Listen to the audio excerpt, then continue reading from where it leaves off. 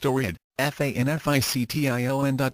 name, Ranma, Master of the Cards author, Hung Nguyen Chapter 1-11 Chapter 1 Ranma, Master of the Cards Disclaimer, Ranma, Yu-Gi-Oh! And Slayers are figments of some other people's imaginations and one should not blame the writer of this fic. Thoughts Ranma-chan, Ranma as a girl, also called Ranko Prologue. A puzzling opportunity in the district of Nerima. A teenage martial artist of exceptional talent wandered about the neighborhood bazaar as he waited for the arrival of a short-tempered fiancé.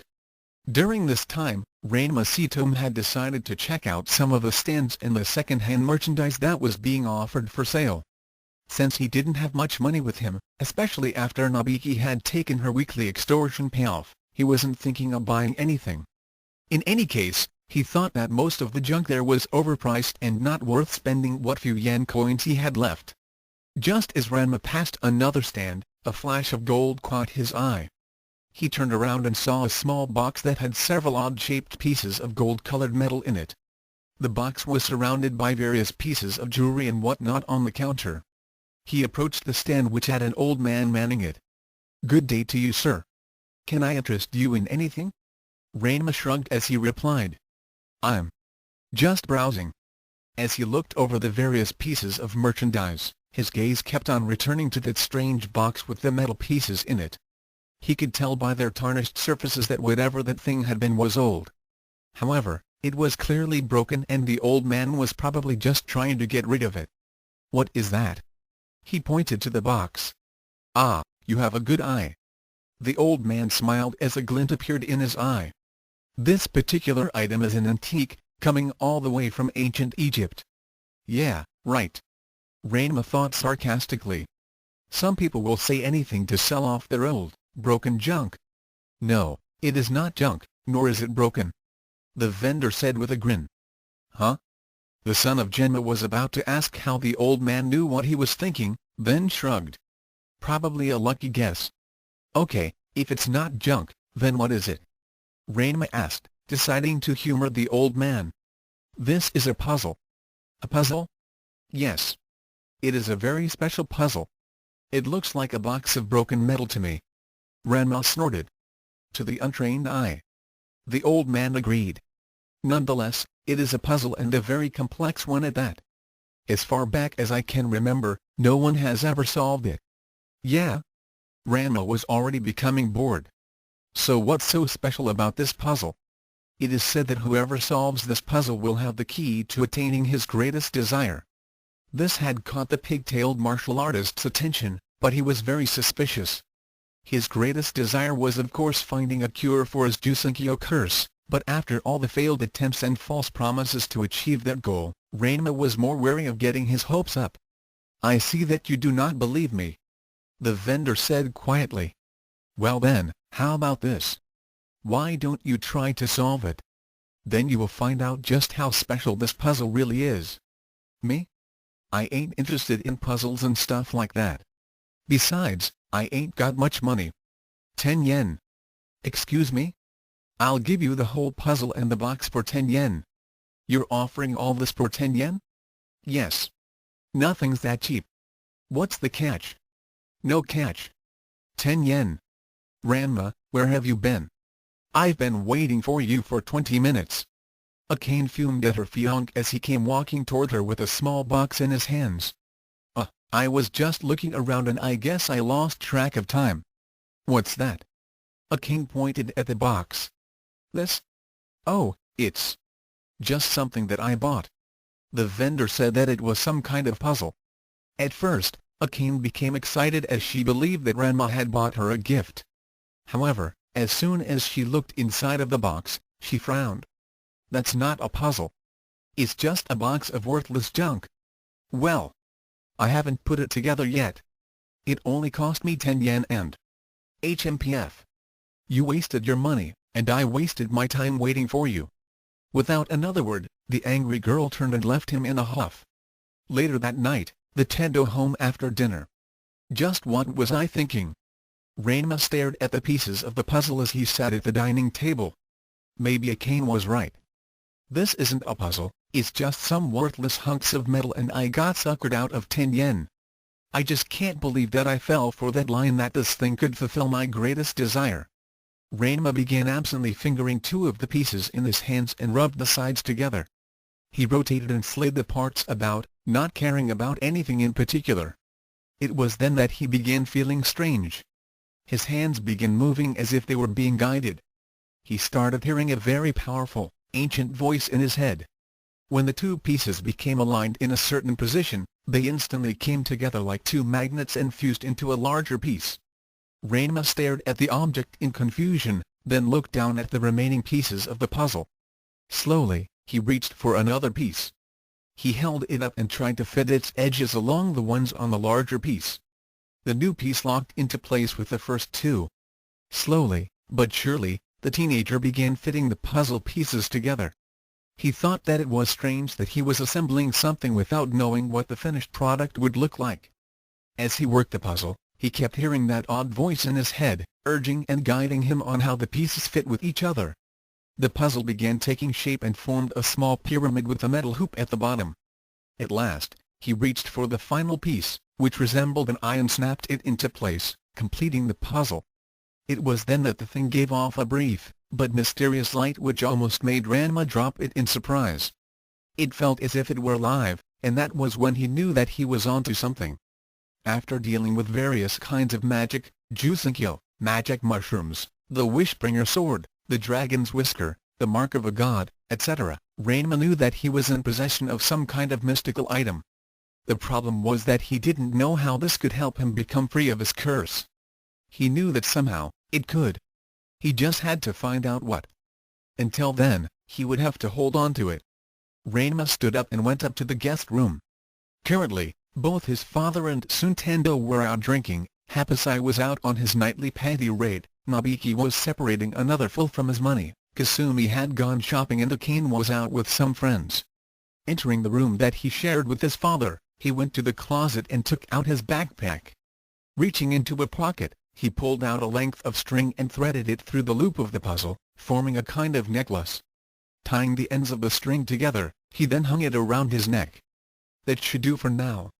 He looked into a nearby mirror and shrugged as the puzzle glittered. Not a bad deal for 10 yen. The next day. "Oh, how pretty," Kasumi said as she held the puzzle in her hands. "What is it?" "It's a puzzle that I bought at the bazaar for 10 yen. Ranma shrugged. "I put it together last night." Akane snorted as she glanced at it while heading out the door. "It's just a tacky piece of jewelry, that's all." She was still feeling insulted that Ranma had not bought it for her. Nearby, Genma and Sun were engaged in another round of shogi. The father to the heir of the anything goes frowned as he looked at the trinket that hung around Ranma's neck. When he had first laid eyes on it, he had thought about selling it for some fast cash. However, after hearing how little his son had paid for it, and that it wasn't real gold, he had later labeled it as worthless junk. Little did Ranma know that he was in possession of one of the legendary Millennium items, and that he was one step closer to realizing his dream to be free of the Jusenkyo curse. The item only looked like a simple piece of jewelry and was actually worth far more than mere gold. The magic within it would reveal itself when the time came. Until then, the spell that made it appear worthless kept on making others believe that it was nothing more than a trinket. Noon at Furinkan High. "What's going on?" Ranma asked a student as he saw a large group of people crowded around one of the picnic tables near the gymnasium. "Daisuke and Obari are having a duel," the teen replied as he went over toward the crowd. "A duel? Daisuke's not a martial artist."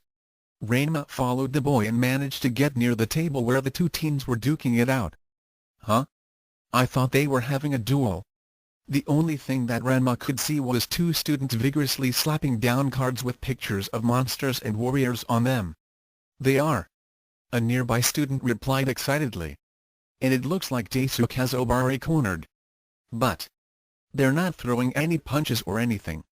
Ranma was confused, but deep within his Millennium Puzzle, an ancient presence began to react to the game. "It's not that kind of duel. They're playing Duel Monsters. It's the hottest game in world. Everybody's playing it. Don't you know about it?" Ranma could only shake his head. After all, if it didn't have martial arts in it, he tended to ignore such things. Furthermore, this game dealt with cards, and he knew that he sucked at cards. However, the magic within his Millennium Puzzle began stirring in response to the game. The pig-tailed martial artist shrugged as he turned to walk away. This didn't concern him. As he began moving away from the crowd, he heard Daisuk's voice as he cried out in disbelief. "Oh no! It's a trap card!" Obari smirked as he triumphantly slapped down his final card. "My vortex freezes your rock ogre and cuts your attack points in half. Now my cyber triceratops destroys your monster. Your life points are gone. I win. Hand over your lunch money." "No fair. Come on, give me another chance." "Tough luck. Hand it over." Daisuk grumbled as he reached into his pocket and gave his opponent all of his money. "That wasn't fair." "It's not my fault that you stink," Obari said with a sneer. "But it's all the money that I have. I won't be able to buy lunch for a week." "Then you shouldn't have bet it all on that pathetic deck of yours. Then again, you always were a loser." In the background, Ranma clenched a fist. He hated to see bullies picking on the weak. However, this wasn't like his other fights and Daisuk had made the mistake. He had wagered, and since it dealt with cards instead of fists, there was nothing Ranma could do about it. Or was there? The Millennium Puzzle then glowed with an eerie light as Ranma's desire to help his friend had activated the ancient magic within. The martial artist felt strange new energies flooding into his body. The light was so bright that he had to shut his eyes. When it faded away, Ranma stood with more confidence than he had ever felt before. If he tried to fire off his confidence-fueled ki, it would have devastated the entire schoolyard. He had remained unchanged except for his hair, which was more unruly. With one quick turn, he headed back to where Daisuk and Obari were. "Care to bet next week's allowance?" Obari chuckled. Daisuk was about to shake his head and leave when he felt a strong hand being placed on his shoulder. Looking up, he saw his fellow classmate smiling at him. "Ranma? Don't worry, Daisuk. Everything will be all right." He addressed Obari with a much harder edge to his voice. "I hereby challenge you to a duel." "You?" Like everyone else in school, Obari knew that Ranma was the top martial artist in Narima. He beat up Kuno on a regular basis. He shivered as he knew that he would be no match against Ranma in fight. However, Ranma simply smiled as he said, "I don't mean that kind of duel. I'm challenging you to a game of Duel Monsters." Obari gave off a sigh of relief, then smiled. Thanks to a little tidbit that he had bought from Nobiki, he knew that Ranma was also the world's worst card player, which gave him a decided advantage. He could gain some notoriety if he were to defeat Ranma. "Okay. Sure, but what are the stakes?" Ranma gestured for Daisuk to stand up. When Ranma sat down, he asked Daisuk, "May I use your deck?" Daisuk looked down at the cards in his hand, then shrugged while handing it to him. Ranma took the deck and used his chestnut technique to flash through them. After scanning its contents, he nodded as he addressed Obari once more. "I can see how Daisuk could have lost to you, especially since his deck has some very strong cards. Therefore, I will use his deck, and when I defeat you, you'll give back Daisuk's lunch money." "You think you can beat me using his wimpy cards?" Obari snorted. "You don't even know how to play this game. If you're not afraid, then you'll have nothing to lose," Ranma said simply as he shuffled the deck in his hands. Obari snorted again. "Fine, but if I win, then you'll give me your whole month's allowance, deal?" "Agreed," the martial artist replied as he laid down the deck and drew 5 cards. "It's time to duel." At this point, the crowds got bigger as more people became interested. A little later.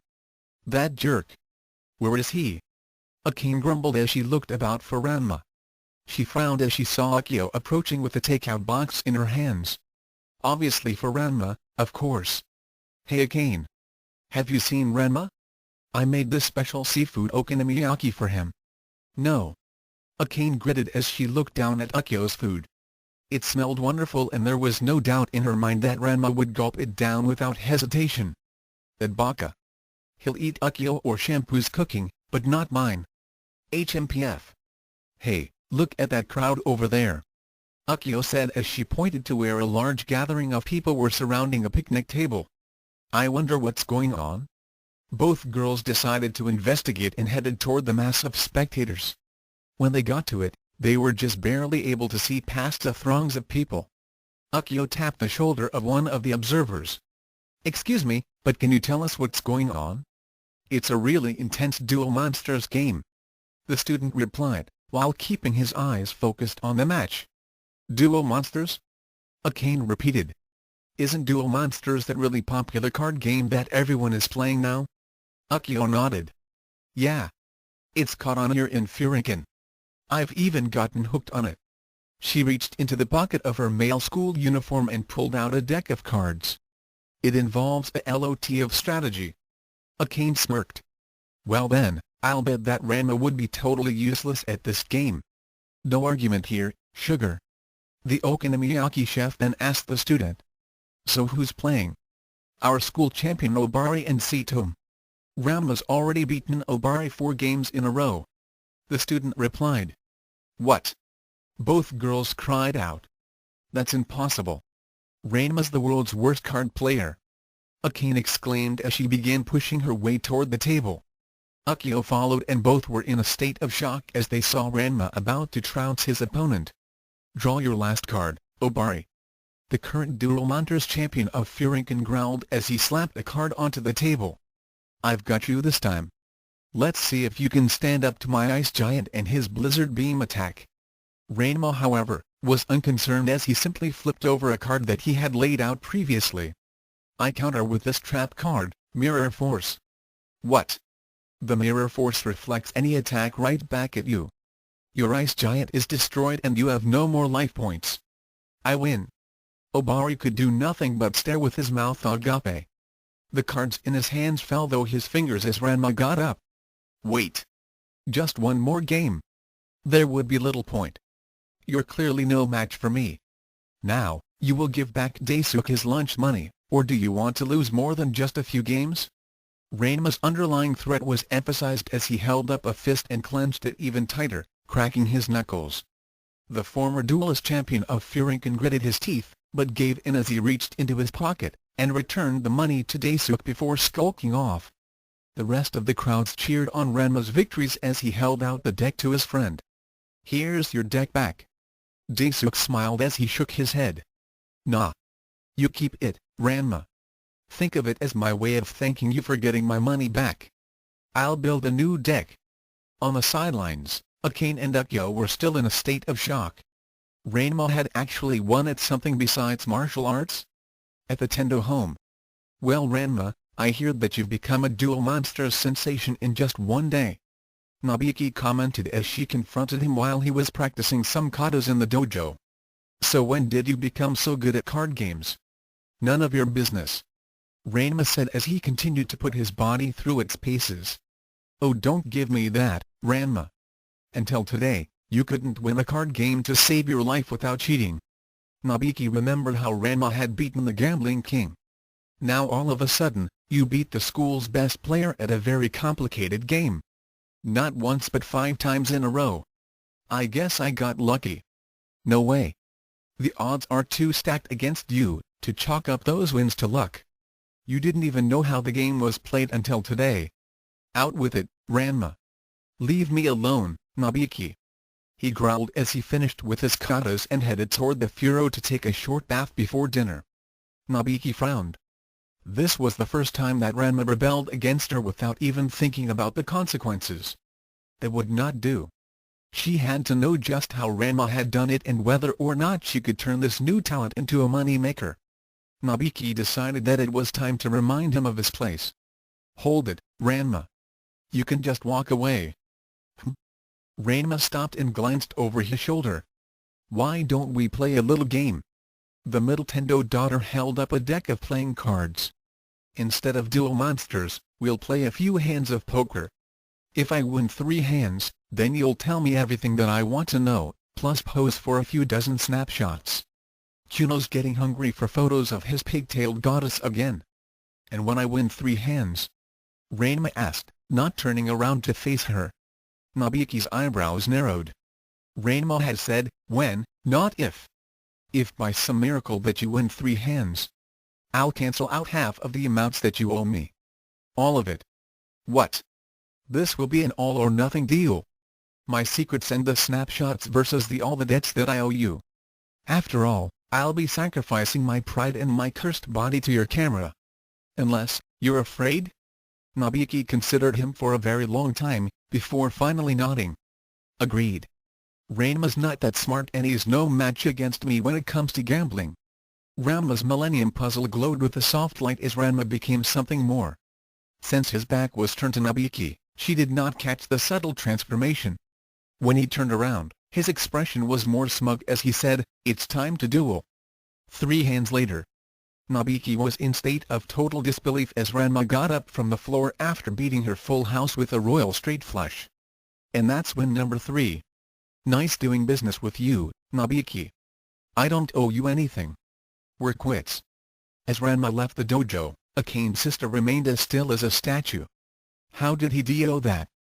Then she winced as she realized that Ranma's debts were now null and void. Later that night. "How did I do that?" Ranma thought as he lay on his futon. "I've never played Duel Monsters in my life, but as soon as I had those cards in my hands, I knew all the rules and the best ways to play. And I beat Nobiki at her own game." He continued to ponder as he absently fingered his Millennium Puzzle. He held up the charm in front of him and considered. Could it have something to do with this? My greatest desire is to be cured of my curse, but getting Nobiki to cancel out what I owe to her comes in as a close second. The martial artist eventually decided to figure it out in the morning and soon went to sleep. A few minutes later, the Millennium Puzzle glowed again as Ranma's consciousness slipped from the mortal plane and entered another side of existence known as the Shadow Realm. It was there that Ranma awoke to find himself facing himself. Where am I? How did I get here? And who are you? The mirror image of himself, except for the more wilder hairstyle, nodded as he replied. In order, you are in the Shadow Realm. You were brought here by the Millennium Puzzle. And as for who I am, simply put, I'm you. However, you may call me Yami. End of prologue. Author's notes: whether or not I will continue this is up in the air, but I just had to write this much down after seeing Yu-Gi-Oh! We all know that Ranma is the worst card player, so I thought this might put a new spin on things. Eventually, I was going to add the Slayer's cast when Ranma goes to search for the other Millennium items in Lena Inverse's world and so on. Too many ideas and too much caffeine does this to me every time.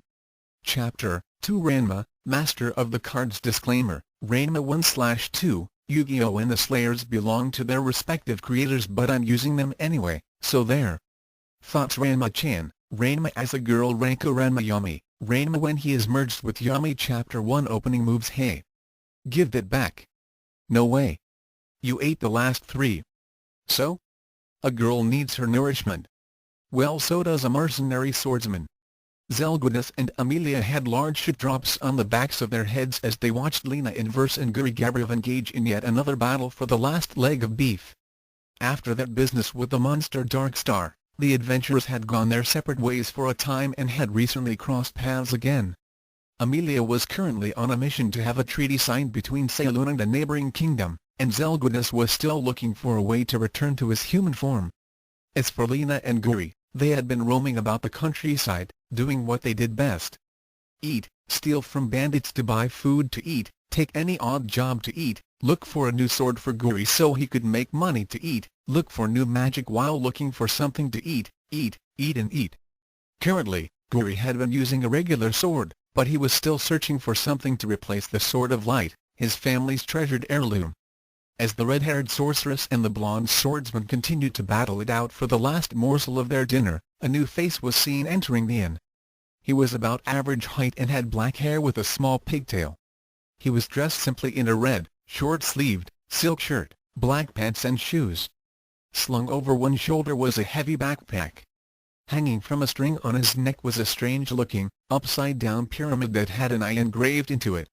He also had a belt that had an odd-looking leather case attached to one side. He appeared to be a simple traveler, but something about him made him stand out in the crowds of people. Perhaps it was his eyes, which were a striking grey-blue, or it could be because he was easily carrying a pack that looked like it weighed more than 200 pounds. "Who's that?" Amelia asked as she and Zelgudas watched the stranger walk toward an empty table near the back. "Looks like an ordinary traveler to me," the Chimera man replied, as he became interested in the object which hung from the stranger's neck. He had never seen such a pendant before. He could sense the ancient and very potent magic within it, despite the spell that was making it seem worthless to those not trained in the mystic arts. Ranma set his pack down and sat in the chair. He then gestured to a waiter while picking up a menu. When the waiter came to his table, he indicated with his index finger at his order. "I'll have one of everything." The waiter's eyes widened at the order. That was enough food to feed 30 people. Sir?" "Don't worry," Ranma said with an offhanded wave. "I can pay." He reached into his pack and brought out some gold coins. "There's going to be a big tip if I get good food and service." That was all the incentive the server needed, as he nodded while taking the menu and rushed off to fill out Ranma's order. "Whoa! Look at him go," Amelia remarked as she and her companions watched the newcomer chow down. The amount of food he was devouring made Lena and Guri's previous meal look like a light snack. "He eats more than Lena and Guri combine," Zelguda said. Even though they were full, watching Ranma eat was making Lena and Guri feel hungry again. Ranma stifled a belch after polishing off his last plate. He watched as the inn-servers take away the empty dishes. The head waiter then presented him with the bill. "That will be 100 silver coins, please." "How much is that in gold?" Ranma asked. "About 50 coins." "How much for a room for the night?" 5 gold coins, sir." "No problem." Ranma shrugged as he took out a small pouch from his pack and handed it to him. "That should be more than enough to cover the meal and a room for the night. You can divvy out the rest between the waiters for their tips." The head waiter looked into the leather pouch and his eyes widened at the sight of so many gold coins. He gave his customer a polite bow and said, "Your room shall be made ready for you, sir." He then left with a bit of glee in his step. "Wow! He's loaded," Lena remarked. She had caught sight of the amount of money Ranma had given to the waiter. "Indeed," Zelgudas agreed. "But I have a feeling that this person isn't interested in money that much." "What do you mean, Mr. Zelgudas?" Amelia asked. "Didn't you notice how easily he gave all that gold away? Half the amount in that bag would have been more than enough to cover what he ate in the room. No, I'd say that he might be after something more important than gold." "Oh well. It's not really any of our business." Later that night, Ranma lay on his bed while deep in thought. The full moon sent a shaft of light through his room's window as he contemplated what he was going to do. "Wow! I can't believe that it's been 4 weeks since I came to this world of magic. I'll never forget the day after I got this Millennium Puzzle. My life sure changed after that." Flashback. "Hold on a minute," Ranma's dream self said as he conversed with a near mirror image of himself. "What's going on here? What do you mean that you're me?" Yami nodded as he replied. "In a manner of speaking, I am the other you. I am your confidence, your drive to win and your determination. However, I am also the spirit of a Pharaoh of Egypt long ago. My name back then was Yami." "Huh? I shall explain. Long ago, during the times of ancient Egypt, the pharaohs played a game that was almost exactly like what people call duel monsters today. However, it was played with real monsters and powerful magic. The magic was so strong that it threatened to destroy the world. These games were played in the place that we are here now, the Shadow Realm. These were the Shadow Games. However, in order to protect the world and the rest of existence, a brave pharaoh sealed away the power of the Shadow Games in 7 Millennium items." Ranma looked down at the pendant he was wearing. "You mean?" Yami nodded. "Yes, Ranma, your Millennium Puzzle is one of them. After 5,000 years, the Millennium items became scattered across the Shadow Realm and eventually returned to the physical plane of existence. However, they did not all return to Earth. 6 of those items became drawn to a world with even greater mystical energies than Earth, while the 7th landed back in Egypt." "So you're saying that my puzzle was the item that landed in Egypt?" "Correct. The transition between the Shadow Realm and Earth caused it to be broken up into pieces. The magic within those pieces would have remained dormant for all time. However, the other Millennium items had become active and must now be in the possession of those who wish to command their power. Now whoever has a Millennium item will seek out the others." Should all 7 Millennium items be once again collected, then all of existence will be doomed as the Shadow Games will restart. That's a really nice story, but what's all this got to do with me? It has everything to do with you. Yami said. When that pharaoh sealed away the power of the Shadow Games, he had also cast a spell to lock his soul into the Millennium Puzzle after he died, to keep eternal vigilance and prevent the re-emergence of the Shadow Games. Wait a second. You're saying that his soul is within the puzzle? Then that would mean? Yes, Ranma. I was that pharaoh, and I have chosen you to be my avatar. Why me? You were the one who was able to solve the Millennium Puzzle. The magic within the puzzle was able to synchronize with you, allowing you to put it together and awaken my spirit. With my guidance, you were able to win against those other people. Duo Monsters was very similar to the Shadow Games, so I was able to inform you on the rules and the best strategies. Games and puzzles are my specialty and I had played many during my lifetime. That poker game was simply a variation on another game that I had played as well. My skills and your talents will be quite a formidable combination as we search for the other Millennium items. Hold on a minute. What makes you think that I would just go off on some harebrained quest? Why would I even consider it? I've had enough trouble with magic as it is. Yami nodded as he replied. Ah yes. That Jusenkyo curse can be very annoying. Well, perhaps you might be more eager if you knew what you could do when you retrieve all 7 items? Like what? The power within the Millennium items, once collected, can make virtually any desire come true. Including the fact that they can neutralize the magic of Jusenkyo. What? Are you serious? Ranma became very interested at this point. Yes. You will also gain a few other substantial talents as well. I promise that once all 7 Millennium items are collected, you will finally be free of the curse and gain skills unimagined. Then I shall seal away the power of the Shadow Games, forever. So, will you help me? Yami then extended a hand and made a deck of cards appear. Ranma looked closer and saw that it was the same deck that Daisuke had given to him. The cards then glowed with an eerie light. When they stopped glowing, Yami placed the deck into Ranma's hands. Ranma looked through the deck and noticed that nearly all of their pictures had changed. Huh? What's this? That is a new deck. Yami replied. It possesses far more powerful monster and magic cards. It will come in handy. I don't get it. How can a new deck of cards help? You will see. And a flashback. It hadn't taken Ranma long to agree to help Yami. After retrieving his backpack, his physical body, as well as his consciousness were instantly transported through the Shadow Realm to appear in Lena Inverse's world. Since then, he had been having many adventures as he began his search for the other Millennium items. Yami had assured to him that he would be returned to Earth at the exact same moment he left, every time he found a Millennium item, so that no one would notice his disappearances. Ranma shrugged as he decided to get some sleep. Tomorrow was going to be another day as he was going to continue the search for the 6 remaining Millennium items. As he closed his eyes and let himself into slumber, the Millennium Puzzle glowed. As he had done before, his consciousness traveled to the Shadow Realm.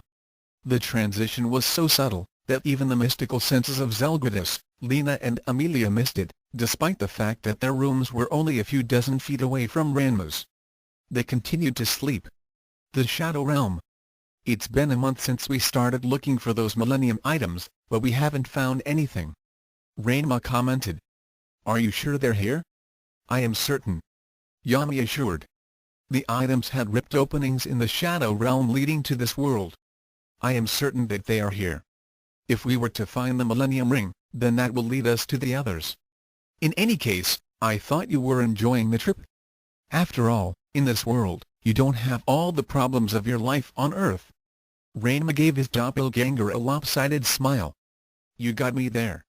I don't have Raga, Moose or Kuno attacking me for some stupid reason. Shampoo and that old ghoul aren't trying to trick me, Kodaki isn't trying to drug or poison me, and I don't have a cane with her temper, mallet or god-awful cooking. This place is great for martial arts training, and learning how to do magic has been interesting. Ranma held up a hand with the palm facing up.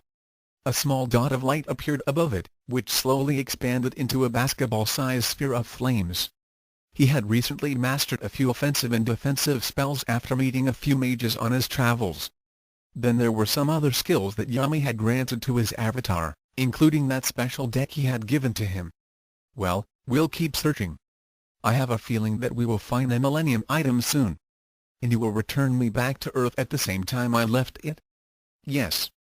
Each time that we find an item, I will place it in the Shadow Realm for safekeeping, while sending you back to Earth to rest and live your normal life.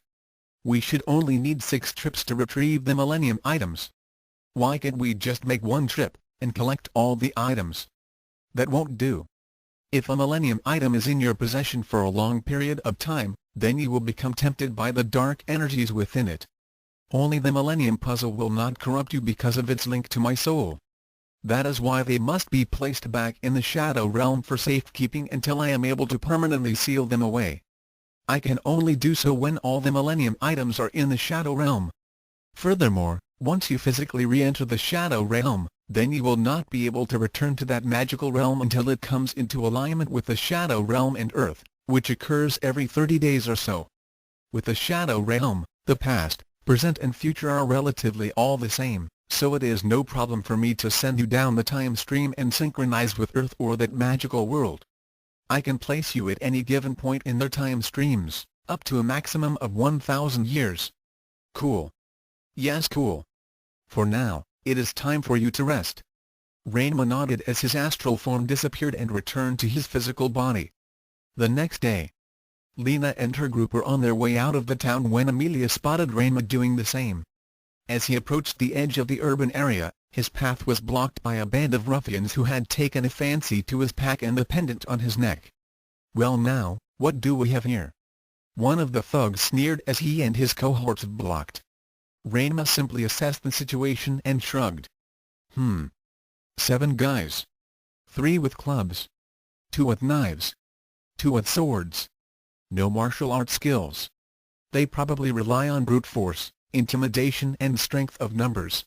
Not even a decent warm-up. "Let me go, Mr. Zelgudas!" Amelia cried out. It is the duty of a champion of justice to aid the weak and helpless, and see evil being punished. The stone-faced swordsman and sorcerer shook his head while holding back his impetuous friend. "I don't think he needs our help. I have a feeling that those bandits are in for a surprise." He had noted that Ranma showed no fear at all, despite the odds that were against him. This could prove interesting. Ranma casually unslung his heavy pack off his shoulder, appearing to his would-be robbers that he was yielding to their demands. The lead bandit smiled. "Hey? Good choice, pal. Now hand over roof." Moving faster than what was considered humanly possible by the standards of this world, Ranma tossed his pack high into the air and thrust out with his right leg, catching the leader hard in the gut, making him double over. A karate chop to the back of the neck laid him low. In a heartbeat, Ranma then charged and leapt into a double reverse spin kick, knocking out 2 more of his assailants. The remaining 4 began running up to him with weapons raised high, but the pig-tailed martial artist dodged their wild swings and stabs, then countered with several hard hits to their faces. 2 more bandits were rendered unconscious. Ducking under a vicious slash of a sword, Ranma countered with a strike to the chin, using the heel of his right hand. This caused the second-last robber to stumble backward into his companion. They both went sprawling to the ground, and that was when Ranma simply took a few steps back and stood in a neutral stance with his arms crossed over his chest. The 2 men angrily got back to their feet and were about to attack, when Ranma simply raised a hand and pointed up with the index finger. They looked up and whomp! Ranma's pack came crashing down on their heads and sent them into dreamland. "Pathetic," Ranma commented as he picked up his belongings and continued on his way. "See? I told you," Zelguda said as the rest of his companions gazed in awe at the stranger. "Wow! That was cool." Amelia breathed out. "Not bad," Lena remarked. "Not bad?" Guri exclaimed. "He took out 7 armed men with no weapons." "Well, if you count that pack as a weapon, then I guess." "Come on," Lena said as she began going after Ranma. She could tell that this person may hold some very interesting secrets and was worth looking into more. After all, a guy with so much gold on had to be someone special, right? "Wait up, Lena." Guri said as he and the others began following after her. As Ranma neared the edge of the town, he suddenly heard a loud commotion as mobs of people began running in terror in his direction. Then a huge roar was heard, causing him to look up. A large, dark shadow darkened the sky above and something huge came down. As the people screamed and ran for their lives, Ranma rushed over to hide behind a building. While peering around a corner, his eyes widened as he saw a gigantic black dragon with leathery wings land in the center of the town. Riding on its back was some middle-aged man with a white beard, wearing outlandish robes and holding an ornate staff capped with a large red crystal. However, what he had wearing around his neck was what caught Ranma's attention the most. It appeared to be a large ring with a metal triangle inside. It had a large eye engraved in its center and several metal points hanging on the circle's outer rim.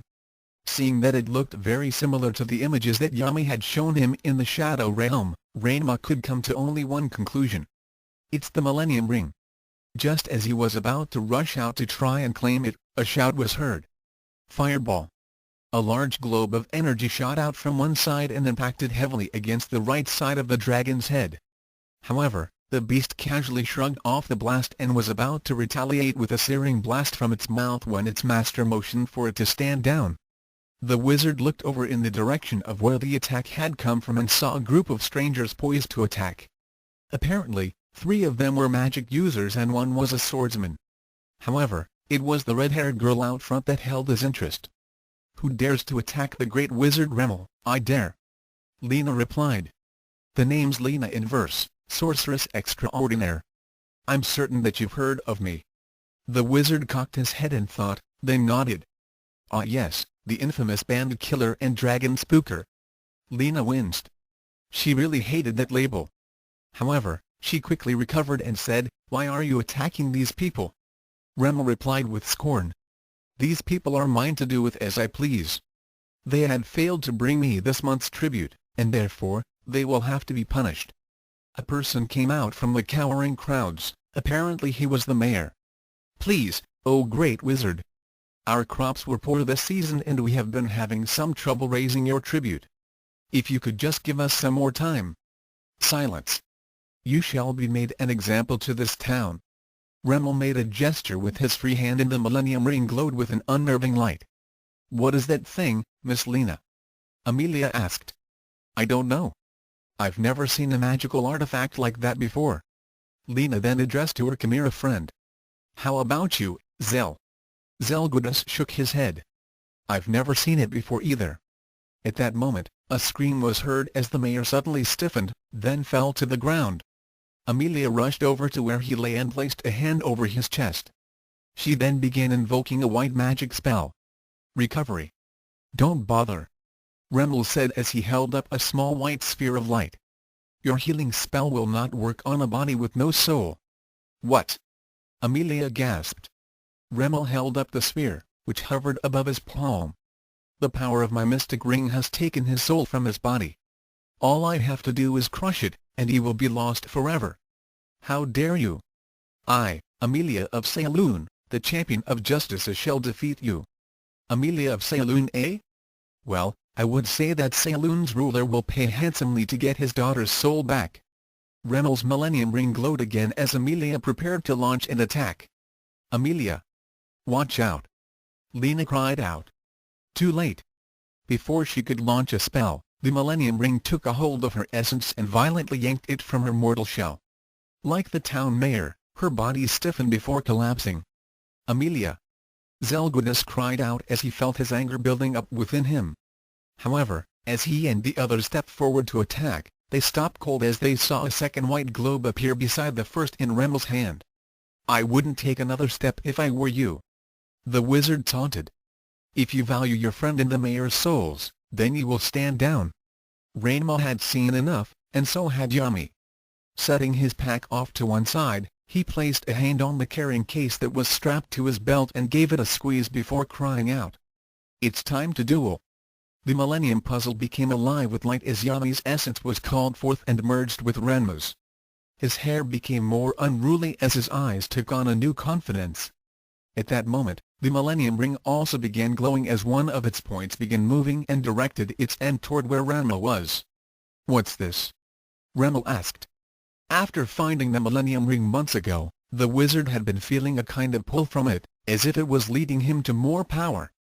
He then looked in the direction that it was indicating and saw a person step out from behind a building. On his neck was an artifact with the same eye symbol on it. Ranma glared at the wizard who held two innocent souls in his hand.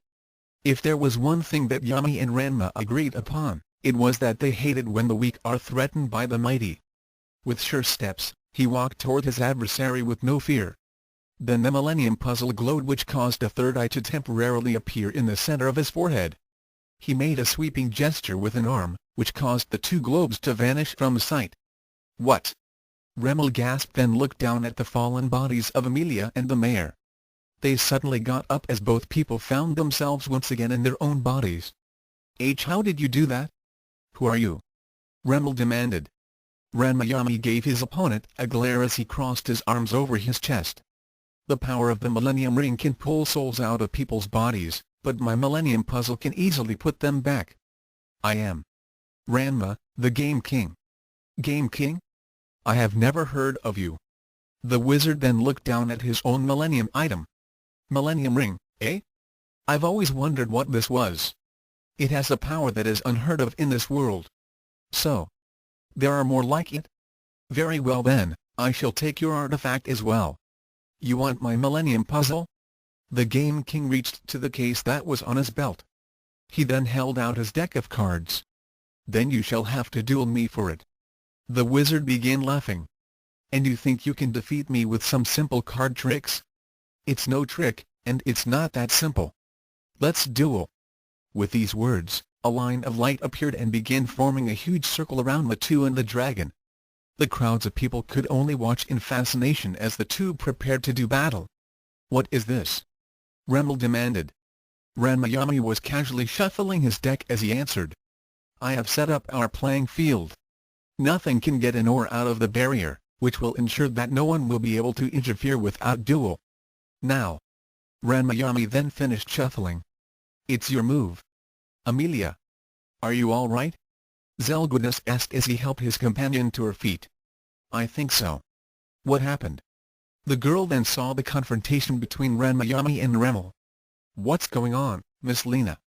Lena could only shake her head, as she and everyone else were spellbound at the sight that was unfolding in front of them. Ha, do you really think that deck of cards will be able to stand up to my dragon and my magic? Remel sneered. I shall let these cards speak for me. Ranma said as he tossed a pair of cards out in front of him. One card landed face down, while the other landed face up, showing a picture of some beast. Then I shall let my dragon speak for me. Attack! The black dragon opened its mouth and let loose with a gout of flames that would have reduced the Game King to a cinder. However, the card that was face down suddenly glowed, then shot straight up into the air. The flames were suddenly absorbed into the card, which then became a huge pane of glass. What is this? Ranma smiled. That was my trap card, the Mirror Force. Mirror Force? Trap card? I have never heard of these spells. I've never heard of those spells either. Lena exclaimed. The Mirror Force reflects your dragon's attack right back at it. The Game King proclaimed. The pane of glass shattered as the energy contained within it was redirected back at the dragon. The beast roared in agony as it was hit hard by its own attack, but it was able to survive. Ranma smiled as he gestured to his other card. Your dragon is strong, but let us see if it can face up against my creature. Take flight, Curse of Dragon. The card that was face up suddenly came to life and let loose with a light that instantly formed into what appeared to be a bony skeleton of a flying lizard. The Game King then threw up another card. And I shall combine it with this magic card. Now attack with blazing land magic. The Curse of Dragon let off a roar as it spouted out mystical flames that scorched the ground and caused even more damage to Remel's dragon. The wizard had to set up his own barrier to protect himself, but his pet was finished. The dragon let off a final roar before disappearing in a pile of ash. This isn't possible. Remel screamed as he dispelled the flames around him. How are you doing this? Ranma shrugged as he said, it's your move. He prepared another card. Hovering high above them, the Curse of Dragon was poised ready to attack. Ranma thrust out his hand and let loose with a huge fireball at his opponent's monster. However, that was when Ranma threw out another card, which landed face down. Just as the fireball was about to hit, the card activated. The Curse of Dragon screamed as the attack hit home, causing it to disintegrate. "Ha ha! So much for your monster!" Ranma sneered. Ranma smirked. "Well, now you've done it." "Done what?" "Activated the new trap card that I put into play. Spellbinding Circle." At that moment, the card flipped up and formed a pentagram within a circle, at the wizard's feet. Ranma screamed as he found himself being drained of his power. His body went into a series of seizures as he felt the magic being drawn out of him. "You may be a powerful wizard," Ranma admitted. "However, once drained of your power, you are no match for my sorcerer." He drew out the final card. "Come forth, Dark Magician." The card instantly summoned forth one of the strongest magic cards in Duel Monsters. The figure was 7 feet in height, wore purple sorcerer robes, and carried a staff. Ranma could do nothing but wait for defeat. Dark Magic Attack. The Dark Magician let loose with a ball of black energy from his staff which blasted hard into Ranma. The sorcerer screamed as he felt more agony coursing through his body. Then the magic effects of the spellbinding circle ended. The wizard slumped down, his body now charred and beaten. Ranma nodded as he tensed up. "I have won. It's not over." Ranma gasped as he struggled to his feet and tried to summon up the power to attack. However, it was useless with his body beaten and drained. "Oh, it's over, Ranma declared. "You have lost this duel. For all the crimes that you have committed against the people of this town, I hereby consign you to oblivion." With that he thrust out his right hand with palm facing out. His Millennium Puzzle glowed as the third eye once again appeared on his forehead. The effects were devastating as Ranma's form suddenly turned grey before shattering into pieces like glass. His essence was then sent to the Shadow Realm for all eternity, leaving no traces of him. All that was left was the Millennium Ring, which lay on the ground. The circle which marked the playing field vanished as Ranma held out his deck of cards. The cards that he had used in the duel disappeared and reappeared in the deck, their task completed. As he walked over to the Millennium Ring and picked it up, his puzzle glowed again and Ranma became Ranma once more. "Hold it right there." Ranma turned to see Lena and her friends rushing up to him. However, with the Millennium Ring in his hands, he saw no reason to stick around. He ran over to where he had left his pack, then bounded up 30 feet toward a nearby rooftop. However, in mid-leap, his form vanished without a trace. "Where did he go?" Lena exclaimed as she looked about for any trace of Ranma. "He just disappeared," Amelia said as she and the others continued to look for the savior of the town. Lena had that same look in her eyes as she did when she saw the Sword of Light. "I've got to have those cards." Nearby, a certain monster was also interested at what had just transpired. As he stood on the branch of a tree, Zelos nodded. "Most interesting. It's been a long time since I saw a shadow game in the Shadow Realm." "Well, here we are, Yami," Ranma said as he handed the Millennium Ring to his counterpart. "Yes." Yami nodded. 5 more to go. To be continued. Author's notes. Well, how do you like it? I figured that since the cards do work in the Shadow Realm, then using them in Lena Inverse's world would also work. Now, this was only to pass the time as I tried to think of new ideas for my other stories, so don't expect any frequent updates. Chapter 3 Ranma, Master of the Cards. Disclaimer: why are you asking me? Ranma merged with Yami Ranma-chan, Ranma as a female. Ranko Thoughts. Chapter 2 New Ranma, New Rules. Ranma awoke suddenly in the middle of the night and looked about. He found himself in the guest room of the Tendo home and nearby, his father was snoozing away like always. He then looked down at the puzzle which was hanging from his neck and wondered. Had that trip to a magical world, battling a wizard and defeating his dragon been all a dream? He looked at a nearby clock. The time showed that it was the same date and time that he remembered when he fell asleep. He quietly went to where his backpack was. Sure enough, it was still laying in the closet. However, when Ranma checked its contents, he nearly shouted out in surprise. Glittering in the moonlight were handfuls of gold coins. Ranma began remembering back to when he was in the Shadow Realm. Then he remembered Yami, who had given him the gold. The former pharaoh had told him that it had been part of the treasure that had been buried with him after he had died, and that his host was free to use it for traveling expenses. After all, Yami had no use for it. Ranma held up a palm and quietly began invoking a simple spell. A small dot of light appeared, which he quickly doused to keep Genma from awakening. There was no doubt now. That trip had been real, and he had spent 4 weeks learning magic, honing his martial arts and battling sorcerers. Furthermore, he had been returned to the exact moment he had left this world. Now he remembered the rest while looking down at his Millennium Puzzle. It would be 30 days before he would return to that Shadow Realm. A mere 30 days to get even closer to becoming free of his curse. The pig-tailed martial artist smiled as he began hiding the small fortune he had been given. It would not do for his greedy parent or Nabiki to find it. Furinkan High, the next day. Ranma was deep in thought as he sat at a picnic table that was under a tree. He held up his Millennium Puzzle and contemplated it as he recalled his adventures in that magical world. Things sure has changed since I brought this. Hey Rankin. Ranma looked up and saw that his old friend Ukyo was standing with the takeout box in her hands. Hey, Ukyo. The okonomiyaki chef smiled as she sat down beside him. You didn't get to eat the special lunch I made for you yesterday, so I made a new one. Was it really yesterday? I spent 4 weeks in that other world. I can hardly believe that Yami sent me back to the exact moment I left Earth. Ramgan? Don't you want it? Ranma was snapped back to the present as he replied, Oh, sure I do. I'm starving. He then took the box and quickly began devouring the food within it. This is great, Ukan. You always did make the best okonomiyaki around. Thanks, sugar. By the way. Huh? When did you learn how to play Duel Monsters? I thought that you couldn't play any card games that well. She recalled how difficult it was for him to beat the Gambling King, which involved cheating. Ranma shrugged. I guess I got lucky yesterday.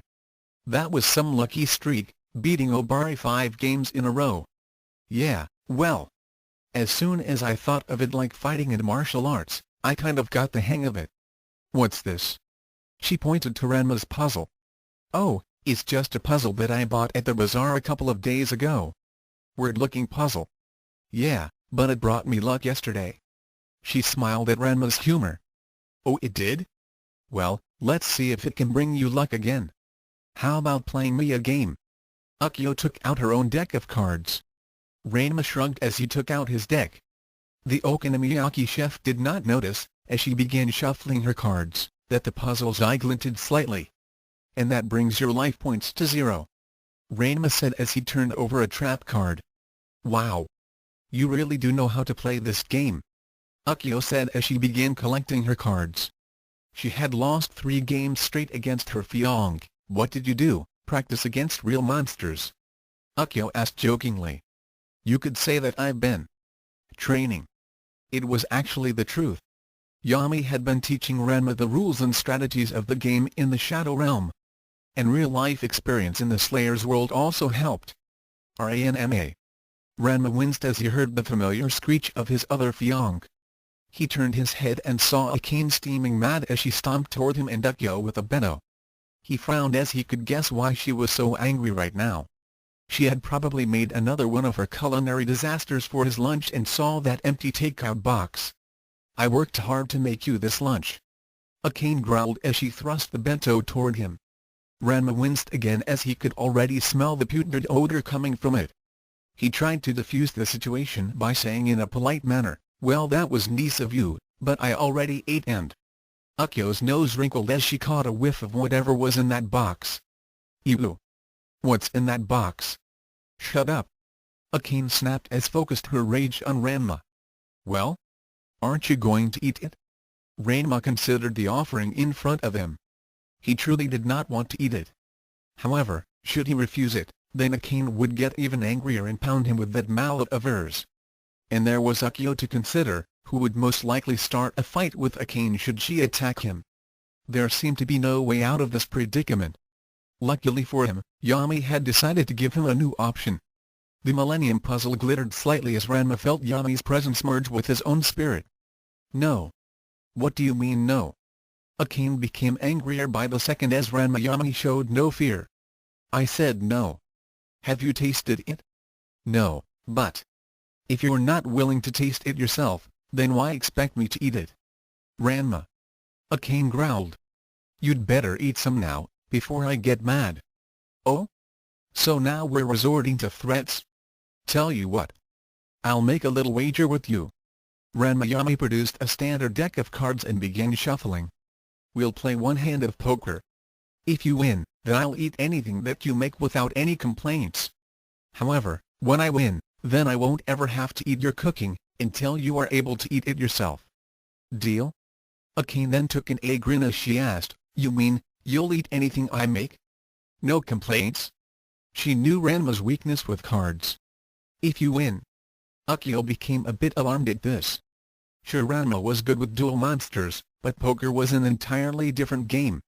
Rankin, are you sure about this? It's a deal. Akane said quickly as she knew that she would beat him easily. She wasn't the best card player, but she was certainly better than Ranma. Ha! Full house. Akane said triumphantly as she showed her hand. I guess now you're going to eat my cooking. No. I've got 2 pairs. Ranma Yami said quietly. 2 pairs doesn't beat a full house. It does when it's 2 pairs of 3s. He laid down his hand on the table. Akane's eyes widened as she saw Ranma's 4 of a kind. Wow! Akio breathed out. Well Rankin, I guess that you don't have to worry about being poisoned anymore. Ranma no baka. Akane went into a fit of outrage and produced her mallet. As she swung her instrument of pain toward Ranma Yami's head, it was suddenly intercepted by Akio's battle spatula. Clang! Hold it right there, sugar. Akio said with a hard tone. You agreed to the deal, and Rankin won that game fair and square. He cheated. I know he did. There's no way he could have won. Akane screeched. HMPF. It's just like you Akane, making excuses and blaming Ranma for every time things go wrong for you. As far as I can tell, he played that game fairly. So now you're going to keep your end of the deal. No forcing that stuff down Ranma's throat until you can eat it yourself. Fine. I'll show you that it's good. Akane then unwrapped the bento she had brought and picked up a pair of chopsticks. The meal she had prepared looked like an unidentifiable mass of toxic sludge. She then picked up a piece and put it in her mouth. See? It's good and The insides of her mouth suddenly felt as if it were on fire as she pitched forward and passed out. Both Akio and Ranma Yami sighed as they picked her up and began carrying her to the nurse's office. The Tendo home. You will eat Akane's cooking. Soon's Guilliman head shouted, just as Ranma got home. Behind Soon, a certain panda was waving about a sign. Son, you will eat your fiancé's cooking and like it. At that moment, Ranma's Millennium Puzzle glittered again and he became Ranma Yami. The Game King stood with no fear while crossing his arms in front of him. I see no reason for you two to be involved. The deal was between myself and Akane and she lost. I'm holding her to our bargain. Until she's able to eat her own food, I will not eat it. Kasumi then came onto the scene with Akane. In the younger sister's hands was a tray filled some kind of gelatinous mass that wouldn't stop changing colors. Akane was feeling smug as she knew that with her father and sister's help, she'll get that baka to eat her cooking. Please Ranma, won't you try it? Akane worked so hard on it. However, Ranma Yami would not be swayed, not even by Kasumi's pleas or Soon's demon head. I'm sorry Kasumi, but a deal is a deal. She keeps on saying that she's a true martial artist. Well then, a true martial artist should always keep her word. Isn't that right, Mr. Tendo? He then gave the demon head a glare that made it melt back into Akane's father. Well, that is Soon was at a loss. Ranma had a point and the Tendo patriarch had always harped on him about honor and such. A martial artist should always hold one's honor. Nobiki, who was standing nearby, was impressed. She had not thought it was possible for Ranma to refuse Kasumi or actually get her father to back down. There was something about Ranma's new confidence. Gemma, however, was still as stubborn as ever. Boy, you will eat what your fiancé made for you. You can't make me," Ranma said simply. At this point, Genma growled and charged his son to force a cane's cooking down his throat. The Game King simply swerved and grabbed at the spoon that was on the tray Kane was carrying. With one deft movement, he scooped up a spoonful of her cuisine and shoved it down Genma's open maw. The panda swallowed by reflex, turned blue, then green, then purple, then plaid before letting off a gout of fire from his mouth. He then fainted dead away with a glazed look on his face. HMPF. As I thought. Ranma snorted as he glared at a cane. You didn't even bother to taste it. Not a day has gone by and you've already gone back on your word. Some martial artist. That was the final insult as a cane's temper skyrocketed. Ranma no baka. Ranma dodged every one of Akane's attacks and then shoved another spoonful of her cooking into her mouth when he saw an opening. The youngest Tendo daughter was on her knees and retching. Soon was about to go into his demon head again, but Ranma glare kept him cowed. Do not bring more dishonor to your daughter's inability to keep her word. I repeat, I will never eat her cooking until she's able to eat it without getting sick. That was the bargain and I will hold her to it.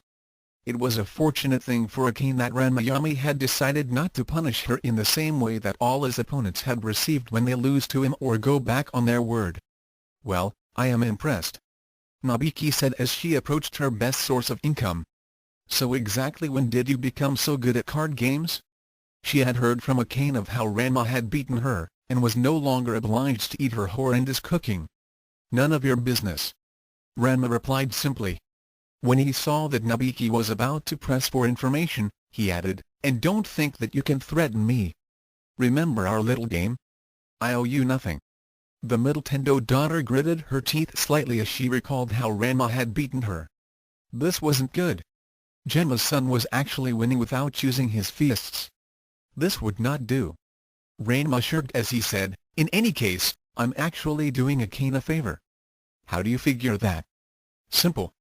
If she's forced to eat her own cooking, then it just might get through that thick head of hers, that she needs to read the recipe and watch what she's adding. I'm not going to lie to her or say that she's getting better, when she's actually getting worse. That will only encourage her to repeat those mistakes. If she wants to be a good cook, then she'll have to go through the motions like everyone else. There's a reason why a recipe is there. It's there so a person can cook something that can be eaten. If she can't even do something as simple as follow a recipe that laid out for her, then there's no point for her to even try. And knowing Akane's learning curve, it's going to take a long time, before she can make something that won't turn on her a few seconds after she eats it. Point taken, Nabiki admitted. So in any case, about this new ability of yours, Ranma. I know of some ways in which we can make a lot of money and stuff at Nabiki. I'm not interested. Especially since I've got a fortune in gold hidden away. With that, Ranma walked away, leaving a very irritated Tendo girl. The next day, at the cat cafe. Nihao? Ranma barely managed to avoid the Amazon glomp as a certain purple-haired warrior girl bounced toward him to greet her Aaron. Hi. Ranma said nonchalantly. Shampoo here, exciting news. Aaron no have to eat too, two violet girls cooking. You come in to eat Shampoo's cooking, yes? Well. I am kind of hungry. Shampoo get ramen for you. She then happily bounced away to fill out the order. Ranma shrugged as he sat down. Cologne was intrigued when she saw her future son-in-law. There was something about him that seemed different from when the last time she had seen him. His aura was off, somehow, and he was projecting a kind of confidence that wasn't his usual arrogance. Then her gaze fell on a strange pendant that he was wearing. Now where have I seen that pendant before? It looks vaguely familiar. Perhaps I should look back into my old texts. I'm certain that I've seen that symbol before. Over the past centuries, her tribe had collected a large amount of ancient scrolls and tomes throughout their travels through Asia and Africa, before finally settling down on what was now known as the Bayakala mountain range. Some of those scriptures were about ancient Egypt. As Ranma ate, he began thinking about what he was going to do for the next 30 days until the Slayer's dimension in the Shadow Realm would come into alignment again. It was then that he felt another presence. He then heard the telltale sound of someone hopping on a staff toward him. "Hello, son-in-law." "Hello, Cologne." The old woman's left eyebrow raised in surprise. This was the first time Ranma had ever addressed her by her proper name. Furthermore, he had addressed her with none of his usual arrogance. Usually, he referred to her as old ghoul, dried-up mummy or some other insulting title. There was definitely something different about him. Unknown to her, Ranma's alter ego had taught his host not only the rules and strategies of Duel Monsters, but also the rules and strategies of the game called life. Flashback. "Remember Ranma?" Yami said. "Like Duel Monsters, life can be seen like a game, with its own rules, prizes and penalties. You cannot just blindly move forward all the time without learning the rules, nor believe that the game will eventually turn in your favor. If you are unwilling to play certain games and follow their rules, then you shall always be the loser. Do you understand what I am saying to you?" "No? Well, at least you are honest enough to admit your ignorance." Yami shrugged, then continued. "Every situation you encounter, be it old or new, will be scored in accordance to your performance. You must use those scores to plan your future strategies so that you will receive higher scores. Misplaying the game will result in penalties. Playing the game correctly and smartly will result in prizes. And once you learn the rules of the game and which strategy works the best, then there will be no game that you cannot master." End of flashback. It had taken Ranma 2 weeks in the Slayer's world, before he finally understood what Yami had told him. All he had to do was think of each challenge in his everyday life as a game, just as if he were training in the martial arts. For example, social skills and tact were things in which he was severely deficient in. He just didn't know how to act in polite company. In other words, he had never been taught the rules. That was something that his father had deliberately neglected during his upbringing. Once Ranma had learned the rules, it was just a matter of applying the best strategies. Name-calling and rude remarks usually invoked penalties, so he would address people by their proper names.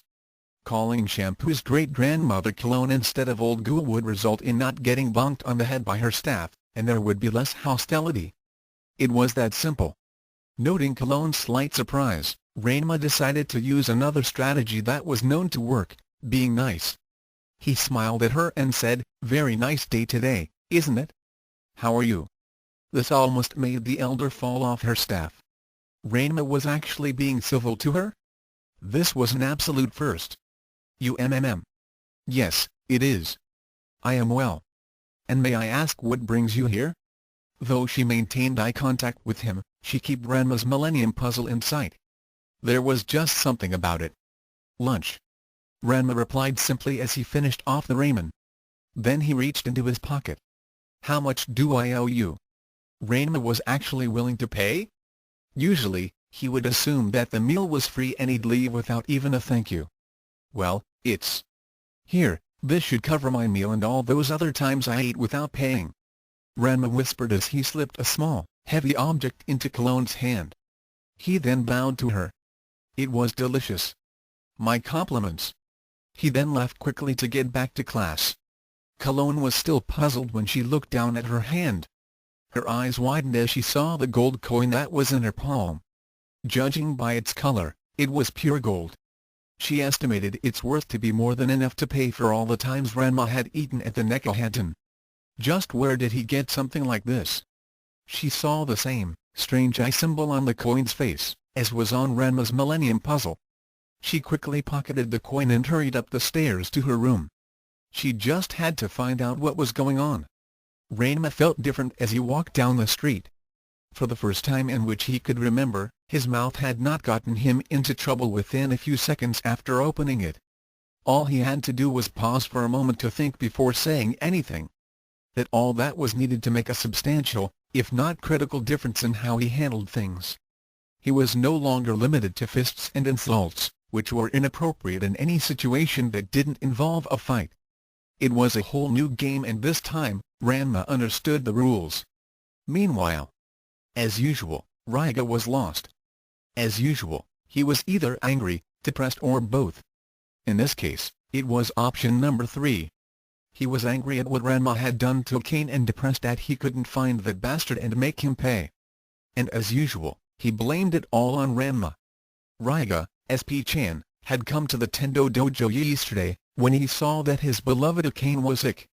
After hearing what had happened to her, the lost boy was determined to make Ranma suffer. How dare he insult her cooking and cause her pain? Just as he turned a corner, he saw the source of all his troubles and Akane's pain across the street. Ranma, prepare to die. The pig-tailed martial artist and duelist sighed. He could pretty much guess as to why Ryoga was out for his head this time around. Almost by reflex, Ranma jumped back and went into a defensive stance as his rival charged in with umbrella swinging. He found himself standing in front of a nearby park fountain. "Hello Ryoga. So what are you so angry about this time? As if I didn't know. You'll pay for hurting Akane." Ryoga screamed as he charged at his opponent again. Ranma leapt up and avoided the umbrella swing, then used Ryoga's head to bounce off one. This sent the lost boy crashing face first into the pavement. At that moment, the Millennium Puzzle glowed. Ryoga snarled as he got back up and faced Ranma. He was so caught up in his fury that he didn't notice that his rival's hair was now unruly. What got the lost boy really steamed up was the Game King's condescending glare. "Ryoga Hibiki. You are truly a pathetic individual to attack someone without just cause. Akane has no one to blame for her pain but her own cooking. Your claim to be a martial artist is no better than Akane's. It's nothing but an empty claim. What? How dare you mock me?" Ryoga prepared to attack, but Ranma simply stood his ground with his arms crossed over his chest. "I'm not mocking you, Ryoga. I am simply stating the truth. And we all know how this will end. You will attack, and I will defeat you as always. It's getting to be quite tiresome and I feel that I shouldn't waste energy on something so pointless. Are you chickening out, coward? No. I simply feel that you're no longer a challenge anymore. You do the same thing, over and over again. It's truly pathetic. However, if you wish to prove me wrong, then there is a way." "What are you talking about? Why don't we have a little contest to see which of us is the better man?" The Game King raised a hand. "I'm so certain that I can beat you, that I will only need one finger to do so." "What?" "That's right, Ryoga. Only one finger. Now then, the rules of this contest is simple. We shall each choose only one finger to attack each other with. You can choose whichever finger, even the thumb if you wish. The one who can defeat his opponent with only that finger will win. Simple enough? What is this nonsense? Do you agree to these terms or are you now acting like a coward? Do you have the courage or are you just going to be the little piggy that went all the way home? That is if you could ever find your home." That last quip sent Ryoga into a boiling rage, just as Ranma had intended. "You dare question my courage? Fine then. I only need this finger to beat you." He held up a clenched fist with the index finger extended. Ranma nodded as he had been expecting Ryoga to use the digit that he normally used for the breaking point. He responded to the lost boy's gesture by calmly holding up a closed hand with the pinky extended. "And I shall use this finger. Ready when you are, Ryoga."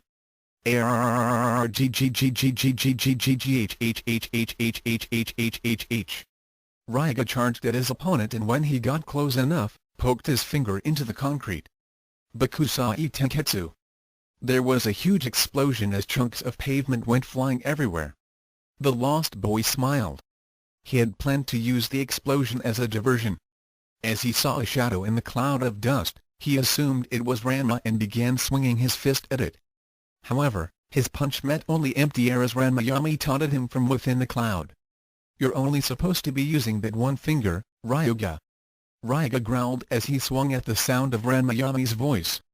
However, he missed again as he felt a light tap on the back of his head. "Over here, Ryoga. Stand still." Whoosh. "Missed me. I'll get you." Whoosh. "Not likely." Ranma poked Ryoga in the forehead, then backed off again. "Stand still." Whoosh. Ryoga made several more blind punches as he stumbled about. When he saw another shadow, he charged at it. That was when the cloud of dust settled down. Whoa, whoa, whoa. Ryoga found himself at the edge of the fountain and flailed his arms desperately to keep from falling in. He was badly off-balanced and it would only take a small push to get him to fall forward. That was exactly what Ranma had in mind as he came up from behind and gave a firm nudge to the back of Ryuga's head with his baby finger. Splash! Boing! Instant P-chan.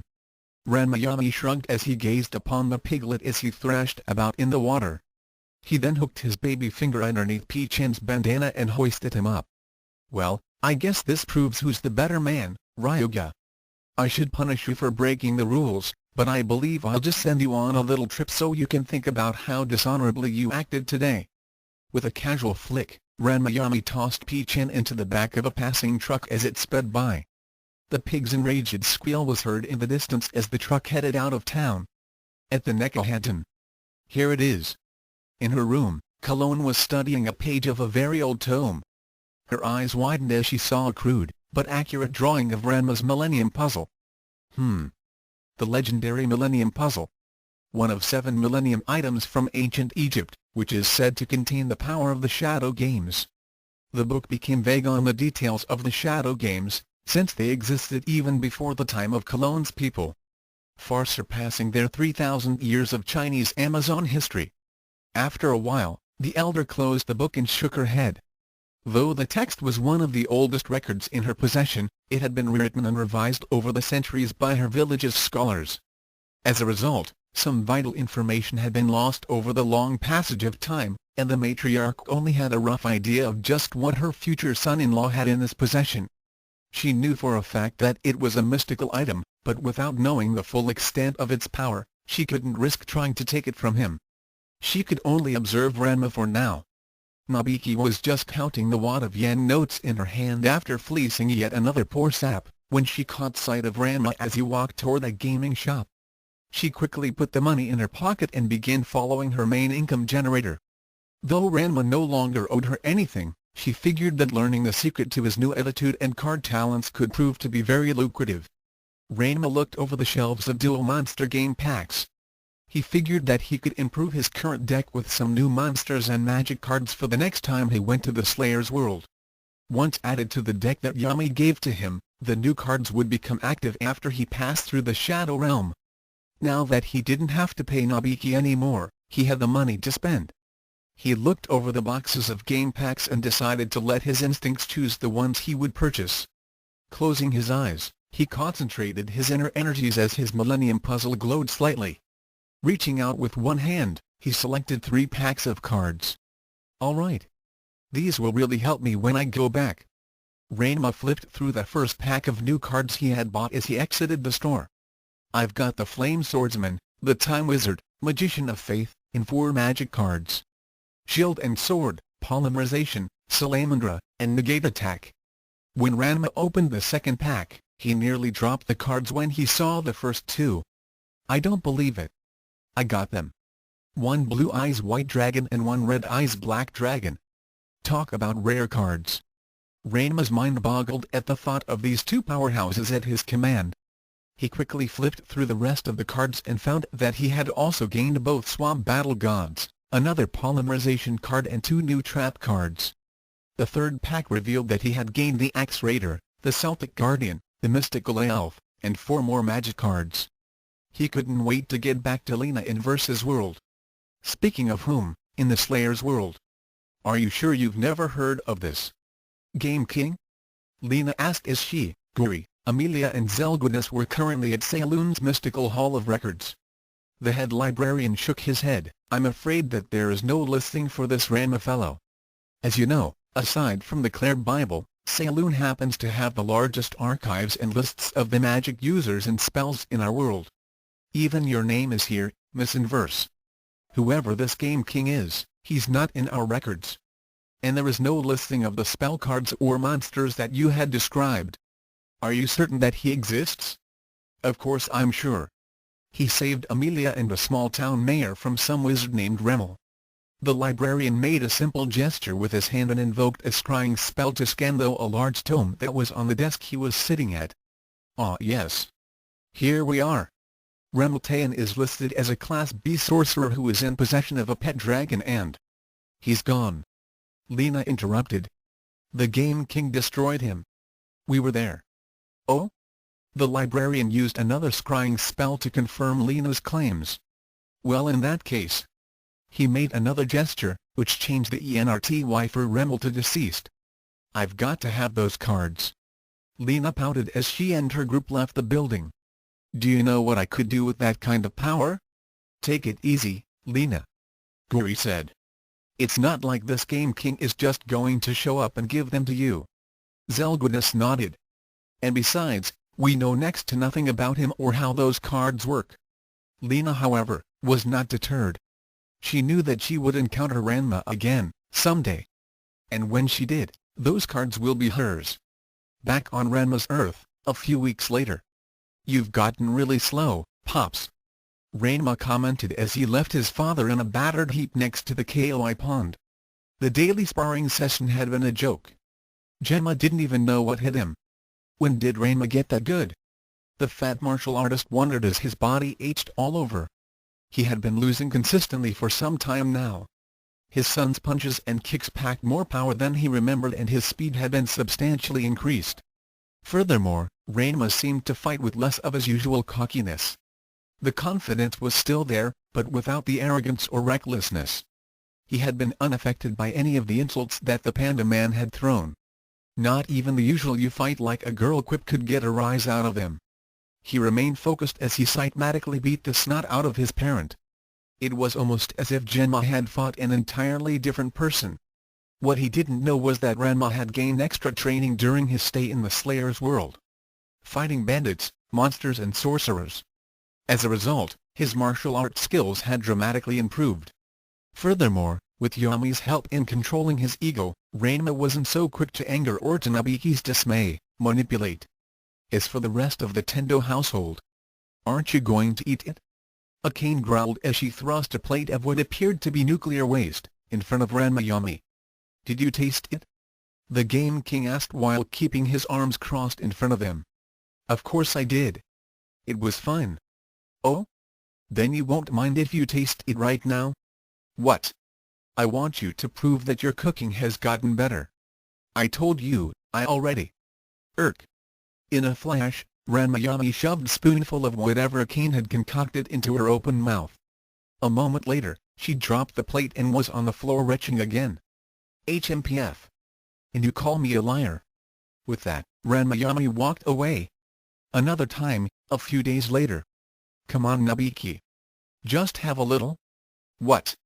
Why do you want Emmy to taste it? Nabiki became extremely nervous as she saw Akane's souffle breathe in and out. I want to prove to Ranma that my cooking is good, and the deal was for you to be able to eat it. Keep me out of this. Just one bite? Akane pleaded. No way. I'm not going to get ARRRGGGGHHHH. Nabiki wasn't a martial artist, so she was unable to avoid getting a mouthful of the souffle when it suddenly jumped forward. It's good, right? Akane asked. Nabiki was unable to reply as she was on the floor and convulsing. She wondered how something that had just come out of the oven could be ice cold. She mentally promised to make Akane pay, provided that she survived this. At the Ukans, a day before the next dimensional alignment. Ukyo smiled as she read the flyer. In 2 days, the regional Duel Monsters Tag Team Tournament would be held in Tokyo. She wondered if Ran-chan would be interested in being her partner and decided that she would ask him to participate. The tournament was sponsored by the creators of the Duel Monsters game, Industrial Illusions, and the winners would receive a prize of $10 million. With Ranma's remarkable new skills as a duelist, she was certain that they would be an unbeatable team. That would also mean that she would get to spend time with her fiancé. Ukyo nodded as she put the advertisement away and decided that she would ask Ranma tomorrow. Midnight. Ranma took a deep breath as he stood in the backyard of the Tendo home. Everyone else was fast asleep as he stood quietly with his deck in one hand. The new cards he had purchased were already in the deck, ready to be used. The Millennium Puzzle shimmered in the moonlight as the portal to the Shadow Realm opened up. With his backpack slung over one shoulder, Ranma stepped through the gateway and vanished from the earth. To be continued. Author's notes: well, that closes CH2. The next couple of chapters will be about Ranma's adventure in the Slayer's world as he searches for the next Millennium item. We'll have a few surprises and twists as he meets up with Lena and the Slayer's gang. Chapter 4 Ranma, Master of the Cards. Disclaimer: Ranma, Yu-Gi-Oh, Slayers and any other characters that are mentioned in this fic belong to other people, so please don't sue thoughts. Ranma Yami, Ranma merged with Yami LP, Life Points APDP, Attack and Defense Points Chapter 3 Part 1 Fire and Lightning, a shadow game. I've just got to get those cards, Lena said as she walked with Amelia. Behind her Zelgudis and Guri had large sweat drops as they continued to listen to the red-haired sorceress. She just goes on and on about getting those cards from that Game King, the Chimera remarked. What can I say? Guri shrugged. You know how Lena is when she sees something that can make her more powerful. It's just like the time she kept on bugging me about the Sword of Light. Yes, but the Sword of Light is gone now. And so are all those other Dark Star weapons. The blonde swordsman sighed and nodded sadly. Yeah. I know. Even though it was my family's treasure, I had to give it up. The sword I got now is okay, but I really need something that could match my family's treasure. He then called to Lena. Hey, Lena. Where are we going anyway? To Philia's shop. Lena replied without looking back. Huh? Why are we going there? Well, we couldn't find anything at the Saloon archives about the spells and monsters that Game King summoned with those cards, so I'm hoping that Philia might know. I don't get it, the blonde swordsman said while scratching his head. Guri. Have you forgotten that she used to be a priestess at the Temple of the Golden Dragons? If anyone might know about forgotten or unknown spells, then she would. Oh yeah. Lena nodded as she continued to explain. I never heard of magic like Mirror Force or Spellbinding Circle, but they sure were powerful. It's unlike anything I've ever seen. Imagine of what I could do with that kind of magic. But, Miss Lena, Amelia interjected, you're already a powerful sorceress. I mean, you've fought Shibranagdo, Rizzo the Red Priest, Xanathar, Hellmaster Febrizo, the Devil Dragon King, and Darkstar. You can do the Dragon Slave, the Ragna Blade and the Giga Slave. So, what's your point? The group did a simultaneous FO. Later. Oh, it's so nice to see you all again, the former Dragon Priestess said as she and Lena's group sat at a table in the antique shop that she ran. She poured out tea for her guests and served some crumpets, which Guri devoured by the handfuls. Sleeping nearby was the infant form of Valgov. So what brings you all here? Well, I wanted to ask you about something, Lena began. Now as a former priestess of the Golden Dragons, you probably know about forgotten magic spells and things like that, right? Why yes. One of my duties at the temple had been tending to the mystic archives. Why do you ask? Well, it's like this. Lena then began telling her friend about their encounter with the Game King several weeks ago. Meanwhile, just outside the limits of a small town, after using the Millennium Ring to point to where the next Millennium item was located, Ranma exited the Shadow Realm and found himself standing in the middle of a meadow. Let's see.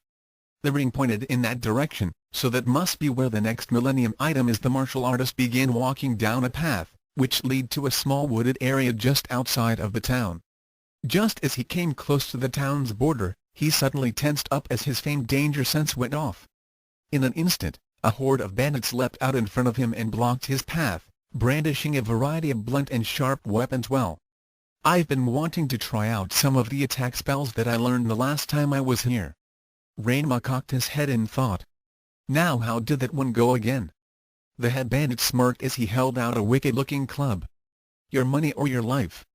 Fireball. Ka-boom mm. A huge explosion erupted from the spot where Ranma was attacked and a dozen smoking bandits were sent flying into the stratosphere. Whoops. Guess I overdid it. Shamanistic magic gets a lot stronger when I add my own key to it. Ranma shrugged as he blew the smoke from his fingertips and continued on, leaving behind a smoking crater and the remaining members of the bandit gang, all of which were either unconscious or too much in pain from their burns to get up. Back at Philia's shop. Philia, what's wrong? Lena and her friends were puzzled to see Philia in a very agitated state. She was trembling and the cup in her hand shook and began spilling the tea.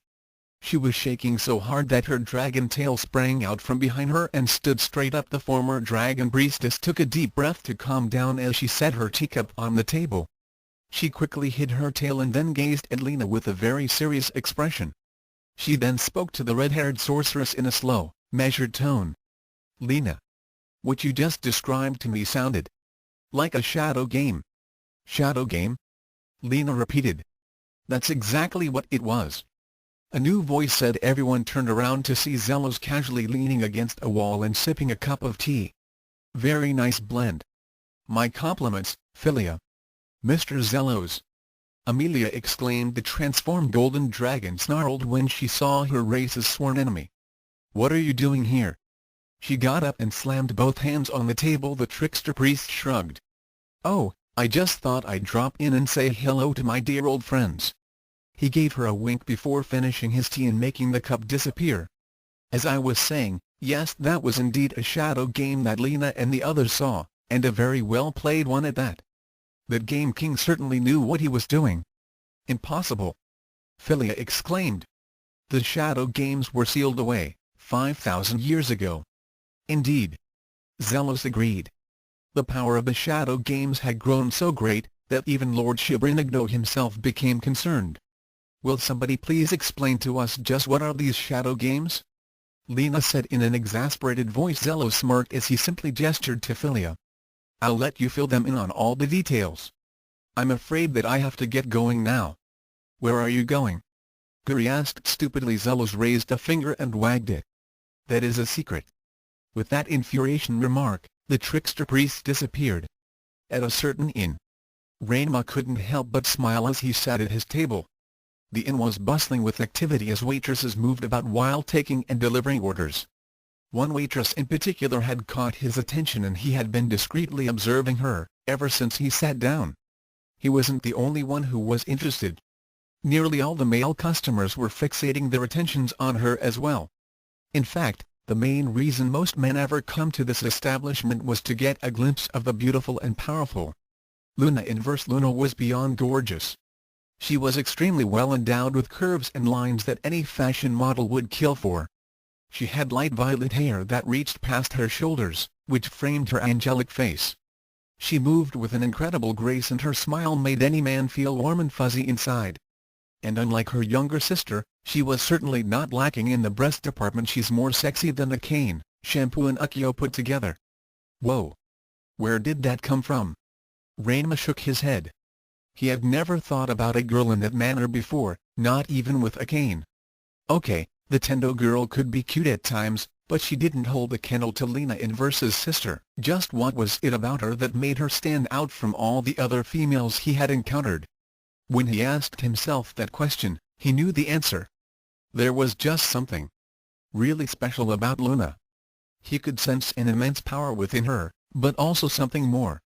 There's something about him, Luna thought as she looked out of the corner of her eye at Ranma. She had noticed him when he had sat down, but was busy with several other tables at the time. However, her mystic senses were already probing and assessing the stranger's abilities. He was strong. She could tell by his lean, but well-developed frame. He also possessed high inner energy potential. He was quite attractive in a kind of boyish way. She had determined that he had considerable magical talent, especially in shamanistic magic. However, it was the pendant that he wore around his neck that held the most interest. She could just barely sense the magic emanating from it. She knew that some kind of cloaking spell was in effect to hide its true power. And the energy that she did detect from it was unlike any she had ever encountered before. It wasn't related to the three main sources of her world's magic, white, black or elemental, which she was familiar with. Nor did it seem to be connected with any other source of magic that she knew of. It felt. She just couldn't quite describe it. She knew it was magical, but she couldn't identify it. If she knew that the Millennium Puzzle contained the energies of the Shadow Games, then she would have understood. The Shadow Games dealt with magic on a level that made even Luna Inverses seem trifling. It was a power that gods and demons feared. A second, if not checked, would destroy all reality. It was Ranmayami's job to make certain that they would never again be unleashed on the physical plane. This bears looking into, Luna thought as she went about filling orders. Philia's shop. Thousands of years ago, the elder gods and monster lords played very ancient and extremely powerful games in a place known as the Shadow Realm. The transformed dragon began. These were the Shadow Games. Shadow Realm? Is that like the astral plane? Zelgudis inquired. Philia shook her head. No. It is a realm that transcends all levels of existence and is connected with an infinite number of other worlds. There the elder gods and monster race competed with other deities and supreme beings, using magic and powerful creatures that would far surpass any spell or monster in which we are familiar with today. The Shadow Games were the ultimate competitions in which many disputes were settled. Entire worlds were either saved or destroyed at the outcomes of these games, or duels as they were called. Those who took part in these games, be they monster, god or mortal, were called duelists. The mere mention of greater magic perked Lena's interest. When you say magic that would surpass anything today, exactly how great was it? Let me put it to you this way. What you would consider as impossible, even by magical means, would be more than possible in the Shadow Games. Unlike the white, black and shamanistic spells of today that depend on some primary source of energy to feed them, the magic of the Shadow Games encompasses all levels and aspects and is considered unlimited. And compared to some of the monsters in these games, the ones you have faced were pushovers. Furthermore, there was one creature of the Shadow Games that was unstoppable. He was extremely difficult to summon. So far, he had only been summoned once. That was one of the main reasons why the Shadow Games were sealed. The monster's name was Exodia, the Forbidden One. Oh come on now. Nothing's unstoppable, Lena said with a snort. After all, Shebrenigdo and Hellmaster Febrizo had been considered unstoppable until Lena used the Giga Slave on them. Philia shook her head. Miss Inverse, when I say unstoppable, I mean unstoppable. Your Giga Slave at 1,000 times its strength wouldn't have made Exodia blink. He was utter destruction. Chaos in its purest form. Compared to him, and I shudder to say it, even the Lord of Nightmares was nothing but an insect. If we had Exodia to use during that Dark Star incident, the Golden Dragons wouldn't have even bothered to contact your sister Luna. Lena let off a low whistle as Zelgudis and Amelia gasped. Guri continued to stuff his face with crumpets. Then the red-haired sorceress asked a new question. Okay, so now exactly what does everything you've told us so far has to do with those magic cards of the Game King? Philia took another sip of tea before replying. Like all games, the Shadow Games had its own rules in which the players had to abide by. Each duelist played using cards which allowed them to access the magic and monsters of the Shadow Realm.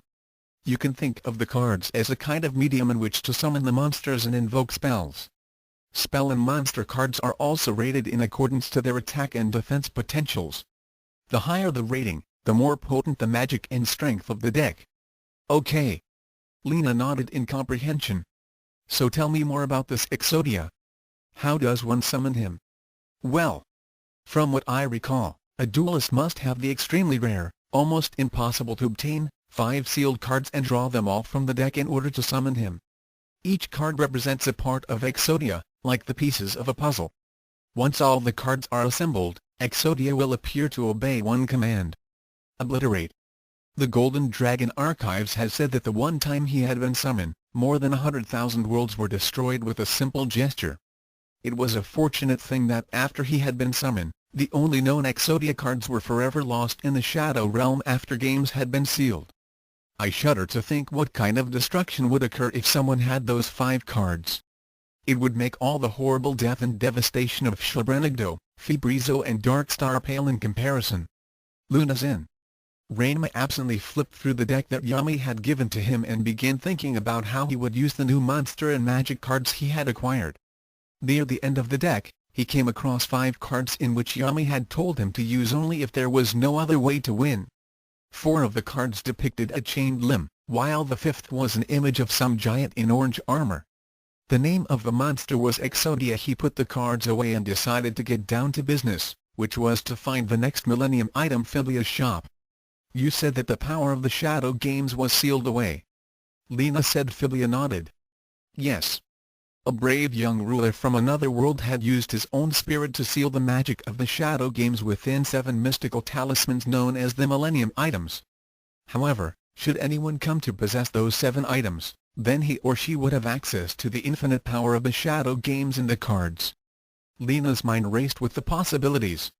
If what Philia told her was true, then she could exceed even her sister's abilities and become the Sorceress Supreme. She'd just got to get those cards. As all this was going on, certain events were occurring in which neither Yami nor Ranma could have foreseen. Ever since the Millennium items had entered the Slayer's world, the dimensional barrier between the Shadow Realm and all other worlds had become weaker. As a result, other things had begun trickling through the holes and into Lena's world. Soon the Game King would not only have to find the other Millennium items, but also confront these new challenges as well. For weeks, the minute holes in the Shadow Realm had been momentarily opening and resealing themselves. For the most part, nothing was able to pass through those temporary gateways. However, every now and then, something was able to escape.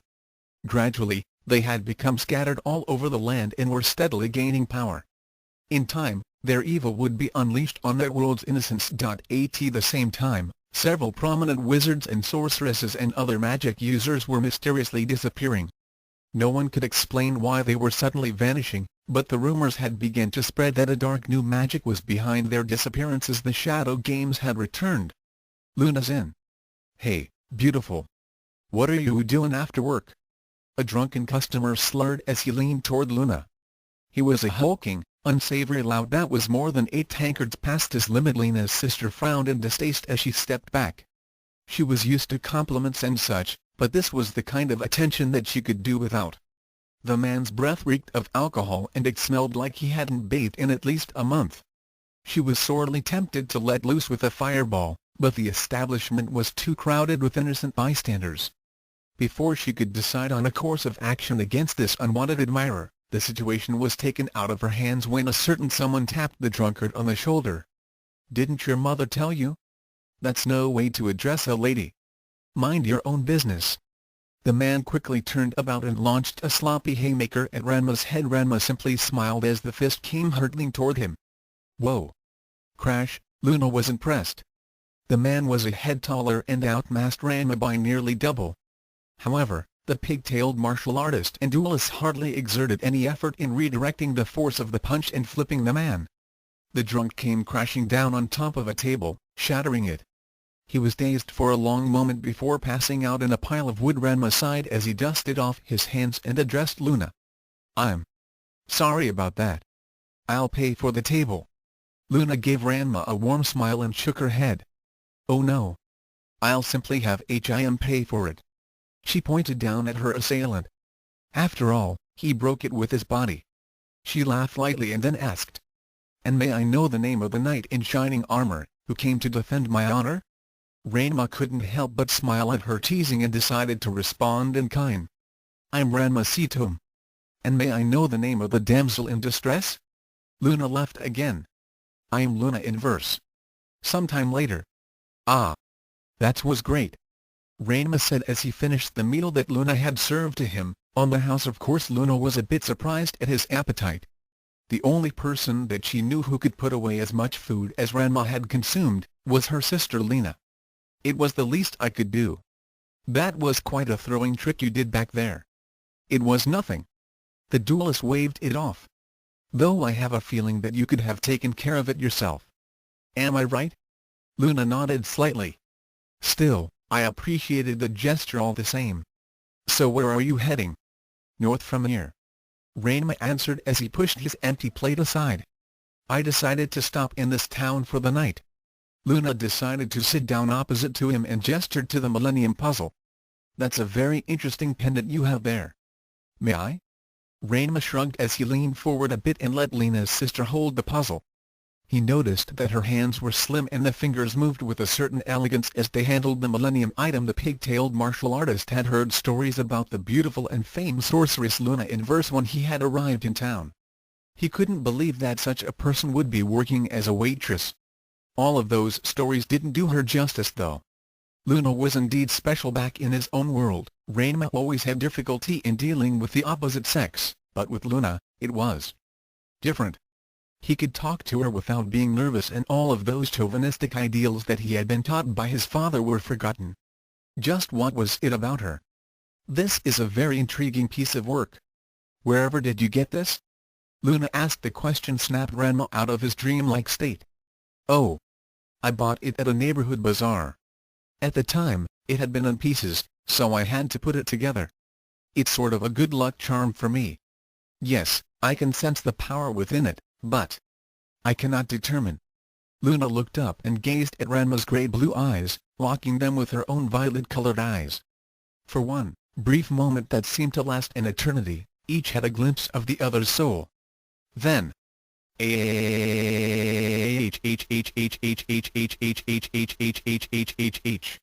crash. The scream and sound of something crashing outside caught the attention of all those present. The Millennium Puzzle dropped out of Luna's hands. More screams were heard as Ranma's body reacted before he had time to think. Bolting up from the table, he rushed toward the front door. A moment later, Luna decided to also investigate as she too got up and ran for the door. The sight which greeted Ranma and Luna as they came out of the inn looked like something out of a horror movie. Rampaging in the streets was a huge monster that looked like a cross between a beetle and a praying mantis. People were scrambling all over the place, trying to get away as the beast as it tore apart buildings with a pair of pincers. Ranma tensed up as the beast started making its way in his direction. However, that was when he heard a shout behind him. Fireball! A large globe of fiery death shot over his head and struck the giant insect hard in the head. The creature screeched as its head exploded in an eruption of flame. A moment later, the monster disintegrated into a pile of dust. Ranma looked behind him and saw Luna blowing smoke from her fingers. It was obvious who had cast that spell. However, that was when Ranma's Millennium Puzzle began to glitter as a new presence was felt. Well done! I expected no less from the great Luna in verse. Then again, that monster had very little attack power. Both Luna and Ranma looked up in the direction of the voice to see a dark figure standing on a nearby rooftop. The stranger's face was partially hidden in the shadows of an adjacent building, but he appeared to be wearing a kind of hooded cloak. The stranger held up a hand that was holding something, and Ranma's eyes widened when he saw it. It was a deck of cards, and not just any deck of cards. It was a deck of dual monster cards. His puzzle flared briefly to confirm what he was seeing. Then, the stranger spoke. I have come to duel. Ranma's Millennium Puzzle began to glow with more intensity, which caught the attention of Luna. She looked over to where Ranma was standing, who had just become Ranma. The Game King stepped forward while reaching for the case that was strapped on his belt. He stopped in front of the building that the newcomer was perched on and called out to him. I accept your challenge. The stranger looked down at Ranma. And who are you? I had hoped to challenge the famed Luna in verse. And that is why you endangered innocent people? Just to get her attention? Who are you to address me in such a manner? The stranger asked with disdain. I am Ranma, the Game King. Game King? The villain let off a short chuckle as he leapt down and landed in a crouching position 10 feet in front of Ranma. Oh really? How interesting. As a matter of fact, I was about to challenge Miss Inverse to a game. However, the stakes are much higher than a cretin such as you could ever imagine. Now go away. I cannot be bothered by minor pests. If you wish to play a shadow game, then you shall do so with me. Ranma said firmly as he held out his own deck shadow game. Luna's eyes widened as she began recalling something she had read in her personal archives. Her blood ran cold as she realized what was going on. Then, that pendant is one of the Millennium items. The stranger smiled as he stood up. So, you know of the shadow games, eh? He paused for a long while. Then his eyes widened a bit when he saw what was hanging around Ranma's neck. Very well. I shall accept your challenge. It should be a good warm-up before the main event. Ranma nodded as he turned to address Luna. Get all the people back as far as you can. Hopefully, I'll be able to keep the duel within the field. He turned back to his opponent and motioned for him to follow. The two were soon hopping rooftops and heading toward the outskirts of town. Luna couldn't help but follow after Ranma after casting a protective barrier spell to keep the townsfolk safe. Wing! The sorceress flew up into the air and went after them. Ranma and his opponent faced each other off in a forest clearing just outside of town. They stood at a distance of 100 feet between each other. It was at that moment that the stranger removed the hood of his cloak and his face was revealed by the light of the full moon. His face was thin and sallow-looking, but his eyes was bulbous, like an insect's. He smirked at the Game King, showing a wicked set of canines that resembled the mandibles of a beetle. He held up his deck of cards and addressed his foe. "I haven't properly introduced myself, have I? I am Weevilus, and I won many duels before the Shadow Games had been sealed. I had escaped from the Shadow Realm and I intend to take the magical essences of the greatest sorcerers of this world to add to my life force. I have already destroyed 5 since coming here. You will be my 6th victim and Luna Inversa shall be my 7th. What are you talking about?" Ranma growled as he began shuffling his cards. Weevilus also shuffled his deck. "Know this, Game King. The power of the Shadow Games is great, but it does has its price for using it. I, like other duelists who had lost a Shadow Game, were banished to the Shadow Realm by the victor. However, when the Shadow Games were sealed, 5,000 years ago, we had no way of ever returning back to the physical plane. With the Millennium items, like the one you wear around your neck, now scattered across this land, the dimensional barrier was weakened enough for a few of us to escape the Shadow Realm.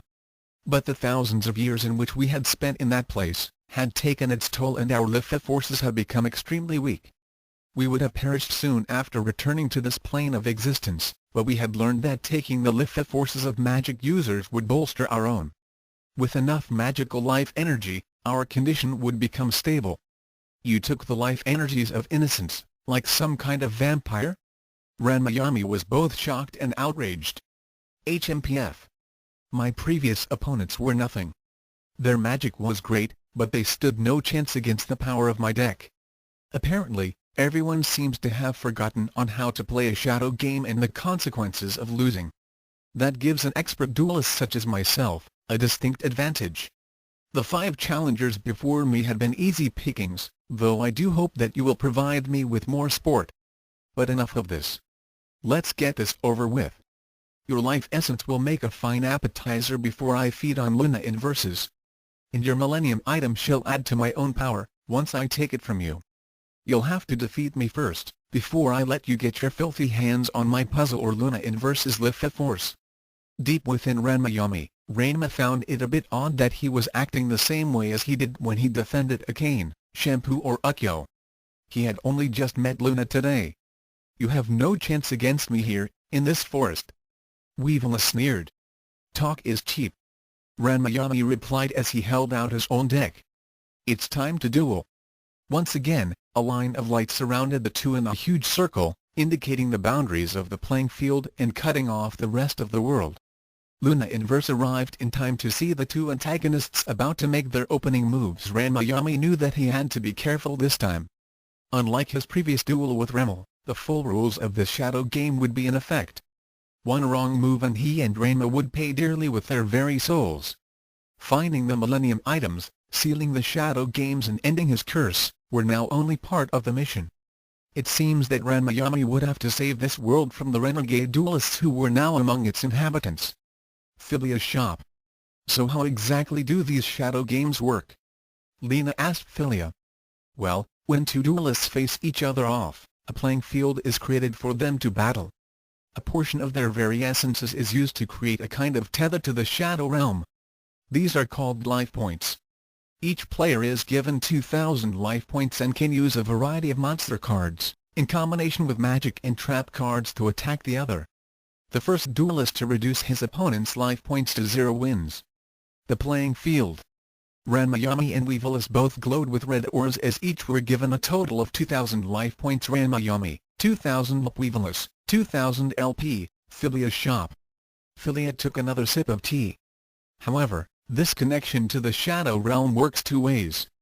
Not only will the duelists be able to command the powers of their monsters and the spells, but they will also feel their pain. Each monster they summon will have a specific amount of attack and defense ratings. Every time a duelist's monster is destroyed, some life points will be deducted. The experience is extremely painful. Sometimes, a duelist can perish from losing all of his life points. The playing field. The two duelists drew their first hands, which instantly came to life in front of them. The cards floated before them in a row and became enlarged, hiding their faces from the opposing duelists. "Let us see if you can stand up to my killer needle." Weevilus pointed to one card, which flipped to show its face to Ranma. The card instantly morphed into a gigantic wasp with a very large stinger. 1200/1000, I shall counter with the mammoth graveyard. Ranma gestured to one of his own cards, which became the bony skeleton of a huge elephant with wicked-looking tusks. 1200/800, attack. Both duelists cried out. Both monsters charged at each other and collided heavily. However, to Ranma's shock, Mammoth Graveyard let off a death scream and exploded into fragments when the killer needle's stinger plowed through it. Then the Game King suddenly felt a spasm of pain rip through his chest as his red aura flared. He trembled as he clutched at his chest. Argh. Impossible. Both monsters were evenly matched. It should have been a stalemate. He gasped. He looked up to see Weevillus cackling at him. "Ha, did I not tell you that you stood no chance against me here?" The renegade duelist taunted. "I had discovered that the rules of the Shadow Games had been altered when I came to this world. Apparently, every monster has a field in which it does best on. If you were to just look around, then you would notice that our playing field is one part forest and one part wasteland. And since my deck contains mostly insects, then that means I get a field power bonus. As long as I play my cards here, your monsters will be annihilated along with you." That one attack alone was enough to destroy over 300 of your life points. Painful, wasn't it? Ranma gritted his teeth, then noted that his aura had not dimmed in the least from that last attack. He smiled, then began chuckling, which grew into full-blown laughter. "Ha ha ha ha ha ha! What are you laughing about?" Weevillus demanded. "That last attack had hurt," Ranma admitted. "But I did not lose any life points." "What are you talking about? Take a good look at your precious monster now." The Game King stood at full height and pointed at the giant wasp. The monster was suddenly enveloped in a white nimbus of light and blew up. Weevillus let off a cry of pain as he felt his monster die. "What is this? What did you do to my monster? It looks like my Mammoth Graveyard received a field power bonus from the wasteland, equaling that of your killer needles. As a result, both monsters are now out of this duel. Ranma, 2000 Weevillus, 2000 LP. You may have not lost any life points, but it was worth losing my Mammoth Graveyard to see that look on your ugly face." Ranma taunted, using one of the key techniques of the Seatum anything goes, insults. "Grrrr. You will pay for your insolence." Weevillus gritted. Duel. Both duelists drew a new card from their decks, which then became part of their dueling hands. Luna watched in awe. Because the barrier was preventing her from interfering, she could only observe the duel. It was everything that she had heard about the Shadow Games. Both players were in command of awesome creatures and magic, but the price to be paid was a portion of their very beings during the duel, and who knows what consequences for the loser. She could only hope that Ranma would emerge victorious. "I shall summon the mighty Senijin." Weevillus tossed down another card which became an armored centipede with sickle-shaped mandibles and spikes growing out of its segments. 1500/1200, he also threw down a card face down, which became a larger version of itself and hovered like a flying carpet. He smiled, as he knew that his monster would also receive a field power bonus of 300 points. 1800/1200, go Flame Swordsman! Ranma cried out. The card he gestured to became a giant man, wielding a wide-bladed sword and wore outlandish robes. 1800/1600. He then took out another card. And this magic card shall raise his attack strength. Salamandra.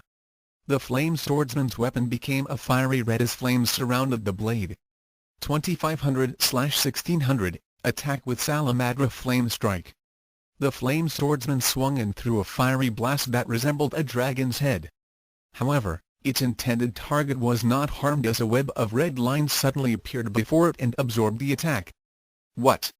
Ha!" Weevillus smiled maliciously. "How do you like my Fire Weaver? Fire Weaver negates all fire-based attacks." The card that was face down suddenly became vertical and a grotesque humanoid figure with 6 arms and multiple eyes appeared. Since it wasn't really an insect, it did not receive the field power boost. 1200/900, not only does the Fire Weaver protect my Senijin, but it also entraps all fire-based monsters in its web, reducing their attack strength by 1000.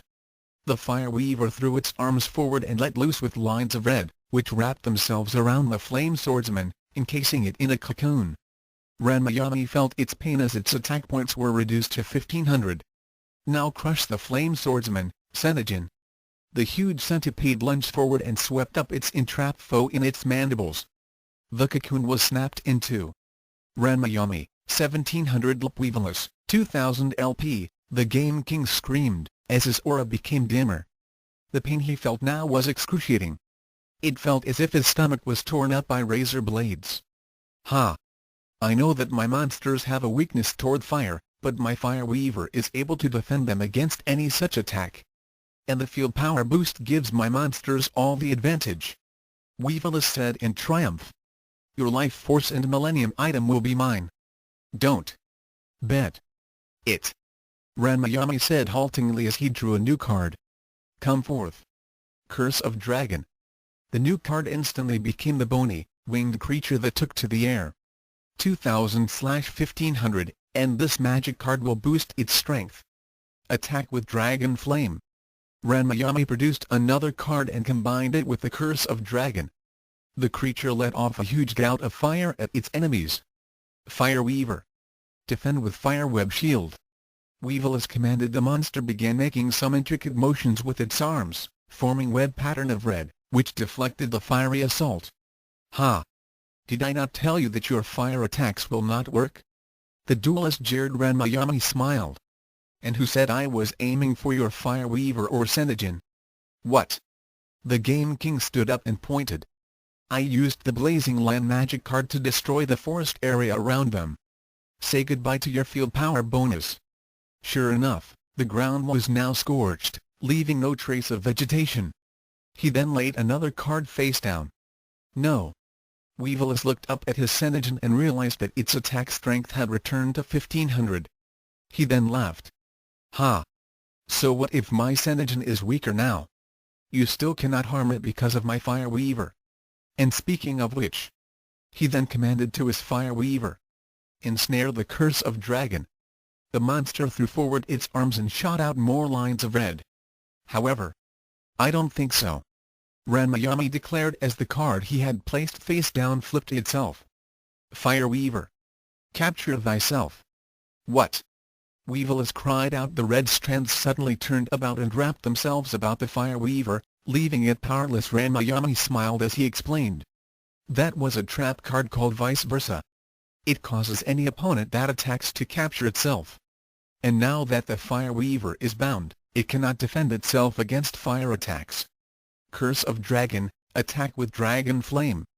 The Curse of Dragon let loose with another blast of flames which engulfed the Fire Weaver and reduced it to ash. Weaveless let off a cry of pain as his body felt as if it was burning.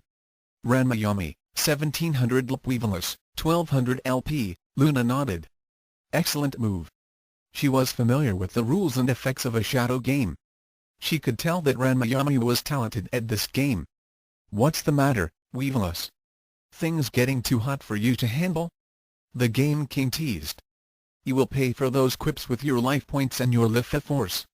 The duelist shot back as he threw out another card. Now I shall attack you with this.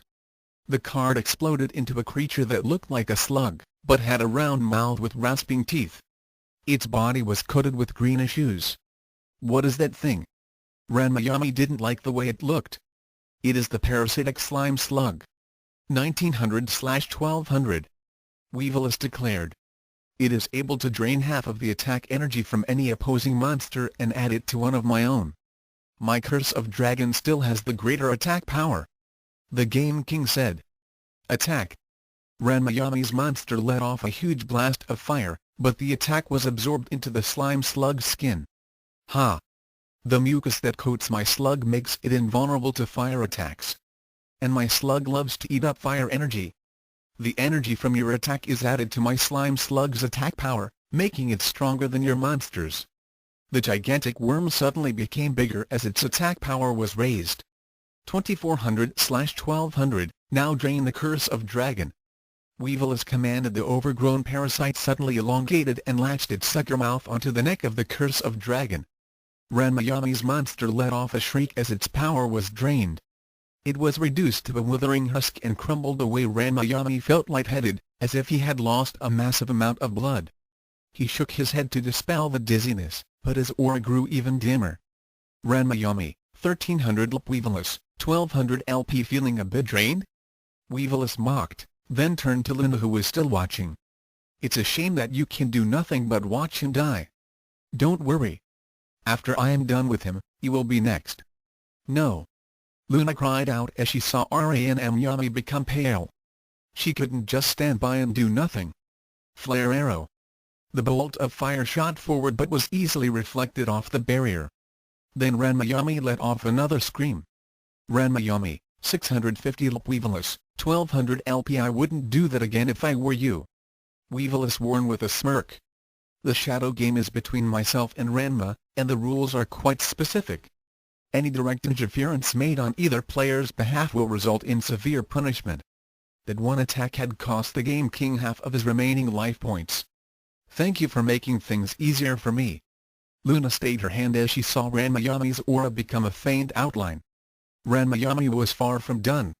With trembling fingers, he drew a couple of cards. Dark Magician.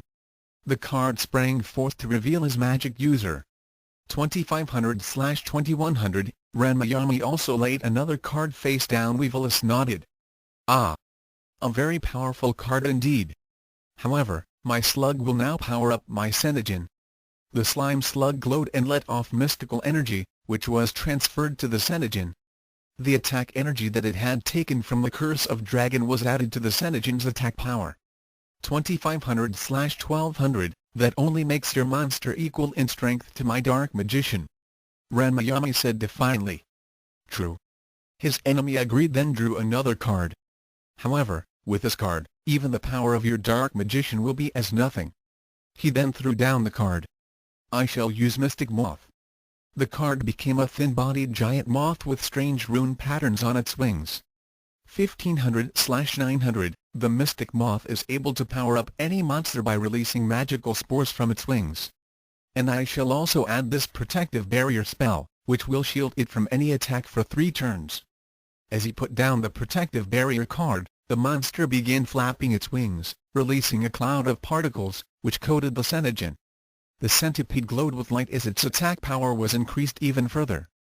2800/1200, Weevilus smiled wickedly. Now who has the greater attack power? Senijin. Attack the Dark Magician. The monster lunged forward to destroy the Dark Magician. However, that was when Ranma smiled. I'm afraid not. Spellbinding Circle. At that moment, the card he had laid face down flipped over. The Senijin was stopped dead in its tracks as the magical circle surrounded it. What? A trap card? That's right, Weevilus. The Spellbinding Circle not only stops your monster's attack, but it also drains its power by 700 points. Now, Dark Magician. Dark Magic Attack.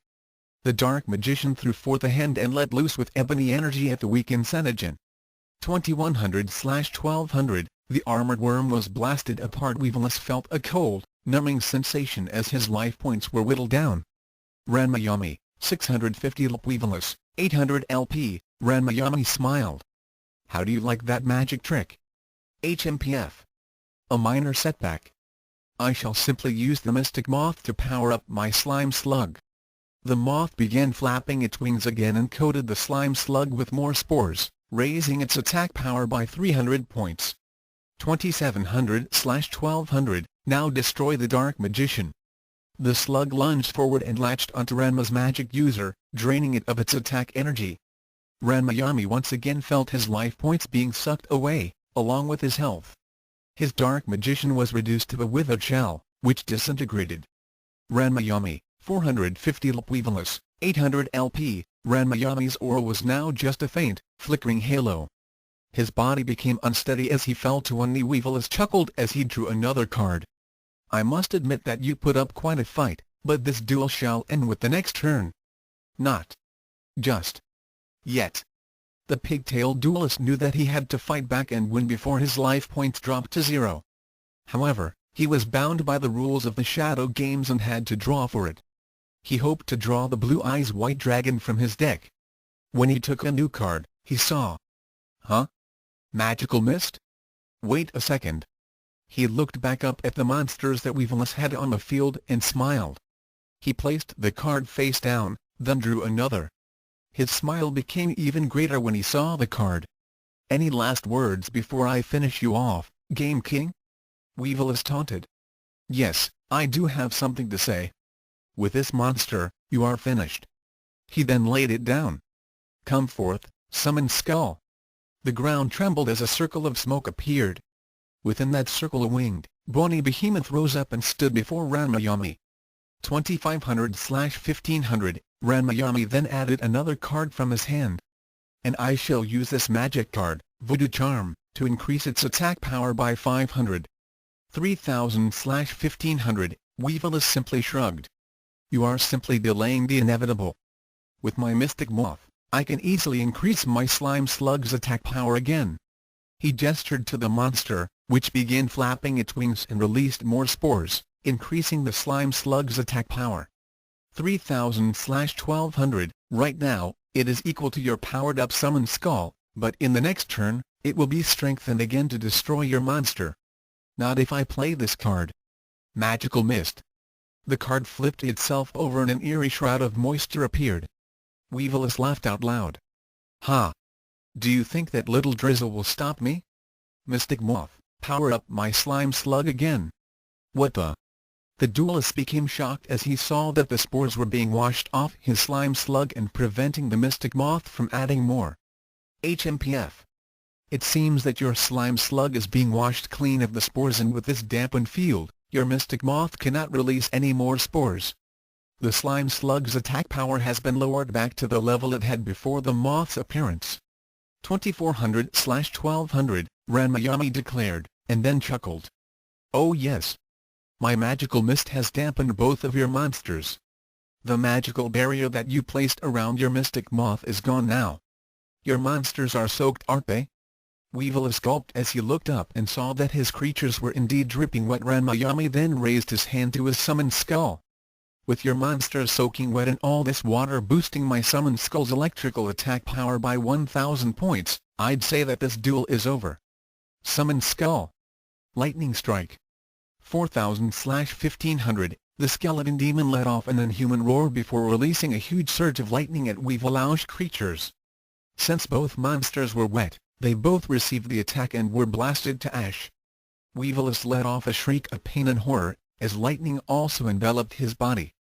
Final score: Ranma, 450 LP. Weevilus, 0 LP. Ranma let off a sigh of relief as the barrier around the playing field dissipated. Luna came running toward him as his cards magically returned to his deck. He felt his strength returning as well as he walked toward the beaten and burned form of Weevilus. Impossible. I can't have lost. The villain gasped as he tried to get up and use another card. However, Ranma swatted the deck out of his hands. You lost this duel, and in accordance to the rules of the Shadow Games, you can no longer use the power of your deck, and I shall decide your fate. He directed one hand with the palm and fingers open wide at Weevilus' face. You may have escaped the Shadow Realm once, but it shall not happen again. I hereby consign you to oblivion. Weevilus let off one final scream as his body turned grey, then exploded into fragments, which disintegrated into nothingness. His deck also disappeared in a cloud of smoke, save for one card. Ranma became Ranma again as he picked it up. The card was the Mystic Moth. With a deft movement of the hand, Ranma added it to his deck before returning it to the case on his belt. Ranma. Are you all right? Luna asked. I'm fine. Thank you. Ranma replied. That was incredible. I had heard of the Shadow Games, but I never thought I would ever see one. You know about the Shadow Games? Yes. It was said in the ancient texts that the elder gods themselves played them and that their power overshadowed all others. However, they also came with high prices for such power. What I just saw today confirmed it. Well, you better get used to it. There are probably going to be more. Some of them are going to be even more intense than what I just went through. Yes. I suppose there will be. Luna nodded. I can see why they were sealed away. That one battle alone would have destroyed the town if you hadn't moved it to here. Such magical power might be too much of a temptation for anyone. Is that why you're here then? Ranma nodded. Yeah. I'm supposed to prevent the Shadow Games from destroying this world and all others. If they're not stopped, then they will eventually destroy everything. But, it looks like I can't do it all on my own.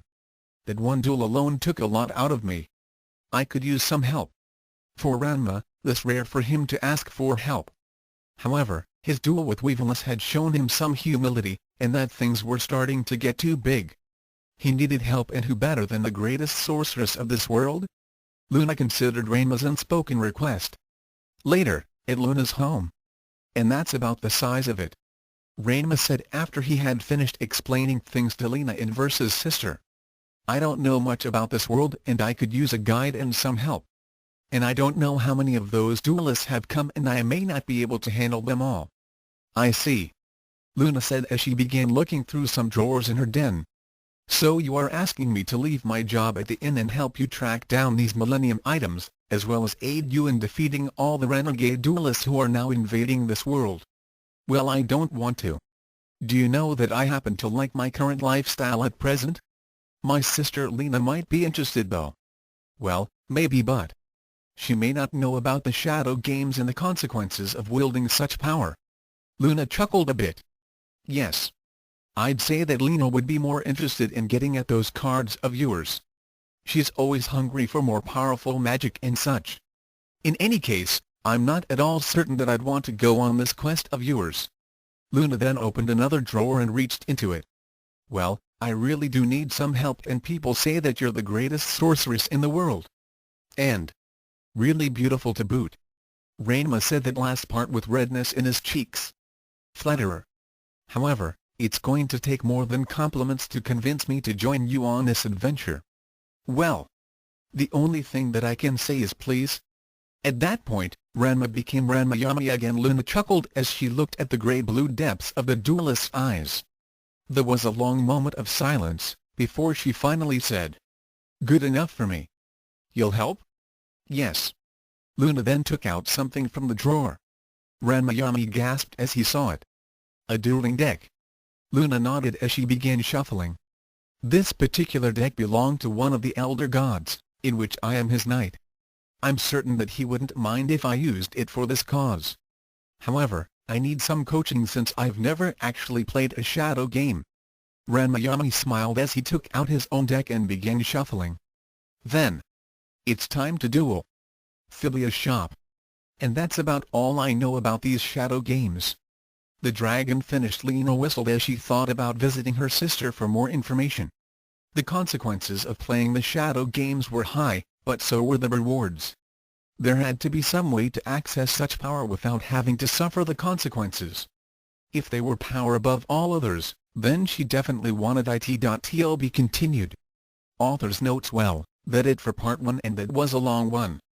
Now I know that the duel sounded like something out of Pokemon, but I wanted to play it the way they did on the Yu-Gi-Oh! Anime. As for the mechanics, here's how it works. The powers of cards can be used like spells in the Slayer's world, sort of like card captors. However, when two duelists face each other off, then the rules of the shadow games come into play. There will be consequences and such, and the loser usually pays dearly. The victor will receive one card from the loser's deck. Ranma nearly died in the shadow game and will need help from Luna and Verse, who will be also taking part. As for the rest of the Slayer's gang, they'll be making a bigger appearance in the next part, and I have something very special planned for Guri and Amelia below. You'll also find the stats for the cards that I made up for Weaveless, my version of Weevil Underwood of the anime, and other trap and magic cards. Synergen 1500/1200, an armored centipede monster that is also a burrower. Its mandibles can crush steel slime slug. 1900/1200, a parasitic monster that can drain half the attack power of a monster and transfer it to another. It can also absorb fire attacks and increase its attack strength by 600 each time. Fireweaver 1200/900, a 6-armed, 8-eyed humanoid that can spin energy webs to either deflect fire attacks or bind fire-based monsters. Any captured monster has their attacks points reduced by 1000. Mystic Moth 1500/900, with each flap of its wings, It can release magical spores to boost any creature's attack points by 300 per turn. Vice versa, trap card causes any capture type monster to trap itself with its own attack. Protective magical barrier shields against any attack for 3 turns. Voodoo charm magically increases any skeleton monster's attack points by 500. Chapter 5 Ranma, Master of the Cards. Disclaimer: to all people who are planning to sue Exodia. Obliterate. Thoughts: Ranma Yami. Ranma merged with Yami LP, Life Points APDP, Attack and Defense Points. Chapter 3 Part 2 Guri and Amelia. The dual monsters? And what do these cards do? Luna asked as she and Ranma casually traveled down a pathway toward a nearby town. The sorceress was currently flipping through Ranma's deck of cards. She held up 2 identical cards. Ranma nodded. Those are polymerization cards. They're very useful for combination attacks. You can fuse 2 monsters together into a more powerful creature. From the beginning of their journey, the duelist had been explaining the rules of the Shadow Games and how to use her own deck of cards. He had also told her of the Millennium items and how important they were to the sealing of the Shadow Games. Luna had left her serving staff in charge of the inn until she returned. During the time they had begun their quest, she had been learning the strategies and effects of the cards in her deck. At the moment, she found 3 polymerization cards in her own deck. She then continued looking through her companion's deck and came across 5 particular cards. Fortunately, she did not draw them in a row. And these? The pigtail duelist took one look and winced. Careful with those. That's Exodia. Exodia? Luna's eyes widened as she realized what was in her hands. She nearly dropped the deck. You mean that Exodia? You got it. Ranma said as he gently took the cards back and put them in the case on his belt. I've read tales about the power of those cards. Drawing all 5 of those cards is said to be next to impossible, but you are guaranteed to win any shadow game if you do. Legend states that Exodia's power rivaled, perhaps exceeded that of the Lord of Nightmares herself. Of course, I can't be totally certain since this is just hearsay. I'd have to see Exodia for myself. Some say that he was the yin to Al-Sama's yang, the Lord of all creation and the entity of oblivion. Well, I don't know about that, but I do know that Exodia is more than capable of destroying this world without any effort whatsoever. Luna nodded. Yes. He certainly puts the Giga Slave to shame. What's that? It is a very powerful, very dangerous spell in which the Lord of Nightmares himself is called upon. I heard that my sister had used it to destroy one fragment of Shubranagdo. However, if the user were to become possessed by the spell, then this entire world would be destroyed. You have a sister? Yes. She's my kid sister, Lena. She's sometimes known as the Bandit Killer. She then chuckled a bit before finishing her sentence. Or the Dragon Spooker. Bandit Killer? Dragon Spooker? The sorceress gave Ranma a warm, yet sly smile.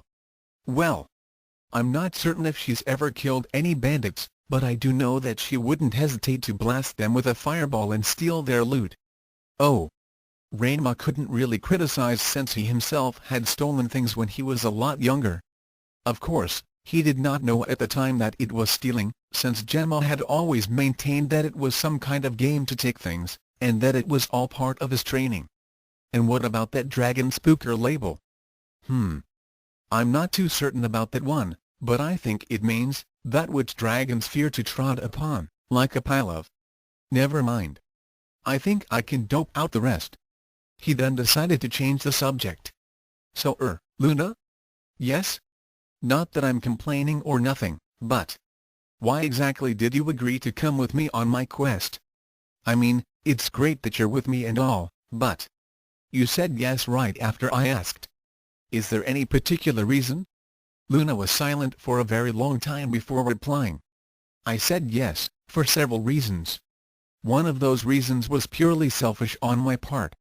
You see, during the time that my sister and I were growing up, I had to take a job as a waitress to support us. I found that it was a steady source of income and I was able to meet new people every day without having to leave my hometown.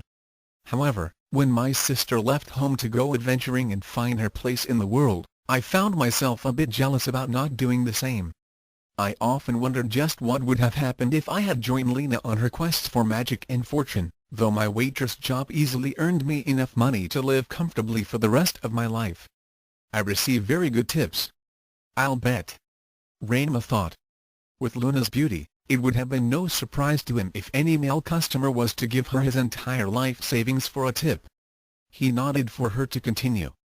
It was a good life and I saw no reason to change it. I had also found out that I had a greater talent for magic than my sister and could just as easily develop those powers without having to travel all over the land. It wasn't long before my magic outstripped Lena's. I suppose I have a very high learning curve for techniques. Lena's sister gave her companion a small, whimsical smile. Ranma nodded. He could relate to that as he too had a talent for quickly grasping the fundamentals of martial arts techniques. So? Ranma urged. Though it was a good life, it was also a tedious and monotonous life. Nothing ever changed. I suppose I have the same wanderlust as my sister has, but I just never indulged in it. Then you came along. So part of the reason why you're here now is because you wanted some excitement, eh? Ranma gave her a smile. Luna blushed slightly. I suppose that it is a petty reason, but yes. However, there were other considerations. Such as? Luna continued. Recently, I had received a request from the great golden dragons to aid them in stopping a terrible force of destruction called Dark Star. They felt that I was the only one with enough power to win against that threat, which would have destroyed the world. And? Ranma asked. And? I turned them down and sent them to my sister Lena. Seeing that this world still exists, it's safe to say that she succeeded. You turned them down? Why? The duelist couldn't understand it. As a martial artist, it was his duty to protect the weak, and a threat that could destroy a world would have had him rushing toward the enemy. Luna took on an introspective appearance. Now don't get me wrong. If there had been no other choice, then yes, I would have accepted. However, I was confident that my sister's abilities would be able to defeat Dark Star, otherwise I never would have told the Golden Dragons to seek her out. I also feel that Lena had learned a few things from that experience, though I think that she's still a bit power-hungry.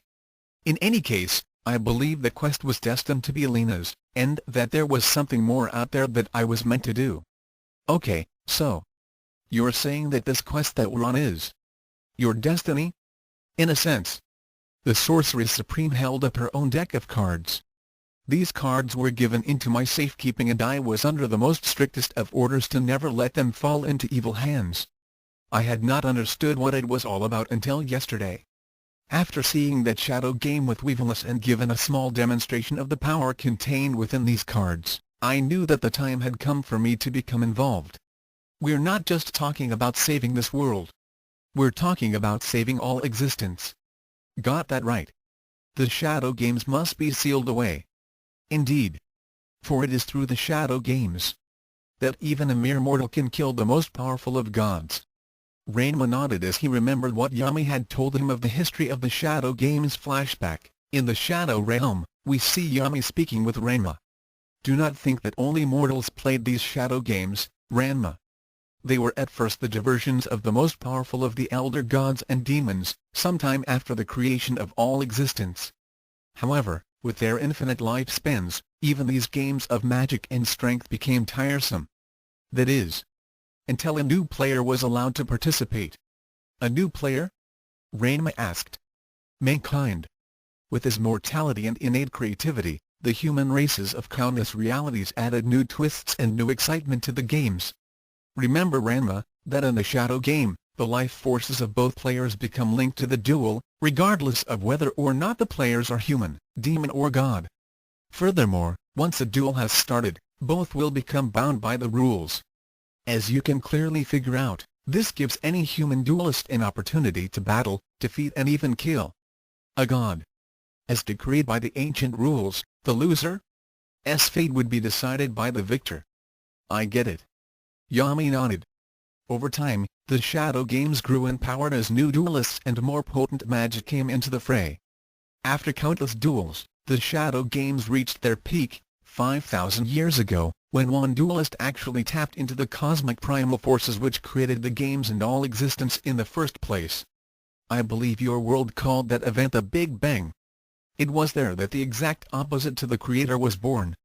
The Creator? In your world, you know him as Kami-sama. In this world, people call her the Lord of Nightmares. One cannot say who is right. In any case, this newest addition to the Shadow Games was chaos in its purest form. And because of the nature and rules of the Shadow Games, even the creator would not have been unable to stop this monster in a duel. Its name was Exodia. Fortunately, he had only been summoned once. Exodia? What do you mean? I thought that nothing was as powerful as Kami-sama. Normally, yes. However, in the Shadow Game, each duelist becomes equal to his opponent. It keeps the games fair. That is to say, both duelists become bound by the rules and effects of the game, regardless of their status. Kami-sama himself would have become just another duelist.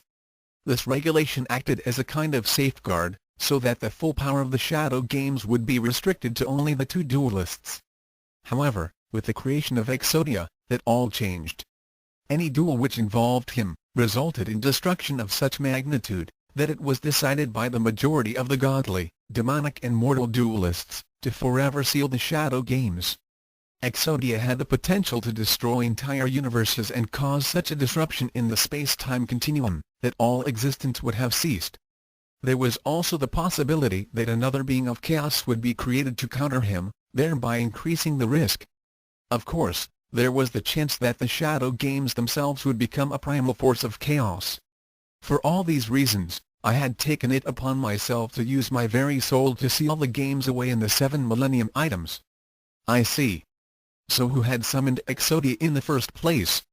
You'll find him in my deck. What? Unfortunately, since he is a part of my deck, I had to give him to you along with the other cards. However, he is next to impossible to summon, so you won't have to worry too much about accidentally calling him. Just remember that he is your very last option. I would much rather win the duels without having to summon him. And a flashback. Alright. So you felt that this quest was something that you couldn't turn down? Ranma remarked. Luna nodded. Yes. Unlike Darkstar, I'm afraid that this is one danger that Lena cannot handle, especially since she doesn't have a dueling deck. Ranma nodded. The only sure way of defeating the renegade duelists was through the cards in a duel. Since Luna already had a deck, along with her own formidable powers, she was prepared to face the challenges ahead. What Ranma and Luna didn't know was that Lena was currently striving to rectify that deficiency, by getting a hold of Ranma's cards. So we're going to see your sister? Amelia asked as their group traveled along. Lena nodded hesitantly. Though she dearly loved her sibling, the red-haired sorceress was also deathly afraid of Luna.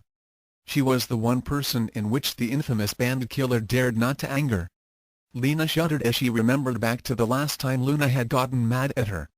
At the time, Lena had been making big money from selling magical images of her sister in the shower. That is, until Luna found out. What she did afterwards. Brrrr. I'd rather be stuck in a room full of giant slugs than to get her that mad again. So why are we going back to your hometown? Does your sister live there? Amelia inquired. Lena nodded again. Yeah. Luna doesn't travel like I do, but she's amassed a lot of magical lore and ancient texts over the years. The only archive that would be larger than hers would be the Clare Bible. I'm pretty certain that she'd have something on the Shadow Games and how those cards of the Game Kings works. Zelgudas perked up when he heard this. Perhaps this Luna in verse would have a method to transform the Chimera man back into a full human again. Guri smiled as he stupidly asked, Say Lena? Does your sister look like you, or does she have bigger breasts? Kapowie. Lena stomped off in a huff, leaving the swordsman in a mangled heap on the ground. It was bad enough that Luna had blossomed early in her life, while her sibling had yet to have the slightest increase in her bust size, but to be constantly reminded of it. Grrrr. I wonder if one of those cards can make my chest grow? At a small restaurant, a few miles north of Luna's hometown. So tell me more about yourself, Ranma. Luna asked as she and her companion were sitting at a corner table and waiting for their food orders. She was dressed in a very becoming outfit that consisted of black leather boots, light violet leggings which hugged her shapely legs and hips, and a matching, short-sleeved, silk tunic with arm-length gloves. Draped over her back was a black cape. Ranma could only scratch the back of his head sheepishly as he tried to think of where to start. Well, basically, I'm a martial artist. I've been in training for over 10 years now. Martial artist? As in unarmed fighting styles? You know of them? I've heard of such, though they're not widely used. Most fighters are into swordplay, archery and that sort of thing. And of course, a large number of people practice sorcery, like me. Many people believe that fighting without a weapon or magic is the same as being helpless. Ranma snorted. Well, let me tell you something. Weapons can be taken away and used against you. Magic is nice and all, but it does take a lot out of a person. In a lot of cases, especially in a duel, magic comes with a price. Trust me, I should know. When you go through the proper training, martial arts can be as effective as any weapon or spell. And one good thing is that you'll always have some way of defending yourself at any time. I can believe it. You were certainly able to handle those bandits on the way here. Luna and Ranma had encountered several bandit groups while traveling through the forests, but the pigtailed duelist easily handled them all without Luna casting a single spell. Though she was more than capable of defending herself, she appreciated his protecting her honor. She found Ranma's crude personality and ideals of honor to be charming, though somewhat rough and archaic. He was honest, and wasn't like those arrogant and silver-tongued would-be suitors that she often encountered at her inn. He wasn't trying to impress her with tales of how great he was or how much money he had. In fact, he was shy being close to her. He certainly didn't have much social experience with females. She could tell that he had some tact and a few interactive skills, but he hesitated a lot, especially with her. Apparently, women were not his specialty. Still, she could feel something with him. He was different than all the other men that she had met. There was also something that he just didn't want to talk about. Her mystic senses were detecting a kind of irksome enchantment about him. Although, she couldn't tell whether it was from Ranma or that strange pendant that he was wearing. In fact, it felt as if there were two separate fields that were intermeshing with each other on that subject. She then gestured to the Millennium Puzzle. Tell me, Ranma, is that one of the Millennium items that we are looking for? The duelist took a deep breath and nodded. Yeah. This is the Millennium Puzzle, and I've already gotten the second item, the Millennium Ring. I see. So how many more are there before we can seal away the Shadow Games? Well, there are 7 in all, and each has its own unique power. There's the Millennium Eye, which can see into a person's mind. Then there's the Millennium Talk, which lets the user see into the future. Then you got the brainwashing power of the Millennium Rod and the personality switch of the Ankh. And the truth or consequence ability of the Scales. The ring has some kind of directional thing that lets a person find the other items. It also steals souls. And the puzzle? Well, it's kind of hard to explain this thing. Ranma looked down at the artifact. I know that it's able to put a soul back into a person's body. I'm not really too sure what else it can do. And I don't even know how to explain Yami. Ranma added mentally. Luna, however, was aware of the Millennium Puzzle's other ability, as she had noticed it during Ranma's duel with Weevilus. She had sensed another presence combine with Ranma just before the playing field had been created. Ranma seemed to become a different person when he dueled. And it also was apparent that whoever merged with him was having an effect on Ranma's normal personality. She could detect a few spiritual alterations within her companion's personal aura. She was feeling an aura of arrogance, recklessness, and supreme confidence that was being slowly replaced by some caution and thoughtfulness. The confidence was still there, but it wasn't as self-centered. This perked the magic user's interest as she wondered just what kind of person Ranma had been before receiving the Millennium Puzzle. Though she liked what he was now, Luna decided to put those thoughts aside for the moment and began absently wondering how her sister was faring. It had been some time since she had last seen her. 2 days later, at Luna's inn. What? She's not here? Lena exclaimed. The head waiter nodded. I'm afraid Miss Inverse had left to take care of some kind of important business. She's been gone for 2 days. She had left me in charge of the staff until she returns. What kind of business? Zelgudus asked. The Chimera man was a bit disappointed that the Sorceress Supreme was absent. He had been hoping that Lena's sister would have a cure for his condition. She wouldn't say. The waiter replied. She just suddenly told the staff that she was taking an extended leave of absence, packed a few things and was gone the next day. It must be really important if my sister actually left her job here," Lena remarked. She remembered back to when the Golden Dragons had asked Luna for help with Darkstar. Her older sibling had turned them down and sent Philia to seek out Lena instead. As far back as the red-haired magic user could remember, Luna had never taken more than one day off from her job as a waitress.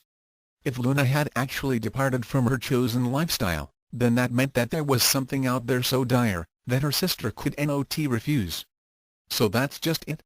She just up and left on her own? Well, she didn't leave on her own. What do you mean? Lena inquired. A stranger had come here and helped her save this town from an evil sorcerer. Afterwards, he had asked her to come with him. To everyone's surprise, she agreed. He made quite an impression with her, from what I was able to tell.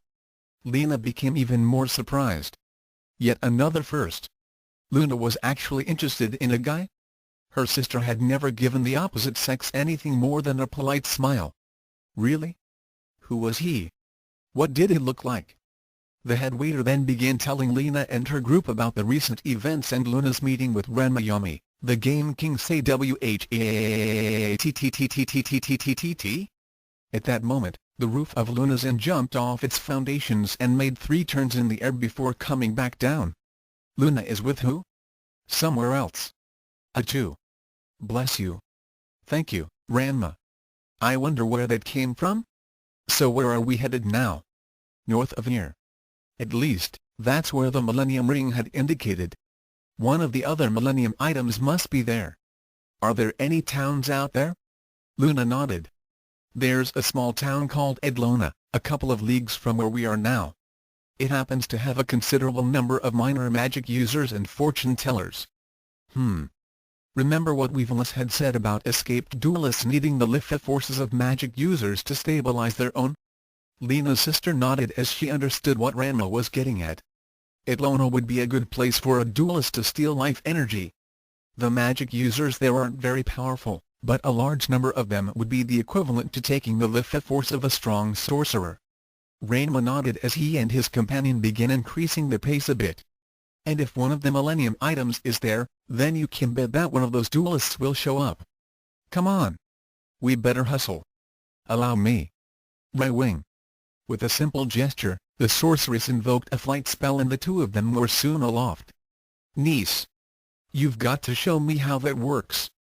However, I think that this might be better. Ranma reached for his deck and drew a card. What's that? Ranma smiled as he showed her the card he had drawn. Let's fly in style. Go Ruby Wing Eagle. Ranma focused his developing magic powers and activated the card's properties. The card instantly expanded into a gigantic bird of prey that was as large as a rock, from Arabian legend. However, this avian predator had crimson-colored wings, with feathers that glittered like gemstones. The Ruby Wing Eagle. 1600/1000, Luna gasped in delight as she and Ranma rode its back, as it flew at high speeds toward their destination. Using the cards instead of her own magic, allowed her to conserve her personal stores of mana. She looked down and contemplated her own deck. On the outskirts of Luna and Lena's hometown, that evening. So you think that your sister and the Game King are heading for Edlona? Amelia asked. Lena nodded. The waiter said that Luna and the Game King headed out in a northern direction. Edlona's the only town that's north of here and would be the most logical place for her to stock up on magical supplies and things. There's a fair number of minor magicians and magic shops, and they do sell some decent talismans and ingredients for potions. It would be where I would go if I was on a quest. All right. Zelgudis agreed. However, your sister has a 2-day head start. There's no guarantee that she'll still be in town by the time we get there. Not a problem. I can get us there in a snap. Follow me. What is this? Guri asked as the group stood in front of an ancient stone structure that was shaped like an inverted horseshoe. They were now near a wooden glen. Lena walked up to the structure and explained. This happens to be an astral bypass. An astral bypass? Amelia nodded. I read about these. They were supposed to have been the methods in which the old sages traveled from place to place. These gates allowed people to instantly go from one place to another by bypassing the physical realm and traveling through the astral plane. Yep. They're pretty rare and you won't find too many of these anymore. This particular gate goes straight to Atlona. Luna and me found this one when we were kids. This will give us a free ride into that town without having to go there on foot. It will only take a minute for us to get there, which would be just about when my sister would arrive on foot or flying. Give or take. But if this gate could do that, then why didn't your sister use it?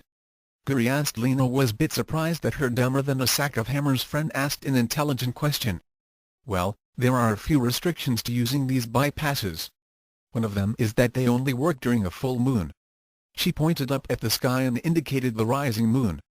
My sister couldn't choose it 2 days ago, but we can use it now. Another problem is that this particular gate only works one way. We can't go back once we pass through it. In any case, let's get going. As the moon reached its zenith, the gateway began glowing as its magic activated. Lena gestured for her friends to follow as she stepped through the bypass and vanished. One after another, her friends followed. The gateway then closed up behind them as the group was sent on their way. The players were now assembling as a new shadow game was about to begin. By this time in Atlona, Ranma and Luna were already sleeping in separate rooms at a small inn. However, their slumber would be short-lived as a new evil was about to arrive. At the same time, Lena and her company appeared in the town square. See? Not a problem. Lena said. Was then that a huge explosion was heard near where they appeared. Both Luna and Ranma were startled from their beds. Though normally, Ranma tended to sleep like a rock, when danger was near, his senses were always on full alert. Furthermore, since he had been practicing magic, he was now able to sense things on a mystical level. What he just detected now made his blood run cold. Someone was using ancient and dark magic that could only have originated from the Shadow Realm. The Millennium Puzzle glowed in preparation for the coming conflict. Without transforming into his alter ego, Ranma leapt to his feet and ran out of his room, quickly changing into his clothes on the way. His right hand went to the case where he kept his cards and gave it a reassuring squeeze. In her own room, Luna was also rushing to meet the danger. After getting to her feet and casting a quick spell to change her night dress into her usual attire, she then probed with her own mystic senses to determine the nature of the danger. She shivered when she recognized the telltale sensations of the Shadow Realm. A duelist was nearby. Reaching into the folds of her cape, she took out her own deck of cards. She then cast a spell which made her vanish. A few minutes earlier, Lena and her friends stopped in their tracks when they came to the site of the commotion. They found themselves in front of what used to be Atlona's archives of magic. Now the building had been reduced to flaming rubble. And in that carnage, they saw a sight which chilled them to their very souls. A tall figure was holding up a smaller person by the throat with one hand. In his other hand was a card that was between the index and middle finger. He was dressed in dark clothes and had a jagged scar running across his right cheek and over the bridge of his nose. He had long, dark hair and his eyes were solid red with no irises or pupils. The young man in the stranger's grasp was trying desperately to free himself with both hands, but the stranger's grip remained firm. Then in desperation, he tried to summon up a fireball to blast himself free. However, that was when the card let off an eerie light which made the stranger's captive scream out in agony. Then his body went limp as his flesh began to shrivel like a prune. A moment later, the clothes and flesh dissolved away, leaving nothing but a brittle skeleton in the stranger's hand. With a snort of disgust, the man tossed away the remains of his latest victim, which broke apart into bony fragments when they hit the ground. Nearby were the calcified remains of a few other unfortunates. In the space of a few heartbeats, the renegade duelist had destroyed not only the building where Atlona's citizens had stored their magical texts, but also the mystic librarians as well. Pathetic. The duelist commented as he gauged the life force energy that he had collected using the essence card of his deck. This wouldn't be enough to last me half a day. Looks like I may have to drain the entire town. At that moment a shout was heard. You monster! The man turned to see Amelia standing defiantly in front of her friends in her usual heroic stance. Behind her, Lena and Zelgudas prepared to unleash spells while Guri had his sword drawn. And who are you to call me a monster? The duelist inquired without any concern whatsoever. We are the warriors of truth and justice, Amelia said with her usual enthusiasm. You have destroyed innocent lives and for that, You will be punished. Feel the power of our righteous fury. Amelia's companions all developed shock drops as their youngest companion was off on her usual spiel. At that point, Amelia powered up and threw a hand forward. Fireball. The deadly sphere of pyrotechnic magic went hurtling toward its target, but the renegade duelist simply held up his essence card in front of him. The projectile suddenly winked out of existence as the card gave off that same eerie light. At the same time, Amelia trembled as her body experienced a brief, but numbing chill. Ah! Amelia! Zelgudus was instantly at her side as her legs buckled a bit. The duelist grinned as he saw an opportunity. Well now. This is a pleasant surprise. I had expected to find only low-level magicians in this town, but now my essence card tells me that 3 of you possess substantial magical life forces. Excellent. Essence card? Lena said, then gasped as she saw the duelist produce a deck of cards from his pocket. He's got a shadow deck. The villain nodded as he gave them a cruel smile. Indeed. I am the duelist known as Raptron. Now let us see if your powers can match mine. With these words, he drew a new card out and tossed it upwards. Go Lava Dragon. Magma Fire Blast. The card instantly morphed into a huge fiery lizard with flames for wings. 1800/1400, flying above them, it let off a roar and opened its maw at Lena's group. It spit out a huge stream of molten lava which threatened to incinerate them all. They all scattered to avoid being hit, but the town began to catch fire. Citizens who had woken up began screaming and running for their lives. Lena gritted her teeth as she called out to Amelia and Zelgudus. Try to put out those fires while I take out that dragon. The two nodded as they began using various wind and ice spells to put out the flames. Guri helped out by leading several people to safety. Lena looked up and gauged the altitude of the lava dragon. She had to stop it fast before it could rain down more carnage, and she only knew of one surefire way. The dragon was high enough so. Darkness beyond twilight. Raptron became intrigued as he watched Lena cast her spell. He then drew a new card from his deck. Crimson beyond blood that flows. The duelist held out the card in front of him and waited. Buried in the flow of time, is where your power grows. Lena formed a small, orange-red ball of energy in her hands. I pledge myself to conquer all those who stand. The sorceress focused her attention on her target, which was about to let loose with another attack. Against the mighty gift bestowed in my unworthy hand. Take cover. Guri cried out as he, Amelia and Zelgudus scrambled to get out of the danger zone. Let the fools who stand against us be destroyed by the power you and I possess. Dragon Slave. At that moment, Lena let loose with a full-powered dragon slave at Raptron's monster. The beam of multifaceted light struck the beast in the belly. For one agonizing moment, it seemed that the dragon was going to shrug off the attack, but it let off a final roar before being enveloped in one massive explosion. All right! Lena exclaimed. However, that was when she heard a shout. Dragon Slave! Another beam of power shot over her head and streaked off into the distance to impact heavily against a nearby mountain range. The shockwaves from the blast was felt all over town as Lena and her friends whirled about to see Raptron smiling evilly while holding out his card. He then called out again. Dragon Slave! Dragon Slave!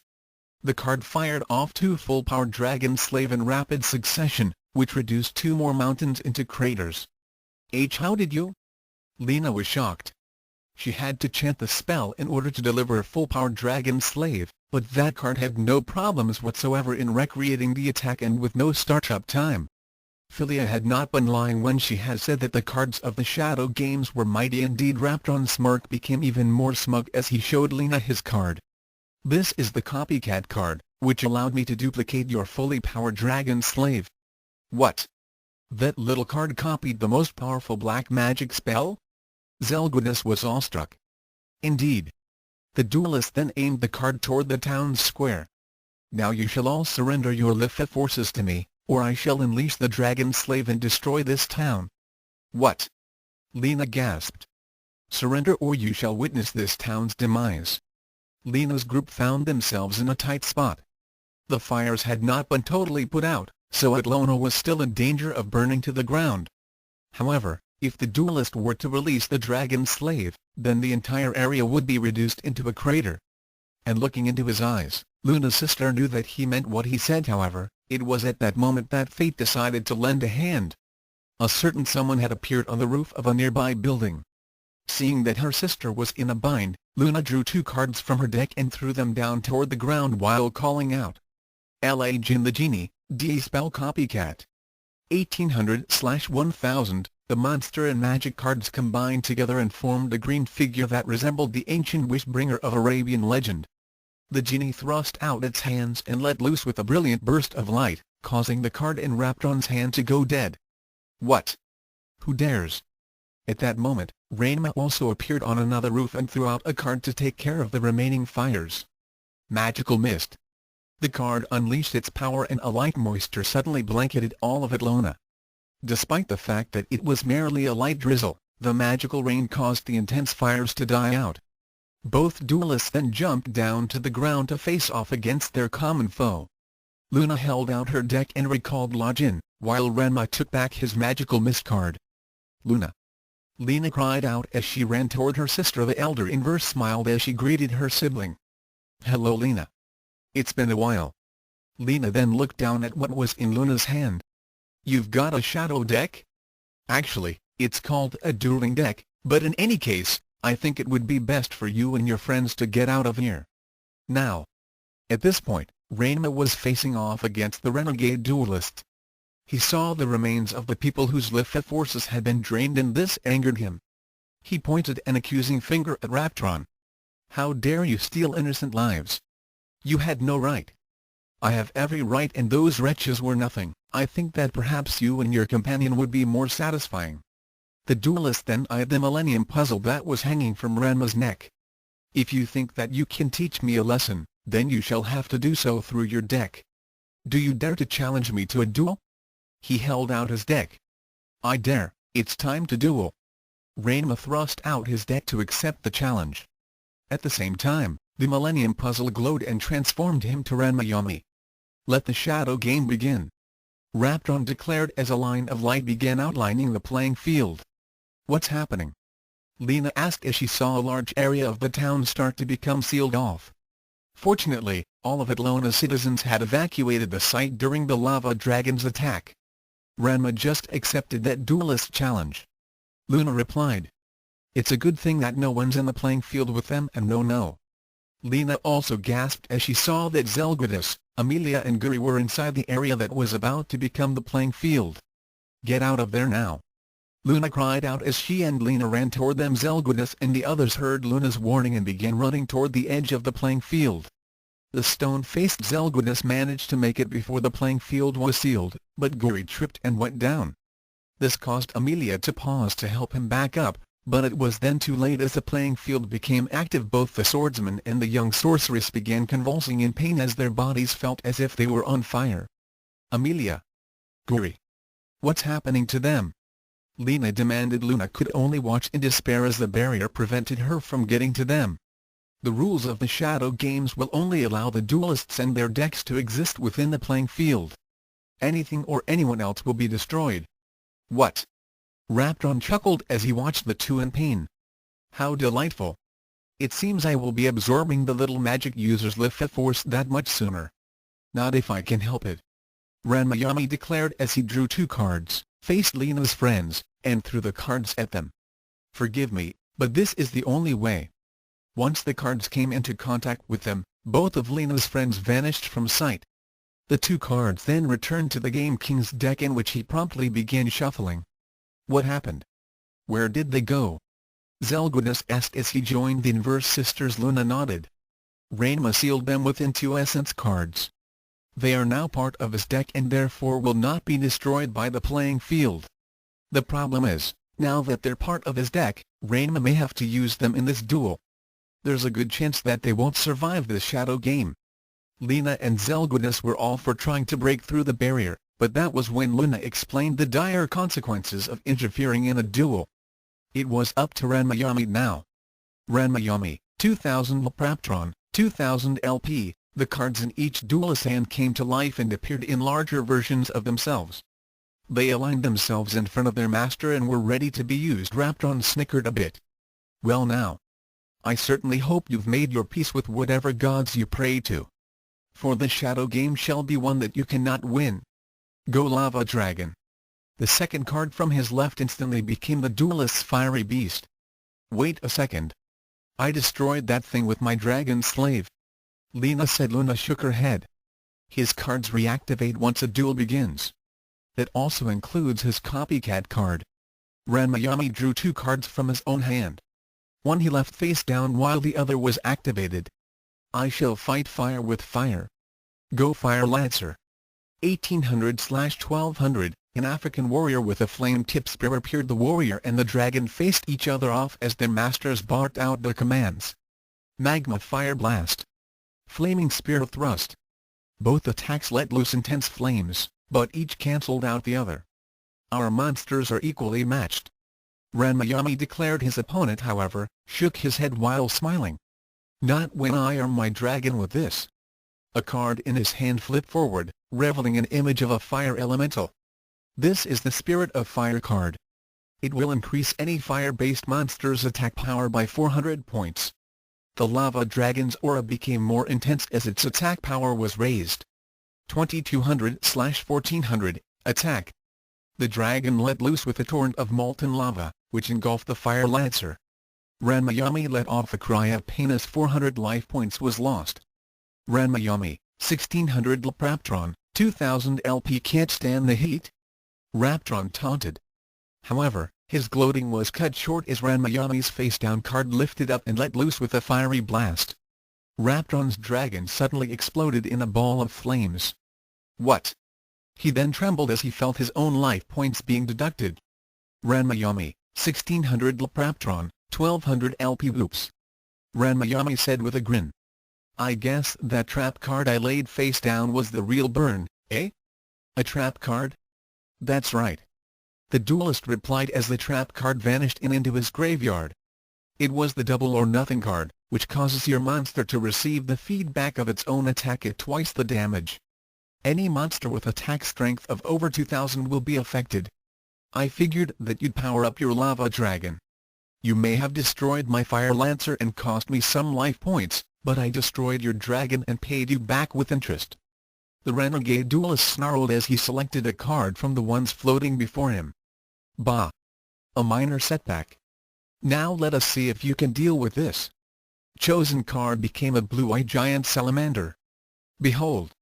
The Great Sea Lizard Aquarinda.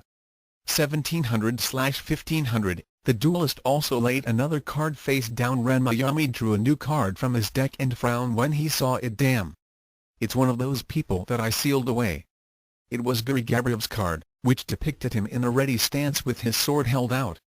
1400/900, his attack power is too low to go up against that sea lizard. Right now, he's the weakest fighter in my hand. I'll try another card.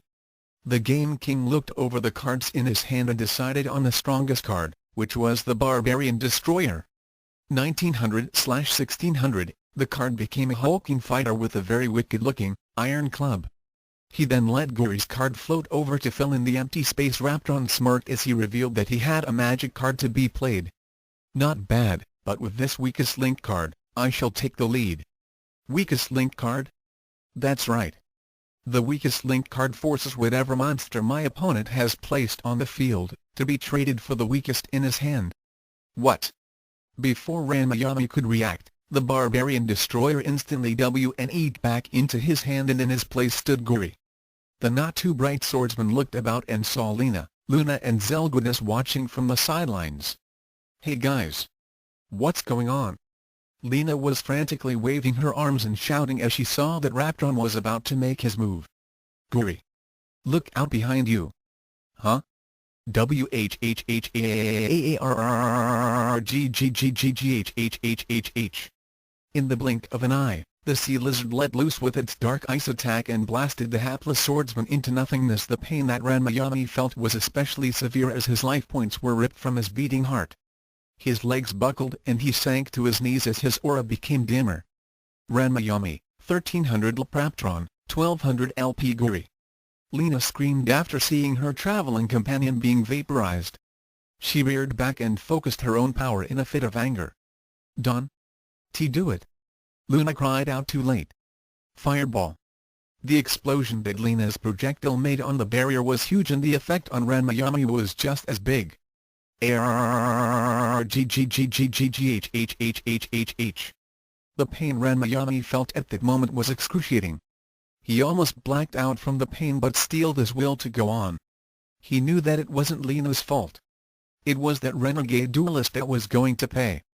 Ranma, 650 Lpraptron, 1200 LP. Lena was struggling to get out of her sister's hold, but Luna would not release her sibling from the half-Nelson she had put her in. Apparently, Ranma had taught her a few things during their travels. Zelguda stood in confusion, torn between helping Lena and thinking about what the consequences were for attacking the barrier, after seeing what happened to Ranma. Lena. Listen to me. I know that you're feeling angry right now about your friend. Let me go. Lena, calm down now. How can I stay calm after that? I know. But you'll do more damage to Ranma and your friends if you attack the playing field again. You just cost Ranma half his life points. What? Don't worry. Trust him. What? When Luna took a deep breath before speaking to Lena in a calmer tone. Trust Ranma. There's a chance that he can get your friend back. What do you mean? Lena asked as she stopped thrashing about. Luna released her sister and began explaining. I know it sounds crazy, but death in the shadow games is not always permanent. I had a look at Ranma's deck and he does have a card in which he can use to revive your friend. He can? Zelgudas inquired. Only the strongest of white magic could accomplish resurrection. Yes. So please. Trust him. I know that it's strange for me to tell you to put your faith in a person that I've only met a couple of days ago, but Ranma will win. You're only going to make things worse if you interfere. You trust this guy? Lena asked. Luna was silent for a long time before finally nodding. I'd trust him with my very life. The playing field. It seems your companions do not know the rules of a duel. Not that I'm complaining though. Raptron taunted. It makes things so much easier. Ranma gritted his teeth as he got back to his feet. Where is he? The duelist shrugged. Where all the defeated monsters and used magic cards go. The discard pile or. The cruel duelist grinned. As we call it in the Shadow Realm. The graveyard. The graveyard. Where am I? Guri wondered as he looked about. Last thing I remember was being attacked, then I find myself in the cemetery. The befuddled swordsman began wandering about the burial ground.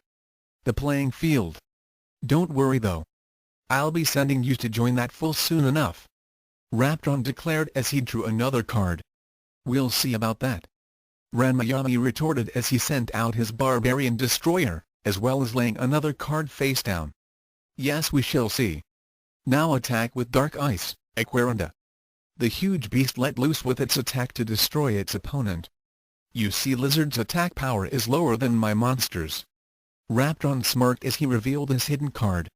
Not when I add this magic card. Venom Spray. Venom Spray? Indeed. This card goes especially well with any water-based or poison-type monster, causing it to release a torrent of poison along with its attack, reducing its opponent's attack power by 500. The Barbarian Destroyer was forced back as it was doused with poison, along with the surrounding area. 1400/1600, with attack power lowered, Ranma card was unable to fend off the Aquarunda's Dark Ice attack and was disintegrated. The Game King winced as he felt more of his life points being whittled away. Ranma, 350 Lpraptron, 1200 LP. Well now. This has been fun, but I'm afraid that I will have to end this duel. Raptron gloated. It's not over yet. Ranma declared. Oh, but it will be soon. You see, my Aquarunda's Venom Spray had not only vanquished your last monster, but it has also coated the ground and surrounding air with its lethal poison. Any other monster that you place on the field will be affected and will lose 500 attack points each turn. The only monsters that will not be affected are those with attack power less than 500. And furthermore, my Aquarunda will gain additional 500 attack points with each turn because of the Venom Spray. Face it, you've lost. Admit defeat now. True to his word, Aquarinda got an added boost to its attack power. 2200/1500, Ranma gritted his teeth as he drew another card. He frowned when he saw what card it was. It was Amelia's card. 1500/600, I don't dare play this card now. I'll have to use my other card to buy me some time. Swords of Revealing Light.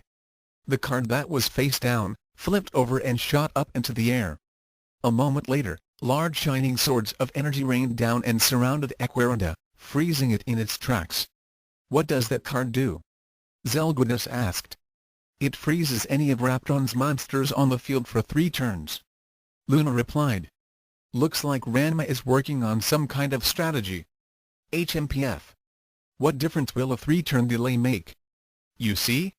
My Aquarinda is still being powered up by the venom spray. Raptron's beast's attack strength was now 2700. Ranma's opponent laid a card down. And this card will also ensure my victory. Your time is running out. I still have time to do this. Ranma said defiantly as he laid a card face down and sent out his Mammoth Graveyard in defense mode. 1200/800, Mammoth Graveyard is an undead-type monster and therefore will not be affected by the poison, the Game King said. No matter. I shall simply send out another monster to destroy it. The renegade tossed out a card, which became a huge cobra with 3 heads. Cobra King.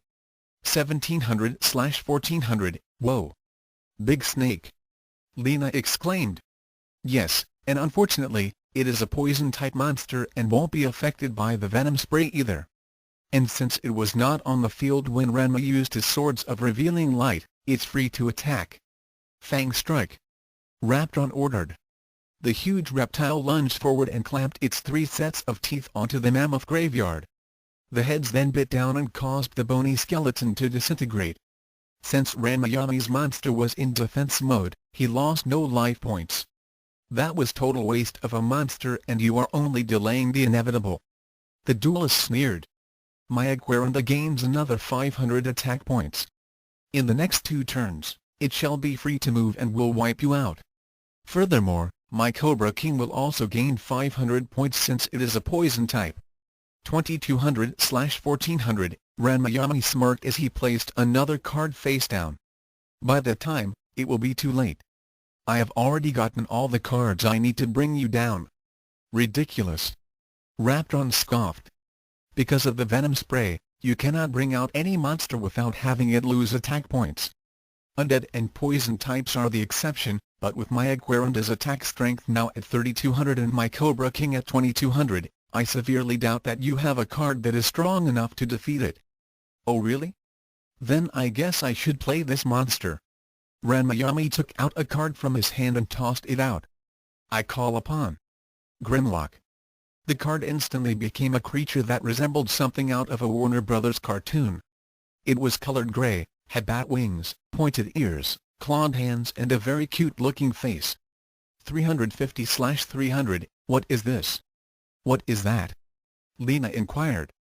It's Grimlock. Luna replied with disbelief. What's Ranma doing? Next to Karibo, it's one of the weakest monsters. As you said, Raptron. Monsters with attack points of less than 500 will not be affected by the venom spray. Indeed. However, I see no point in playing that little runt. Raptron scoffed. You must be mad in thinking that puny creature will defend against my monsters, especially when my Aquarinda will be free in the next turn, with an attack power of 3700. The Cobra King will be at 2700.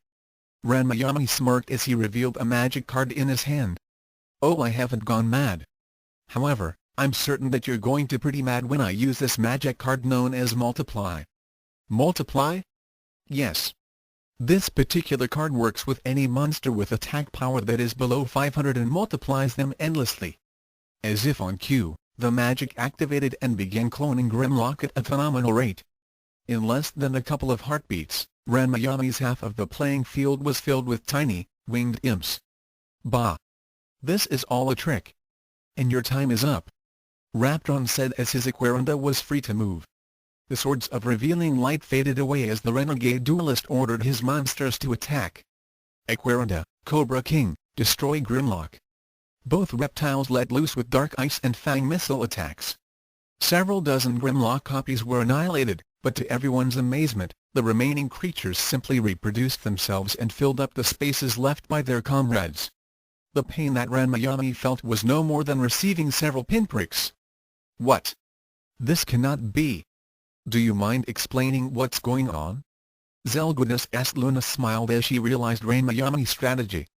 Raptron can't take Ranma's remaining life points until all the Grimlock are destroyed. However, for every one that is eliminated, 2 more will take its place.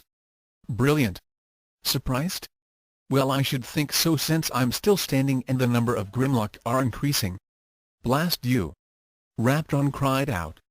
Though his sea lizard's attack power had risen to 4200 while the giant snake was now at 3200, it made little difference. And now, it's time for me to take you down, Ranma said as he drew another card. First, I shall equip my Grimlock this Dispel magic card to neutralize the power of the venom spray of your sea lizard. The Grimlock all thrust their little clawed hands forward and released blasts of energy which negated the effect of the venom spray card. I shall also use magical mist, to wash the field clean of the remaining poison.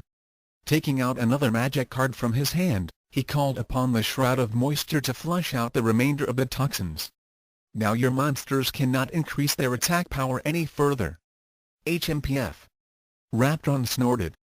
So what if I cannot power up my monsters? Each one is strong enough to destroy a Blue Eyes White Dragon now. Even though I cannot destroy the Grimlock, you still cannot attack me. Grimlock's attack power cannot harm the Sea Lizard or Cobra King. We're at a standoff. Not really. After I place this card face down, I'm all set to defeat you. Ranma tossed his last card face down and added another stinging jab. You're such an amateur. Raptron growled. Ranma's insufferable smirk and smug attitude was enough to rile him. Attack! Both the Sea Lizard and the Cobra King fired off another barrage at the Grimlock, but with the same results as before. The Grimlock simply multiplied right back again. Temper, temper, Ranma said as he was now ready. Such a waste of a turn. Now, it is time for me to attack. You don't have anything strong enough to destroy my powered-up monsters. Oh really? Well then, I suppose you never heard of Grimlock's special power. What special power? Ranma nodded as all of the Grimlock suddenly merged back into one monster again. Though Grimlock's personal attack power is relatively weak, it does have the ability to cast a curse upon all of the monsters in my opponent's deck. Problem is that it must be on the field for 3 turns and be equipped with a magic card. Now it will use the energy of the Multiply card to cast the dreaded Grimlock curse on your side of the field. This will greatly affect you for the next 3 turns. The Grimlock curse? The tiny Grimlock produced a soccer ball-sized sphere of purple energy, then lobbed it at the nearest monster, which was Aquarinda. The ball exploded into a seemingly harmless spray of mist, which blanketed Raptron's side of the field. After its job was done, it then vanished to the discard pile with no loss in its master's life points. Then Ranma decided to play his trump cards. And now, to finish my turn, I shall play Amelia the Sorceress, in attack mode. What is he doing? The Grimlock curse didn't affect Raptron's monsters at all. Zelgunas became extremely concerned as he saw the daughter of Prince Philonal appear. Amelia doesn't stand a chance against those things. She'll be wiped out like Guri was. Lena cried out. Luna, however, shook her head while smiling. I don't think so. I happen to know what the Grimlock curse does. Amelia blanked when she saw herself facing off against 2 gigantic monsters, but she couldn't bring herself to attack without Ranma. Command. Ranma, however, gave her a reassuring smile and said, Amelia, do not worry. They can't hurt you. Amelia let off a whine. Huh? But he's going to attack and I don't want to go to that graveyard like Mr. Guri. Though she was now under Ranma's command as a card, she had seen what had happened to the swordsman from within the deck. Don't worry. Trust me. Besides, you LLC Guri again. He then drew another card, glanced at it and nodded before putting it in his hand. Raptron, however, let off a malicious laugh. You fool. He threw away the shadow game. Aquarinda, destroy the sorceress. However, The sea lizard turned about and launched its dark ice attack at Cobra King, wiping it out. As a result, the duelist was racked by intense pain as he lost a whopping 1,000 life points from their difference in attack points. Ranma Yami, 350 Lpraptron, 200 LP. As his opponent's aura became dimmer and his body twitched in pain, Amelia glanced back to Ranma Yami in confusion. What happened? The Game King smiled. That was one of the effects of the Grimlock curse. For 3 turns, the monsters of my opponent will attack each other. The curse makes them see their allies as enemies and vice versa. When Raptron growled, Ranma Yami's smile became even more smug as he addressed him. And don't think that the curse only works on your sea lizard. Your half of the field is affected, so you can't bring out any new monsters until the curse wears off. It was then that one of the cards that the Game King had laid face down revealed itself. And now it is my turn, and I shall call upon the Enchantress of Light. The card instantly became a tall, beautiful woman with long, silver hair. She was wearing a very revealing white gown with a plunging neckline and a slit up one side. She wore a gold necklace, bracelets, and white sandals and gave off a soft amber glow. 1700/1700, Lena gulped as she stared at the activated card. Geez. Even the cards have bigger breasts than I do. Luna frowned a bit when she saw such a beauty in Ranma's deck. She then shook her head. She was not jealous of a card. And with the magic of this polymerization card, I shall combine her with Amelia. Ranma Yami chose a new card from his hand. The princess could only say, "Huh," as the magic went to work to merge her with the Enchantress. In a bright flare of white light, the two became one. The end result was a very grown-up, 5'10" Amelia, wearing the Enchantress wardrobe. The girl couldn't believe it as she felt new power flowing through her. Behold! Amelia, the Mystic of Light. 2000/1700, Ek. Lena stared at Amelia's transformed state. With just 2 cards, her diminutive traveling companion had become the equal to her old associate Naga, the White Serpent, and had gone to a D-cup. Zelgudis was also in a state of shock. It was very amusing to see a Chimera man develop a nosebleed. My turn is over. The Game King declared as he crossed his arms across his chest. Raptron sneered at his foe. So what if your little friend is now more powerful? I don't need to call upon another monster. My sea lizard shall annihilate your Mystic of Light. Attack! However, the sea lizard simply bowed down its head and went into a defensive posture. What is this? Ranma Yami shrugged. I only revealed one half of the Grimlock curse so far. Now you can see the other half. If there is only one of your monsters on the field, then it will automatically be forced into defense mode. You wasted your turn. Curse you. Nope. You're the one that's been cursed, until after the next turn. In which case, I reveal my second hidden card. The second card flipped itself over and revealed Reborn the Monster. Luna exclaimed happily. What's that? Lena asked. Just watch. Be reborn. Guri Gabriev. In another flash of light, the blonde swordsman appeared, swinging his weapon at empty air while screaming. Get away from me. Don't come near me. Huh? Guri looked about and found that he was on the playing field again. A moment ago, he had been fending off the Reaper of the Cards. Where did that maniac with the scythe go? Mr. Guri. Amelia rushed over and hugged him tightly, forgetting that she was now changed. Huh? Amelia?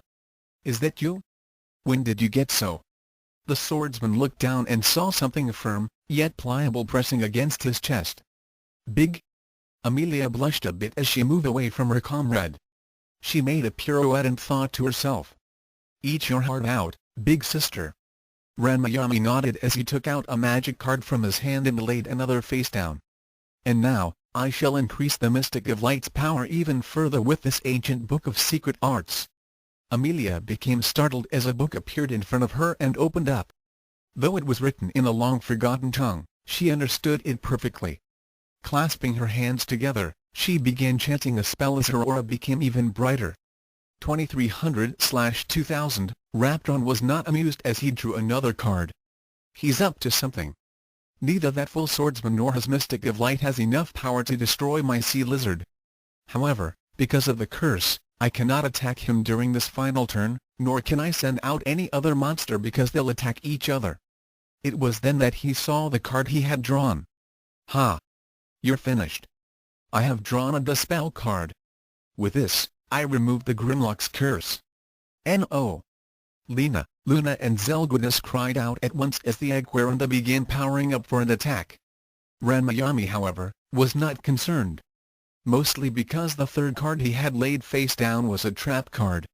Mirror Force, reflect the attack. The dark ice attack of the sea lizard was rebounded right back at the beast. However, Raptron was prepared. Not bad, but I shall use negate attack. The energy from the sea lizard's attack was dispersed before it could touch the monster. What was that? Zelgunas asked. Negate attack neutralizes any attack thrown against Raptron. Unfortunately, that includes his own, Luna explained. I believe that it's time to end this. Ranma declared as he put down the last card from his hand. Flame Swordsman. 1800/1600. Once the magical blade wielder appeared, the last of Ranma face-down cards flipped. With this polymerization card, I shall combine my two swordsmen to create a new fighter. Who? Guri cried out as he was being fused to the flame swordsman. When the magic was done, Guri found himself in new armor and holding a magical blade. He was also more muscular. Holding the flame blade was like holding the sword of light again. Cool. Ranma declared. You now face not only Amelia the Mystic of Light, but also Guri the Flame Champion. 2300/2000, ha! So what? Neither one of them are a match for my powered-up sea lizard. Raptron scoffed. It was then that the Game King revealed his ultimate plan. By themselves, they do not.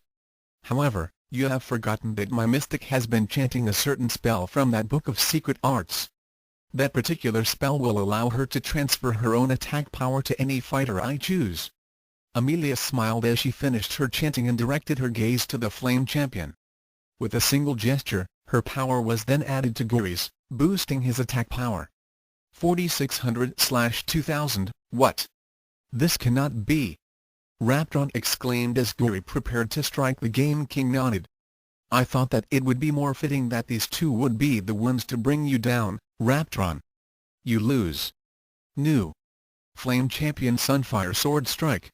With a downward stroke of his sword, Guri unleashed a huge blast of flames which resembled a horizontal solar flare. The sea lizard was charred to ashes in a nanosecond and Raptron was also caught in the attack. The barrier buckled under the stress and then exploded outward as the area behind it was scorched. Fortunately, the blast headed out of Atlona and destroyed a wide margin of uninhabited land. Then finally, the blaze died down as the playing field became inactive. Final score: Ranma 350 Raptron, 0 LP. Ranma stood over the defeated duelist as he lay on the ground with some serious third-degree burns all over his body. His clothes were smoking and his deck of cards was black, and the Game King was all business as he addressed his fallen foe one final time. Raptron, you have lost this duel and now, I shall decide your fate. Please. Not again. We can make a deal. The only thing that I deal are cards. I hereby consign you to no oblivion. With one hand thrust out and palm spread, the Game King sent whatever was left of Raptron back to the Shadow Realm. At that moment, everyone came running up to the duelist as he switched back to being Ranma again. You were incredible, Ranma. Luna said. It was nothing. Ranma said as he picked up a card on the ground, which had belonged to Raptron. It was the Aquarinda card. As he slipped it into his deck, he then pointed the cards at the Flame Champion and the Mystic of Light. Your job is done. I'm releasing you from the Essence cards. In an instant, Guri and Amelia found themselves back in their normal bodies again. AWWWW. Amelia pouted as she found herself in her smaller and less endowed form. Guri was also disappointed that he no longer held the magical sword. Lena stood nearby and eyed the cards as Ranma put them back into the carrying case on his belt. She then cast a sidelong glance to the cards in Luna's possession. She had seen cards that could copy the most powerful of magical spells without any problems, resurrect people without losing life energy, and a tiny creature that could curse its enemies. But most of all, Lena was thinking about how those cards had increased the size of Amelia's bust and given Guri more power than he ever had with the Sword of Light. Say, Ranma, how about 500 silver pieces for that deck? To be continued. Author's notes. Who boy, was that a long one. In any case, this duel is over, and in the next chapter, we'll have Luna's first shadow game plus a few more antics from the Slayers cast. For now, I'm taking a little vacation from writing, so I'll see you all in 2 weeks. New dual monster and magic cards introduced. Ruby Wing Eagle 1600/1000, a giant bird with crimson feathers that it can launch like deadly missiles. Lava Dragon 1800/1400, a powerful fire dragon that can spread molten lava essence cardable to absorb the mystic energy of the soul or combine it to create a dual monster card. Fire Lancer 1800/1200, African spear bearer to the fire god's spirit. Fire card causes any fire-based monster to be strengthened by 400 attack points. Double or nothing trap card jives feedback of double damage caused by any monster with attack points of 2000 or higher. Aquaranda 1700/1500, Great Sea Lizard of the Deep. Special attack is Dark Ice. Guri Gabriel 1400/600, former wielder of the Sword of Light. As smart as a sack of hammers, but an expert swordsman. Barbarian Destroyer 1900/1600, a meaner version of the Axe Raider. Weakest link card automatically swaps whatever monster an opponent has on the field for the weakest monster in his hand. Venom Spray card works with all water and poison-based monsters. Raises attack power by 500 and coats the surrounding areas with toxins. Will continuously drain opponents' monsters and raise players' monsters. Only monsters that are undead, poison types and those with less than 500 attack points are unaffected. Cobra King 1700/1400, three-headed snake with fangs that can pierce granite. Special attacks include Fang Strike and Fang Missile. Grimlock 350/300, the Bad Luck Imp. Second weakest monster in the game, but it can cast the dreaded Grimlock Curse after 3 turns and if it has been equipped with a magic card. Amelia the Sorceress 1500/600, Princess of Ceylon and overzealous champion of justice. Enchantress of Light 1700/1700, very sexy, but extremely powerful magic user. Can be played with nearly every kind of magic card. Amelia the Mystic of Light 2000/1700, fusion of Amelia and the Enchantress of Light. Basically, she's a grown-up version of Amelia with top-notch white magic, shamanism skills and an increase of 2 cup sizes. She is the equivalent to the Dark Magician Girl. Guri the Flame Champion 2300/2000, fusion of Guri and a Flame Swordsman. Wields the Sunfire Sword. Chapter 6 Ranma, Master of the Cards. Disclaimer: Ranma 1/2, Slayers and Yu-Gi-Oh! Belong to their own creators and I shouldn't be blamed for any of this. Thoughts. Ranma Yami. Ranma merged with Yami LPDP. Attack Defense Points. Chapter 4 Part 1 Luna's first duel. It was well past midnight at a small inn on the side of the road north of Atlona. In one room slept a certain duelist from another world, Ranma Situm. Lying on the floor beside his bed was his backpack. On the night table was his belt and card case where he kept his dueling deck. Hanging from his neck was the Millennium Puzzle. As always, when Ranma slept, he tended to sleep extremely soundly. His senses were tuned to anything that might threaten him, but they usually disregarded everything else. As such, he was unaware that someone was outside his room with the intent of stealing something. Lena Inverse tiptoed as quietly as she could as she approached Ranma's room. She was currently sharing a room with Amelia, while Guri and Zelguda shared another one. Ranma had more than enough gold on him to secure a room of his own, as did Lena's sister. However, it wasn't gold that the red-haired sorceress was after this time. After Luna had explained to her that Ranma was from another world and that he had access to this world, Lena figured that he wouldn't miss a few of his cards. He could always replace them once he returned to his home dimension, right? Besides, what would he need the Enchantress of Light in that polymerization card for? The younger Inverse girl figured that with some experimentation, she could get an increase in power and bra size. And there might be a few other goodies that she could obtain from that deck once she... Hello sister. What brings you here at this time of night? Just as she was about to turn the doorknob to Ranma's room, Lena stiffened up when she heard her sibling's sing-song voice behind her. Whenever Luna spoke in that tone, that could only mean that Lena was in big trouble. The last time she heard that tone of voice, it was after Luna had found out that her sister had been selling images of her sibling in the shower. She grinned nervously as she turned around, and saw Luna standing in her nightgown with a certain smile on her face, and her arms crossed over her chest. "Oh, hi. Sis. What are you doing up?" "That was my question, Lena, though I believe I can guess why you're skulking about Ranma's door." "I wasn't skulking," the redhead denied in a harsh whisper. "All right, prowling then," Luna amended, as her facial features became a bit sterner. "I know what you were planning to do, Lena." "What are you talking about?" "The power contained within Ranma's dueling deck is far more than you could ever imagine. It's one thing to be able to cast the Giga Slave. It's quite another to be in possession of the powers of the Shadow Realm. And I know you, Lena. You picked up some very bad habits, including taking things that do not rightfully belong to you." "What? Are accusing me, your very own sister, of trying to steal Ranma's cards?" Lena said with some mock indignity, but when Luna's eyes narrowed, then Gory's traveling companion knew that she wasn't fooling her in the least. She then laughed nervously. "Ah, hey? Well, it's not like he'd miss a few cards, I mean he's got so many. And something tells me that I'd better get back to bed." Luna's expression became somewhat less hardened as she nodded. "Good night, Lena." Just as the redhead turned to head back to her room, Luna decided to add a few more words. "Oh, and Lena?" Lena turned her head over her left shoulder. "Yeah? Ranma and I agreed to allow you and your friends to join us on our quest, since we could use your help. However, I would be quite displeased if some of his cards or mine were to suddenly go missing." Lena swallowed a bit as she caught her sister's not-too-subtle warning. "Good night, Luna." The next day. "You've got a pretty powerful deck," Ranma commented as he flipped through Luna's deck. The group was eating breakfast as they prepared to head toward the next town in search of the Millennium items and any renegade duelists. As usual, Lena and Gory were fighting over who would get the last plate of food, and who pays the bill. "Yes, though it doesn't have exodia like yours." Luna remarked. This immediately got Lena's attention as she remembered back to Philia's story about the legendary being of destruction.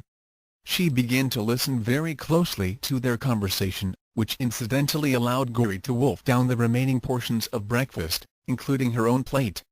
"It may not have exodia," Ranma commented. "Still, these are some of the rarest cards I've ever seen. However, I can see a few weak points in your deck."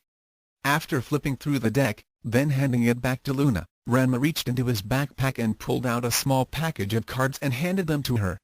"Here. Add these to your deck. They'll help you in certain situations." Luna took the offered cards, removed them from their strange, colorful wrappings, and scanned them. A puzzled look appeared on her face as looked at Ranma.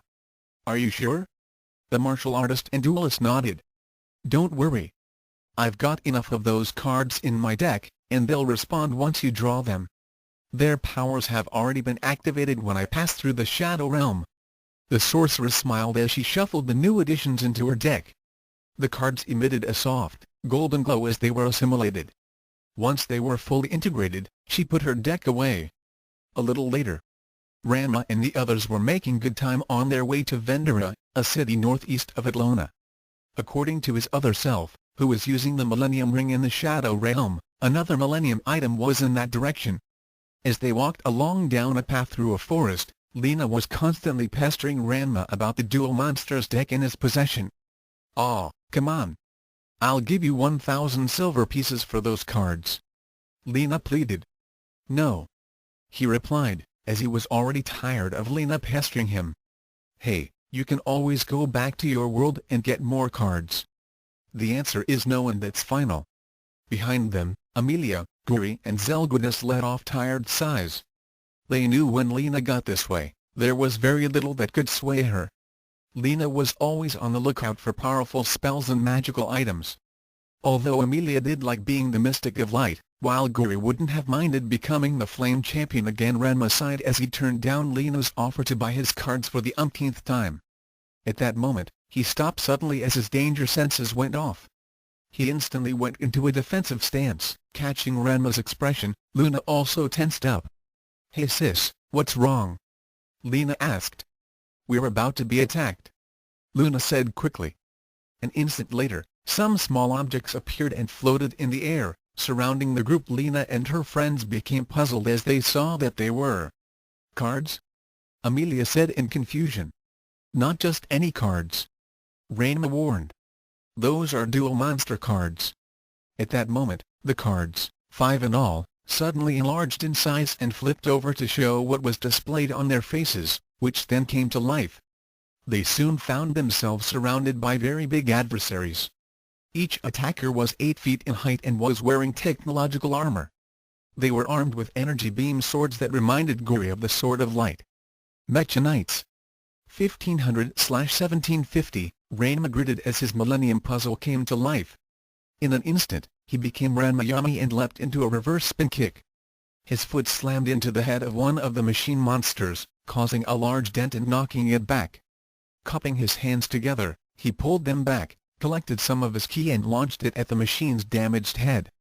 Moko Takabasha. The ki bolt blasted the Mecha Knight's noggin clear off its shoulders. The body then collapsed and exploded into fragments that faded away. The duelist and martial artist nodded as he saw that his fighting techniques worked enough against these mechanized warriors. However, for his companions, it was a different story.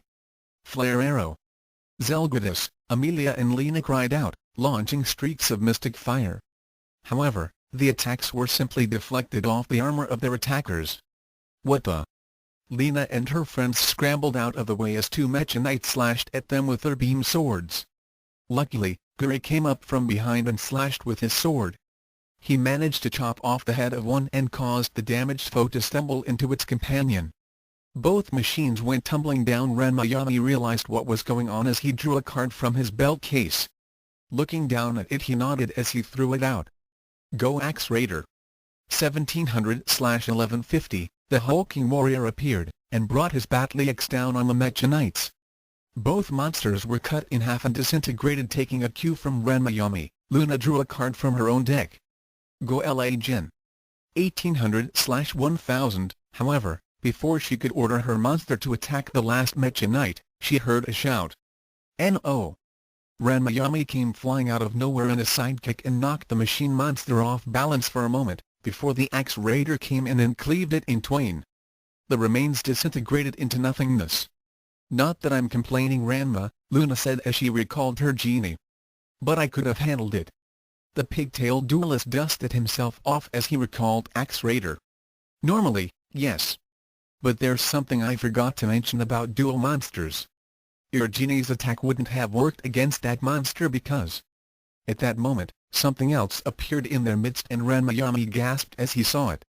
It was an ugly-looking, red metal sphere with 4 arms and was ticking. Take cover. In that instant, Ranmayami pushed Luna out of the way. Kaboom! The blast sphere 2900/1400 went off and Luna just barely managed to erect a protective barrier around her comrades. However, the force of the explosion partially caught its nearest intended victim. Ranmayami. When the smoke cleared, Lena and her group checked for injuries. That was when they heard a moan and saw that Luna was on her knees and cradling a badly injured Ranmayami in her arms. Ranma. Are you all right? Ranmayami groaned as he tried to move, but he had suffered some serious bodily damage when he took some of the blast to protect Luna. Thankfully, the Millennium Puzzle had also put up some protective energy, which had allowed him to survive the explosion.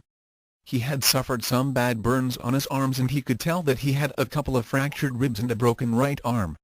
Each breath he took was painful.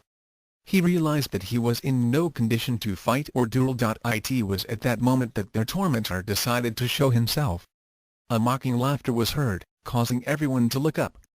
Standing on a stone ridge overlooking their position was a tall figure with short blonde hair. He was garbed in a kind of leather jacket, tunic, dark pants and boots. His face had an ugly scar running down his left cheek and above it, his left eye had been replaced with a kind of technological monocle. The newcomer gazed down at the group and continued to snicker for a bit. Who are you? Luna demanded. The stranger snorted as he replied in a tough tone. The name's Bannock, lady. That was quite a protection spell you cast there. Didn't think anything could stand up to my blast sphere. He held up a deck of cards. You're a duelist? That's right. Bannock nodded as his expression took on a bit of a leering look. And if I'm not mistaken, You're the famous Luna in verse, the most powerful sorceress in the world." Lena grumbled a bit. Even though she was the one who had defeated Shibranagdo, Febrizo, and Darkstar, her sister was the one that most people knew by reputation. The only thing Lena was remembered by was her reputation as the bandit killer and dragon spooker, plus the fact that she had small breasts. "Yeesh. What do you want?" Luna demanded, though she was pretty certain of what he wanted. Bannock shrugged as he replied. "I would think that you know the answer. I've been hearing some stories about a duelist traveling around with the famous Luna in verse. If you know about the Shadow Games, then you also know that we need to absorb the life energies of some powerful magic users. I thought I could get your life force by ambushing her with my Metronites and using the blast sphere, but your dueling friend there got in the way."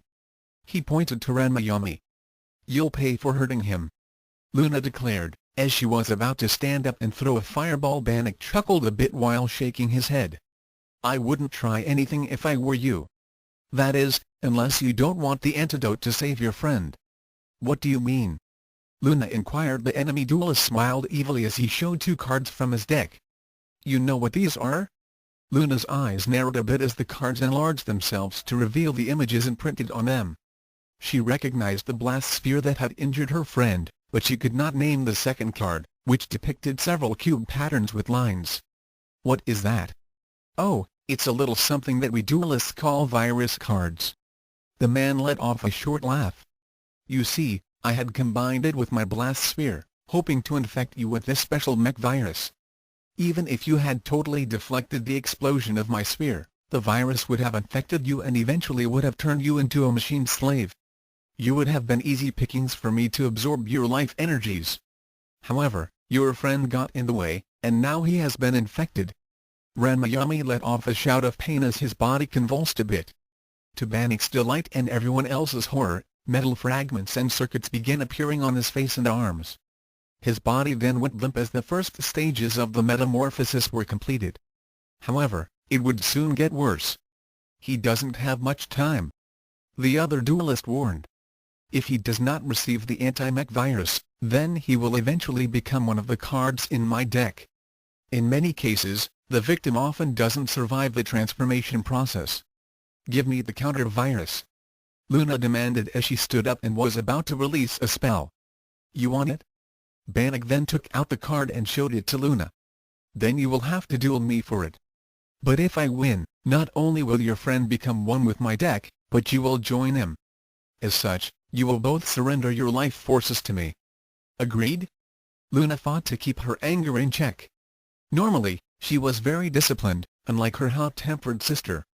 However, seeing Ranma in such a state, made her feel rage like she had never felt before.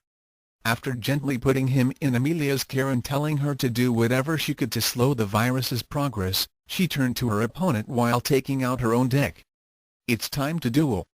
Be careful, sis," Lena called out as she, Zelgradus, Amelia and Guri carefully carried Ranma out of the dueling area as it formed. Both Luna and Bannock were sealed off from the outside world, as a new shadow game was about to get underway. Ranma moaned as he tried to speak. "Luna. His deck is ARGH. He wasn't able to finish with his warning as more pain shot through his body. Additional circuits and mechanisms appeared as the mech virus continued to ravage his insides. It was well into the second stage of transforming him. Luna would have to win this duel and quickly to save him inside the dueling arena." Bannock continued to sneer at his opponent. "I hope your friend has told you about some of the rules of the Shadow Games. You can't attack me with your own magic, unless you want to forfeit all of your life points. No outside interference is permitted and—" "I know all of that," Luna said as she drew her first hand. The cards instantly enlarged themselves and arranged themselves before her with their backs facing her opponent. Bannock's dueling hand did likewise. "Make your move." "Luna, 2000 Bannock, 2000 LP. I'll start with Metronites in attack mode." Bannock gestured to his first card, which became the metal monster. Luna nodded as she decided on her first monster. "I shall use Login. Attack." The green genie appeared and let loose with a mystic blast at the machine monster. However, the attack simply bounced off the armor of the Metronites, leaving Luna and everyone else stunned. "What's going on?"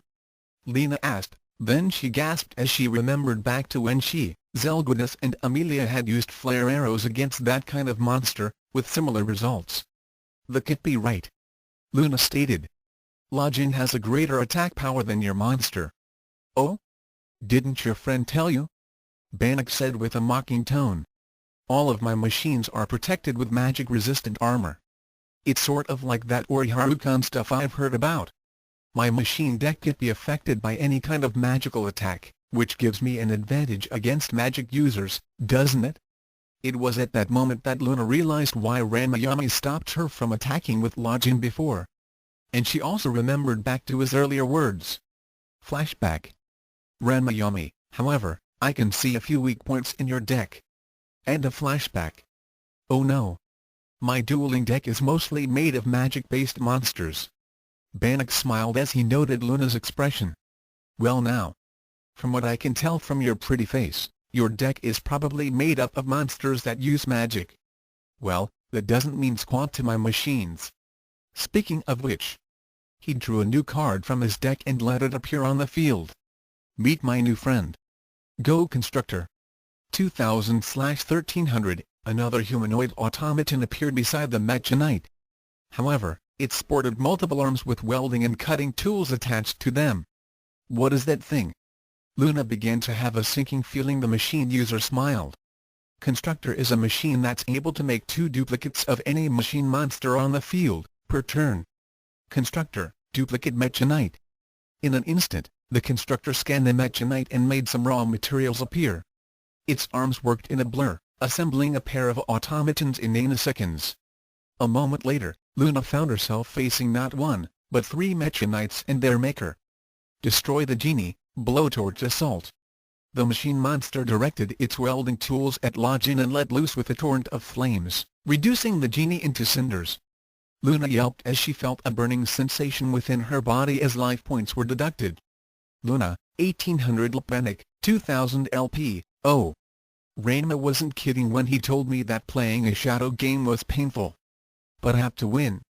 Ranma's life depends on it. But I don't have any cards that can stand up to machine monsters. They can't be hurt by magic. What can I do?" Bannock laughed at his opponent. The greatest sorceress in the world was about to be beaten. "Can't let him get to me. I have to keep fighting, for Ranma's sake." Seeing that the cards in her hand would not help, she drew a new card from her deck.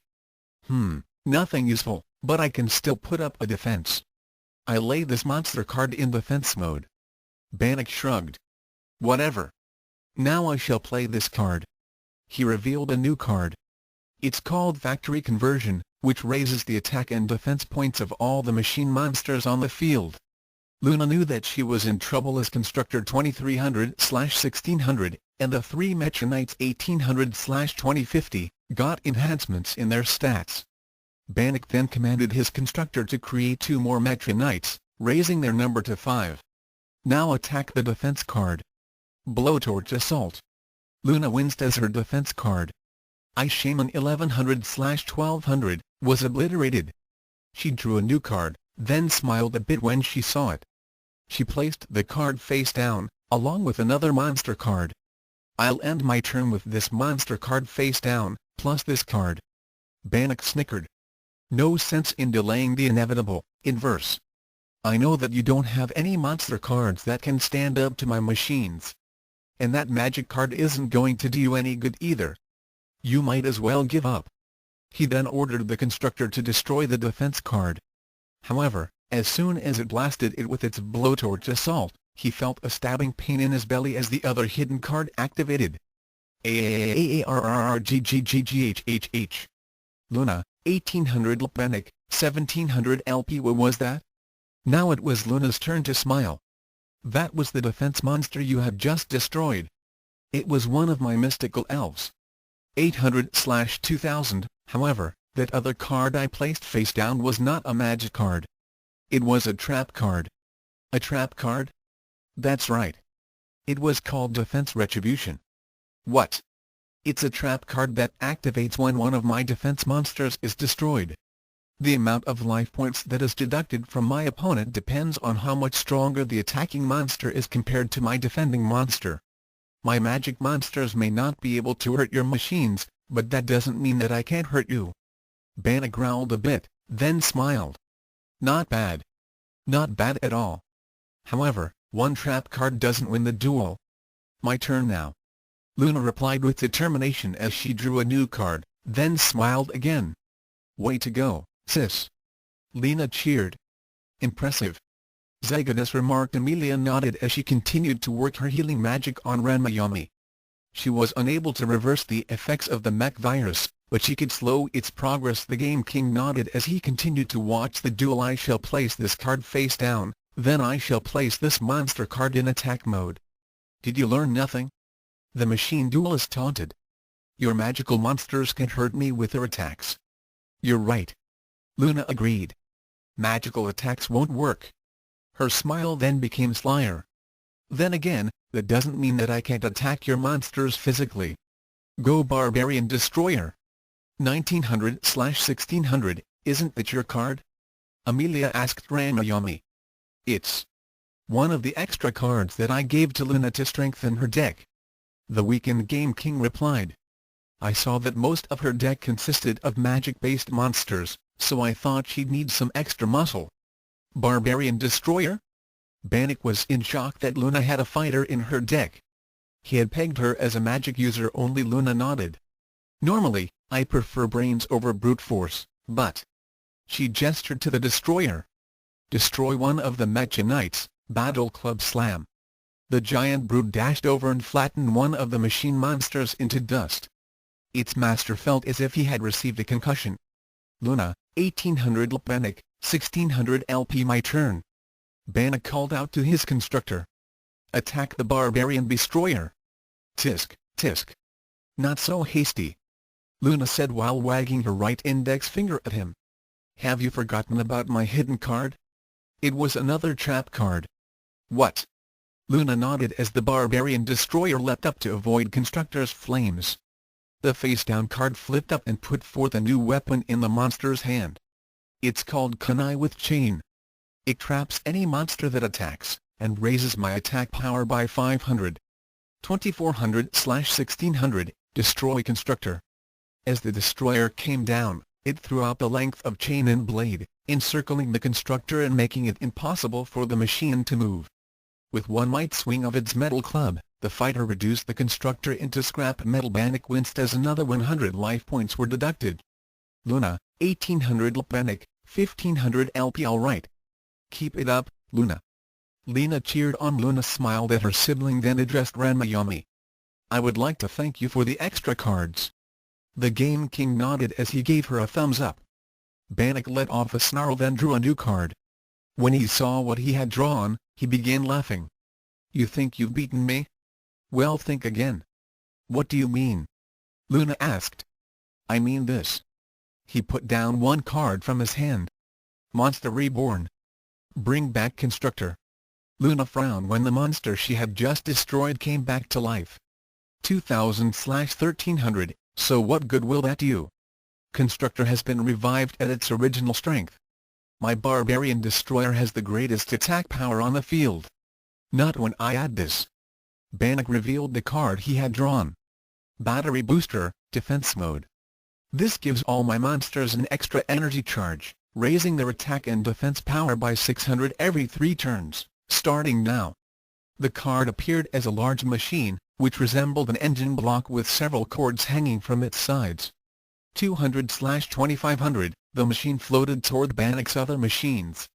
Its cords reached out like tentacles, plugged themselves into the machine monsters' backs and began feeding them to power. Luna frowned again as she saw her opponents become even stronger. You've already used Kunai with Chain's trap effect, so you can't avoid this. Constructor attack. This time, Luna's monster was unable to prevent itself from being destroyed and Luna felt more pain. Luna, 1600 Bannock, 1500 LP, Bannock let off another hoot of laughter. Now let's see how you can deal with my machines now. Lena's sister drew a new card and felt her confidence lower. It was another magic monster. She still had the fighter cards that Ranma had given to her, but she would have to hold out until she could draw them. I'll put this monster in defense mode. Hey? Good. You surprised me with that fighter type, but I'm going to make certain that you don't get another chance at my life points. Bannock drew a new card and started laughing. And this card will ensure my victory. What do you mean? Luna demanded. I forgot to mention another thing about Constructor. When it has 4 of the same kind of machine monster on the field with it, then it gets to use its special ability when I have a certain card. What card is that? This one. He then showed her a card that he had drawn. It's called Cyber Link Up. It allows me to merge the 4 machine monsters with Constructor. The trick is that all of those machines, plus the Constructor, have an attack power of over 2000, which they all do. And now, the card was activated, as Constructor began slicing and dismantling the 4 Mecha Knights, then merging their parts to it, resulting in a much larger machine monster. The new creation looked like technological golem with a wicked, double-barreled rifle in its hands. Beat Master Blaster. 2900/2300, Master Blaster? Luna inquired as she looked up at the hulking behemoth in front of her. That's right. Bannock said with a smirk. Master Blaster happens to have 2 special abilities. First of all, it's able to use its hypnotic beams to force any monster into defense or attack position. What? Luna gasped. That's why its first name is Master. Now, force her defense card into attack mode. Master Blaster turned its gaze on Luna's defense card, which instantly came out in attack mode. It was a card called the Mage of Fire Spirit. 1700/2000, and now, here's the reason why it's also called Blaster. Devastator Cannon. The machine then aimed its weapon at the mage and let loose with a blast which destroyed Luna's mage, causing a huge explosion and reducing her life points even further. Luna, 600 Bannock, 1500 LP. Luna almost fell to her knees after losing 1200 life points, but managed to hang on. Opposite to her, Bannock laughed again as things began to look dim for the sorceress. Lena, don't! Zagadus shouted, as the red-haired sorceress was about to charge into the barrier to help her sister. You'll cost Luna half her life points. The Chimera Man remembered the last time Lena had interfered. Asguri leapt up and put Lena into a half Nelson, thereby holding her back. Amelia trembled with fear. Lying on the ground, Ranmayami's future looked just as dark as the virus continued to eat away at his body and soul. To be continued. Well, I've finally started on Luna's first duel and it looks like she's in big trouble. She's down to 600 LP, can't use any magic attacks, and Master Blaster has her in its gun sights. She can't keep defending against it, and one more attack will finish her. Ranmayami is in danger and is fading fast. How's she going to get out of this one? Well, we'll just wait and see. I was inspired after watching Yu-Gi-Oh! And seeing Joey and Bandit Keith's duel. In any case, many of the cards that I've listed so far are just made up as I go along. If you'd like to suggest some cards to be used later in the series, send me some email. They don't have to be real cards. They can be made up from your fertile imaginations. Constructor attacked with 2300. Mystical Elf was defending at 2000. With Defense Retribution, Bannock lost 300 LP. Constructor 2600/1300, Mecha Knights 2200/1300. After battery boost, new cards introduced Mecha Knight 1500/1750, Machine Monster armed with a Beam Saber Mech Virus, like Kaba's Crush card, but turns any opposing monster with over 2000 attack points into a machine monster under Bannock's control. A machine monster must host the virus. You'll see it in action next episode. Anti-Mech Virus, Antidote to the Mech Virus. Constructor, 2000/1300, machine monster that can make 2 duplicates of any other machine monster per turn. Master Blaster, 2700/2300, fusion of 4 machine monsters plus Constructor. Can reverse an opposing monster's attack defense status. Cyber Link Up, like the polymerization card, but performs like a ritual card. Must have Constructor and 4 other machine monsters to initiate. All monsters must have over 2000 attack points. Ice Shaman, 1100/1200, Ice Magician Magof Fire Spirit, 1700/2000, Fire Wizard of the Helllands Battery Booster, 200/2500, able to boost the attack power of all machine monsters on the field by 600 points every 3 turns.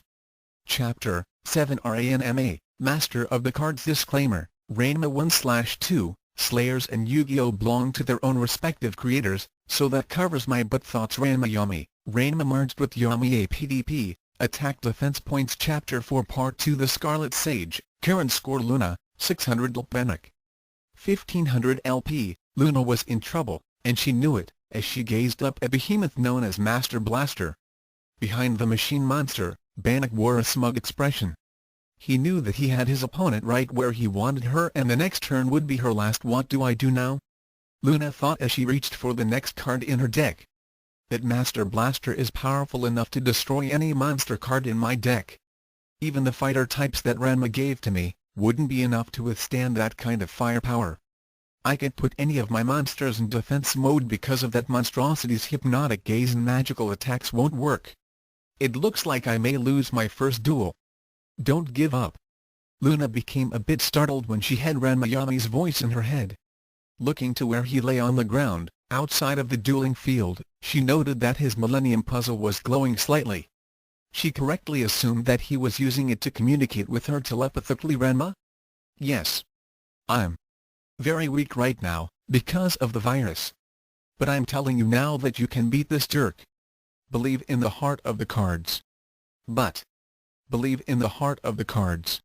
For once you put your heart into the game, then there is nothing that you can't do. Ranma Yami's voice faded away, leaving Luna with a decision.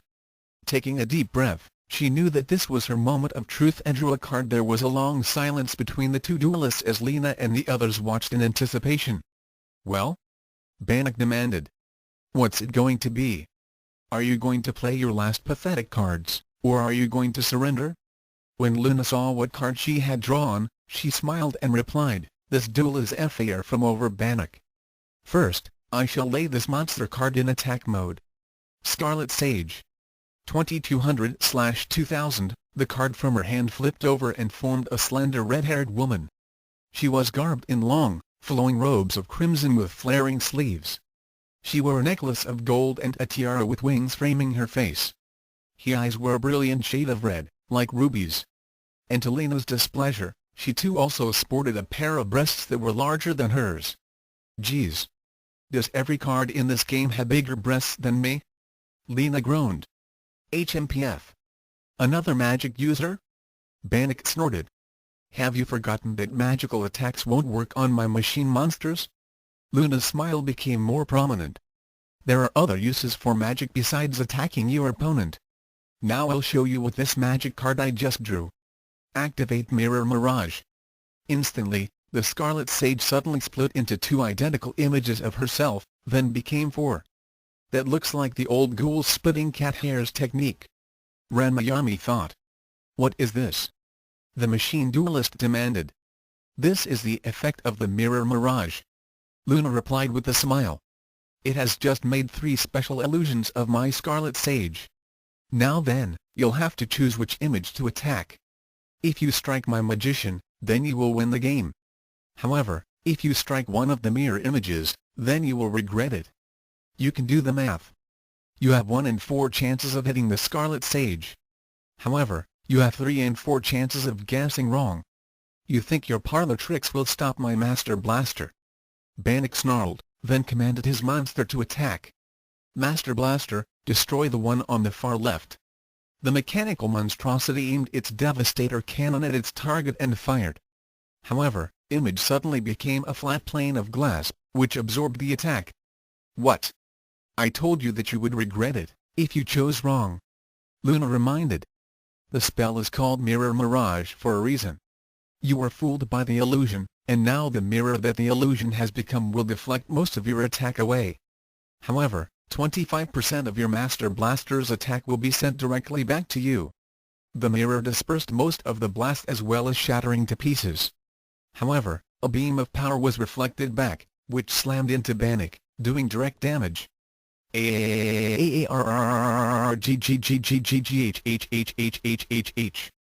Luna, 600 LP. Bannock, 775 LP. Luna smiled as she still had her Scarlet Sage on the field, plus 2 more duplicates. Now we are almost even. On the sidelines, Lena and the others cheered as Luna began her comeback. Bannock was not amused. You will pay for that. Luna shook her head. I don't think so. You still have 3 more chances to hit my Scarlet Sage, but if you guess wrong again, then you won't have many life points left. Furthermore, I shall lay this card down as well. Another card appeared face down on the field. Care to try your luck again? Bannock growled as he decided that it was worth the risk. Master Blaster, attack the middle one. Luna frowned as the blast hit the real Scarlet Sage, causing the remaining illusions to disappear. Ha! I've won. Bannock sneered. However, Lena's sister shook her head as her smile returned. I'm impressed. You actually guessed right, but that doesn't mean that you've won. What do you mean? Her opponent demanded, then gasped as Luna's hidden card flipped itself up. I mean that you attacked without considering the trap card that I had placed. A trap card? That's right. It's a card known as the Time Crystal. Time Crystal? In an instant, the card became a multi-pointed white crystal in front of the Scarlet Sage. The energy from Master Blaster's attack was absorbed into it, leaving the magic user unharmed. The power of the Time Crystal is activated when an enemy attacks. Luna explained. It absorbs the attack, which saves my sage from destruction, and activates its special ability. Now behold! The Time Vortex. The crystal put forth a beam of light, causing a rift in the space-time continuum. A circular portal appeared and increased in size. When it was larger than Master Blaster, it began exerting a powerful suction force. Bannock's machines tried to resist, but were pulled through the dimensional gateway, which immediately closed itself, leaving his side of the field empty. What happened? Where are my monsters? The violet-haired magic user gave her opponent a smirk. They were pulled through the time vortex and flung into the future. The future? That's right. 3 turns into the future, to be precise. That means that Master Blaster and Battery Booster will reappear 3 turns later. Until then, you will be without your strongest monster. Outstanding. Zelgudis remarked. Without that Master Blaster, Sis has got this duel in the bag. Lena declared. Ranma Yami coughed a bit as the virus continued to eat away at his body. Don't celebrate too soon. The duel is not over yet. Unfortunately, I cannot attack when using the Time Crystal trap. However, I can still switch my Scarlet Sage to defense mode now that Master Blaster is gone. I shall also lay this card face down as well. Lena's sister gestured to her monster while throwing out a new card. The red-haired magician knelt down in a defensive posture. Another card appeared behind it. Bannock growled after temporarily losing his best monster, then chuckled. I had thought that you'd be easy pickings, but I can see now that I'm going to enjoy destroying you. Master Blaster was my strongest monster, but he wasn't the only one in my deck. Luna said nothing for a moment as she considered her situation. I've bought some time with that time vortex, but not much. These next 3 turns will be critical, and after that, the Master Blaster will return. If I can't figure out a plan by then, I'm finished. Make your move. Luna called out. Bannock nodded as he selected 2 cards from his hand. All right. I may not have Master Blaster right now, but I shall win. Go Blast Sphere. Luna frowned again as she saw the same device that had injured Ranma Yami. As of now, his body was now 50% machine, and Amelia couldn't hold out much longer in delaying the mech virus. Now the Blast Sphere sped over to her side and attached itself to her Scarlet Sage. I do believe you remember my Blast Sphere, Miss Inverse. It's a self-destruct monster. And once my turn is over, it will explode, giving off 2,900 points of damage. That's more than enough to destroy your Scarlet Sage. Luna started hearing some ominous ticking sounds and knew that she had to think fast. Just then, Bannock raised an arm with fist clenched and pointed with his thumb toward the ground. My turn is over. Kaboom! Bannock snickered as a huge explosion caused a cloud of dust to appear. However, his laughter was short-lived, as when the smoke cleared and he saw the Scarlet Sage was unharmed. Except that her pendant had been replaced, with a large medallion around her neck. What the? How can the sage still be standing? Simple. Luna said with a shrug, as her hidden card was now visible to all.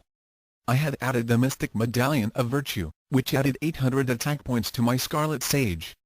3,000/2,000, what does that do? Amelia asked. Ranma Yami smiled a bit. It made her sage stronger, so the blast was deflected. That means Bannock's life points goes down. Luna, 600 LP. Bannock, 665 LP. You'll pay for that. I doubt it. Luna said. I don't. Bannock said with a sneer. You may have avoided being destroyed by my blast sphere, but that didn't mean that I wasn't prepared for something like that. What are you talking about? Luna demanded. This. A card suddenly appeared in front of Bannock. I had added a little surprise to my blast sphere before I set it off. Recognize it? Luna's grimaced as she saw it. The mech virus? That's right. And it will affect all the monsters on my opponent's side, including the ones in your deck. In 2 turns, all the monsters that have over 2,000 attack points will become machine monsters, under my control. In an instant, the Scarlet Sage began writhing in agony as circuits and robotic parts began to appear all over her body. Luna's deck also began glowing with an eerie light as the cards were being infected. I have to think fast, if I want to save my Sage and the rest of my cards. Luna quickly began scanning her hand. There's nothing in my hand that can help me. If I had Bannock's anti-mech virus, I could reverse the effects and wait a minute. I do have the means to beat that mech virus. But I have to draw for it. However, if I don't draw the right card, then I'm finished.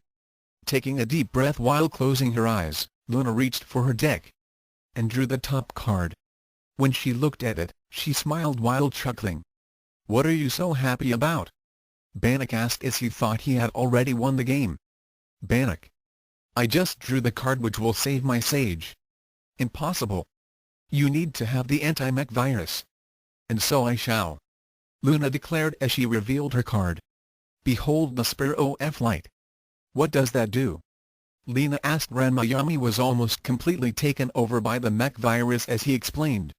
The Pharoah of Light allows Luna to seek out one card in her opponent's hand, graveyard pile or deck. We know that it's not in his graveyard. It's got to be either in his hand or deck. However, she only has one shot. If she guesses wrong, then Luna may waste her only chance.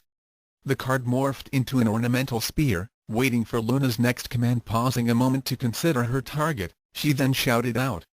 Spear. Pierce Bannock's deck and bring me the anti-mech virus. The Spear of Light shot forward and hit Bannock's dueling deck. A bright flash of light suddenly appeared, which instantly reshaped into the spear. Now pinned on its tip was the anti-mech virus card, as it returned to its owner. Luna smiled as the spear went through her Scarlet Sage and then her deck, purging her cards of the cybernetic disease. Her Scarlet Sage went back to her normal state. No, that's not fair. Bannock screamed as his mech virus was eliminated. Luna smirked as she laid down another card, ending her turn. I've thwarted your virus, and now I shall win this duel. Bannock growled, then remembered that all was not lost. There was just one more turn to go before his Master Blaster and Battery Booster returned from the Time Vortex. Seeing that he had no other cards strong enough to take down Luna's Scarlet Sage, he decided to bide his time until the next turn. Steel Striker in defense. 1250/2000, the card he threw out became a hulking robot with a metal mace. Luna's eyes narrowed. She knew what he was planning. He's just biding his time until his Master Blaster and the Battery Booster return from the Time Vortex. Right now, my Scarlet Sage is stronger than his Master Blaster was before it was sent into the future, but he can use Battery Booster to power it up when it comes back. Magic attacks can't get through those machine monsters' armor, and I don't know what other surprises he's got for me. I have to win this duel on the next turn. Luna noted that one particular card was in her hand and then drew a new one. She suddenly got an inspiration when she saw the new card and addressed her opponent. I shall lay these cards face down. HMPF. It doesn't matter what those cards are, because your time is up. Bannock sneered. 3 turns have passed and now my greatest monster is back. With these words, the Time Vortex opened up again, releasing both Master Blaster and Battery Booster from their journey through the space-time continuum. Once they exited, the portal sealed itself up. Master Blaster was still in attack mode, while Battery Booster was in defense. Welcome back, Bannock said to his monsters before turning his attention to Luna. And now, since more than 3 turns have passed, I can charge up my Master Blaster. Battery Booster, give Master Blaster a power-up. The smaller machine hooked itself up with Master Blaster and began feeding it power. Hey? You see that? My Master Blaster now has an attack strength higher than your Scarlet Sage. 3500/2300, you're finished. Devastator Cannon. Master Blaster aimed its weapon at the Scarlet Sage and fired. I don't think so. Luna smiled. This duel ends with these cards. One of her hidden cards flipped itself, revealing its face to him. First I showed the Fend with negate attack. The blast that was intended for her Scarlet Sage disappeared as Luna's defensive magic activated itself. HMPF. You're just delaying the inevitable. Bannock scoffed. Negate attack remains on the field for one turn only. My Master Blaster will finish you off the next time. Have you forgotten my other hidden card, Bannock? Luna teased with a smile as her second card flipped up. Behold the Orb of the Ancients. What is that card? The Orb of the Ancients is a very powerful, very rare card. Luna replied, as a glowing crystal sphere appeared. Its mystical energies can double the attack power of any magician or dragon card for one full turn. Bannock snorted. Ha! So what? You intend to power up your Scarlet Sage with that card? That's useless since my machine monsters are protected by their magic-resistant armor.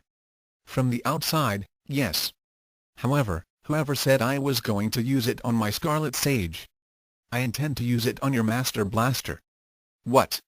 Which brings us to this, the Catapult Turtle. 1000/2000, a huge armored beast with a launcher mounted on its back appeared from one of the cards in Luna's hand. I shall now load the Orb of the Ancients onto its catapult and fire it at Master Blaster. Since it is made of indestructible crystal, the orb can use like a projectile. Outside the dueling field, Ranma nodded at Luna's ingenuity and the use of another one of the cards he had given to her. At Luna's command, the orb floated over to the catapult turtle and placed itself onto the launcher. The reptilian weapon let off a grunt and fired it off. The orb shot like a cannonball and slammed into the chest of Master Blaster. The projectile struck hard, plowing deep into the machine's torso and embedding itself. The monster began stuttering and trembling as mystic energy was being fed into its insides. Since your Master Blaster is a machine-type monster, it cannot accept the mystic energies of the Orb of the Ancients. Instead of doubling its attack power, the orb cuts your monster's attack strength in half. 1750/2300, this can't be. My Scarlet Sage may not be able to penetrate your machine's armor, but with the orb now a part of it and the hole it made, I have a direct line to its insides. You lose. New Scarlet Sage, Crimson Firewave attack. The red-robed mage let loose with a huge blast of energy from her hands, which entered Master Blaster through the hole, in which the Orb of the Ancients had made. The behemoth began trembling and let off sparks as the immense power within fought to escape its confines. Finally, the outer shell could not contain it and "Krakoom!" Bannock screamed as he was engulfed in the resulting explosion. The entire playing field trembled, as a small earthquake hit it. Pieces of Master Blaster went flying and showered the surrounding area before disintegrating. Finally, the carnage ended as the barrier that separated the duelists from the outside world faded away. Final score: Luna, 600 LP, Bannock, 0 LP. You did sis. Lena cheered as she, Zelgudis and Guri ran over to congratulate her. Luna recalled all of her cards and walked over to her fallen adversary. Quickly snatching up his deck, she flipped through it and retrieved the original anti-mech virus card. She turned and ran past her friends and sister to where Ranma lay kneeling down. She held out the card and activated its properties. In a flash, the Game King's body was cleared of the robotic affliction. He nodded to his savior as he and Amelia stood up. "Thank you, Luna. You saved my life." "You would have done the same for me, Ranma," Luna said as she put her new card into her deck. "And I believe that as the winner of the duel, I get to decide HIS fate." She gestured with a thumb at Bannock, who was still lying in pain on the ground, and nodded to Ranma's Millennium Puzzle. Ranma nodded back and walked over to Bannock. Glaring down at him, he addressed the defeated duelists. "Bannock, Luna in versus the victor, and she has decided for you to be condemned to wait." Bannock pleaded. "Oblivion." Thrusting one hand out, Ranma sent him back to the Shadow Realm. His Millennium Puzzle glowed as a strange eye-shaped symbol briefly appeared on his forehead. The machine user let off one final wail as was sent away, leaving nothing of his passing. Later on. You did well for your first duel, Luna. Yes, and I have you to thank for my win. If it weren't for those cards you gave to me, I would have lost. You trusted in the heart of the cards, Luna. That's all that matters. Ranma said as he was once again his normal self. So where are we heading now? Guri asked. Vendera. Luna replied. I've heard that there's an old mage who lives in the city and that he's a collector of ancient magical artifacts.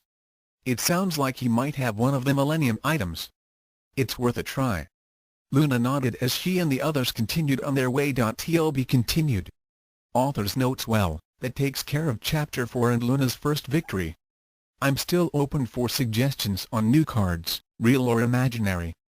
As for Chapter 5, our group will be encountering the Millennium Eye and soon Ranma will have to return to his home dimension with his new friends to take part in one of the biggest events of his new dueling career. See you then. Master Blaster was at 2900 attack points, and 25% equals 725 points of direct damage. New cards: Mirror Mirage, Trap card which works like Yugi's magical hats, but choosing the wrong image, entitles in some serious feedback damage. Time Crystal, stops an attack, and removes all of the opponent's monsters from the field for 3 turns by sucking them through the time vortex. Pharoah of Light, able to take a card from an opponent's graveyard, deck or dueling hand. Steel Striker, 1250/2000, a weaker, machine version of the Barbarian Destroyer Medallion of Virtue. Adds 800 attack points to any magician or magic-based monster or BOF. The Ancients, powerful magic item. Can double any magician or dragon's attack power for 1 turn. However, it has a detrimental effect on non-magic monsters, especially machines. Can cut their attack power in half. The crystal can also be used as a projectile. Scarlet Sage, Psychic Dragon Mage. Chapter 8 Ranma, Master of the Cards. Disclaimer: Ranma 1/2, Yu-Gi-Oh! And Slayers belong to their respective creators and etc. Thoughts: APDP, Attack Defense Points LP, Life Points. Ranma Yami, Ranma merged with Yami. Chapter 5 Part 1 Who's your partner? Ranma Yami pounded his fist into the ground in the midst of a devastated landscape. Behind him, Luna, her sister and her friend stood by. We were so close. The Game King gritted as he gazed upon an empty box that had the Millennium symbol etched on one side. Ranma. I'm so sorry. Luna apologized. I had no idea that my Time Crystal Trap card would have that kind of an effect on the Millennium item and your Time Wizard. The spirit of the Millennium Puzzle that was merged with Ranma Sitome gave a tired sigh, then stood up. It's all right. You couldn't have known. None of us could have known. Now the big question is, where is the Millennium Eye, or rather, when is it? Flashback. We see Ranma and his comrades battling out with an old wizard who was in possession of the fabled Millennium Eye. It had been difficult to wrench the item from the power-mad magician, since he was able to read the minds of his opponents. Luckily, he could only read one mind at a time, so they all attacked him en masse. However, just as Ranma Yami had gotten a hold of the eye, Luna had inadvertently activated her Time Crystal Trap card. The energies of the eye interacted with the trap card, causing the time vortex to open up. To counter the trap card and avoid being sucked into the gateway of time, Ranma Yami drew the Time Wizard. Its time magic sealed it off, but unfortunately, the Millennium Eye was pulled into the vortex and disappeared. End of flashback. You have any idea where the Millennium Eye is? Ranma mentally asked Yami. The spirit of the Millennium Puzzle went back to the Shadow Realm to retrieve the other Millennium item that they had collected so far. Using the power of the Millennium Ring, he began searching the space-time continuum. Since the Shadow Realm was connected to all realms and timelines, he had access to virtually every point in reality. He was surprised when the points on the ring began indicating in a certain direction impossible. Back on Ranma's world, a few moments after he had left, a portal opened up in the Tendo home's backyard as the Game King returned to his world. However, this time he was not alone as 4 others followed him through the interdimensional rift. Ranma Yami reverted back to his normal self as he faced Luna and her sister. Are you all sure about this? I can go look for the Millennium Eye myself. You didn't have to come with me. I had sworn that I will aid you in finding the Millennium items and help seal off the Shadow Games, Ranma. Luna stated. Yeah. Lena chirped. It's our duty to save all reality. Plus the fact that I can build my own dueling deck. Ranma did say that he gets all of his cards here. We are the defenders of truth and justice. Amelia declared. Ranma became very nervous as he waved his hands at the overactive girl and whispered. Shhhhhhhh. Please. Not so loud. Yes, be more considerate, Amelia. People are sleeping right now. Luna said as she noted that it was just past midnight. Oh, sorry. It wasn't because that people were still asleep that Ranma was concerned about, at least not entirely. He knew that if the Tendo household and his father was to wake up and see him with 3 more girls, all hell would break loose with Akane and lead, accusing him of being a womanizing pervert. He would have a tough time explaining why he was up at night with the very attractive Sorceress Supreme Luna, her hot-tempered and bosom-deficient sister Lena, and a bosom-gifted Sailor Moon wannabe Amelia. Luckily, Zelgudis had opted not to come along, and it wouldn't have been too much to explain Guri. However, at the moment, it would be best if none of the Narima wrecking crew were to know of Ranma's new friends. So the best solution was to hide them. Fortunately, he knew of a good hotel that was nearby and began leading them to it. There was no school for the next week, due to the fact that Furinkan High had to be shut down for repairs, which was attributable to the constant fiancés, rivals and the occasional weirdo dropping in. Ranma felt that would be enough time to acclimate his new friends to this technologically dominant world they were now in. He hoped. An hour later, Ranma carefully crept back into his room after dropping off Luna and the others at a hotel. It had been easy for them to rent as the elder inverse sister had more than enough gold for traveling expenses. Some gold coins for the manager and his staff, and the group would be assured of privacy. After explaining a few things to them, Ranma left, promising that he would return in the morning. As he was dropping off to sleep, he couldn't help but feel that trouble was just around the bend. The Nekohatan. Kalona awoke from her sleep when her senses alerted her of some immense energies that suddenly appeared in this plane of existence. She suddenly had thoughts of son-in-law and was certain that he had something to do with this disturbance in the mystical and elemental forces of reality. However, as soon as she felt the otherworldly essences, something else seemed to smother and camouflage them from her. The 300-year-old Amazon began feeling a chill race down her spine. It was a sensation in which she hadn't experienced in a long time. The hotel. So, what did Ranma call this thing again? Guri asked as he looked at what appeared to be a box with a glass front. I think he called it a TV? Amelia replied hesitantly. What's it for? Lena wondered. He said that you're supposed to watch it and you control it with this strange wand. The Princess of Saloon held up the remote. So far, I've tried a few incantations, but nothing happened. Let me try. Guri said as he took the device and began examining it. Lena snorted. Oh come on, Guri. If a magic user like Amelia couldn't get it to work, what makes a jellyfish brain like you think? At that moment, the swordsman found the on-off button. The next morning, Ranma left early from his room to check up on his otherworldly visitors. On his futon, he left a note, saying that he was going out with some friends all day and would be back at supper time. When he neared the area, fireball! A huge explosion sent part of the hotel roof into LEO. This got Ranma running, and as he started leaping up to a nearby rooftop, then to the top floor of the 5-story building. Entering through an undamaged window, he stared in disbelief as Lena, Amelia and Guri were struggling on the floor, each trying to take possession of the TV remote. It's mine. No way. You've had it for the last 3 hours. I want to see what happens next. Who cares about some silly girls in short skirts? I want to see that man who promised bigger breasts. Off to one side, Luna sighed as she stood in her nightgown and had one hand pinching the bridge of her nose. Later, after giving out more gold to the manager for repairs and to keep things quiet, Ranma began getting the details on how Lena, Amelia and Guri had gotten into a free-for-all over what to watch. Now let me get this straight. You 3 spent all night watching TV? Ranma asked. Luna nodded. I had to cast a silent spell in my room. That noisy magical viewer would have kept me up all night. That magical viewer certainly puts all of our oracles and fortune tellers to shame. Amelia piped up. "I've never seen so many images in such detail, and what tales of heroism and bravery." The young girl had gotten hooked on a certain Sentai team after tuning into a 24-hour marathon. "Hey, those other pictures were pretty interesting too," Guri said as he thought about the adult channel he had accidentally come across. That had disgusted both girls, which made them grab for the remote. "You pervert," Lena growled. "Anyway, who cares about your immature fantasies?" "Yes, I wanted to see if the senshi would triumph over the evil Queen Beryl," Amelia said outright.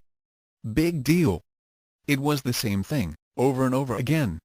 I was so close to fulfilling my dreams when you banished that man." "Banished?" Ranma inquired. Luna shrugged. "As far as I can tell, every time you touch that wand in a certain way, the images on the magic viewer change." Lena had seen some man who was selling some kind of device that would. Lena's older sister blushed a bit. "Increase a woman's bosom in 30 days or your money back. I believe he called it a Bustmaster." When Guri and the Amelia made the images change, that's when Luna's voice trailed off as she gazed at the damage to the room. "You mean she blew up a room because of an infomercial?" Ranma exclaimed with disbelief. "What's an infomercial?" "Will it make my breasts bigger like the Bustmaster?" Lena asked. At that point both Ranma and Yami felt like crying. Later. "Okay, stay together, don't wander off, and above all, don't touch until I say so. We're only here to get you into some regular clothes." Ranma was determined to keep the Slayers group from running amok. The group was beginning to attract attention. As they were gauging, they naturally drew a few people's attention, coupled with the fact that their wardrobes looked like they were out of medieval Europe. Many thought they were actors for some kind of play or movie promotion. After all, since when was the last time a tall blonde foreigner wore armor and carried a broadsword in Tokyo? Naturally, of course, a great deal of males was especially drawn toward Luna in versus beauty, while ignoring Lena. The visitors from the magical world were in awe as they beheld their first, honest-to-goodness mall. It was quite an experience. They had seen many markets and bazaars before, but never contained within one huge, single building. The decor made them feel as if they were inside a palace.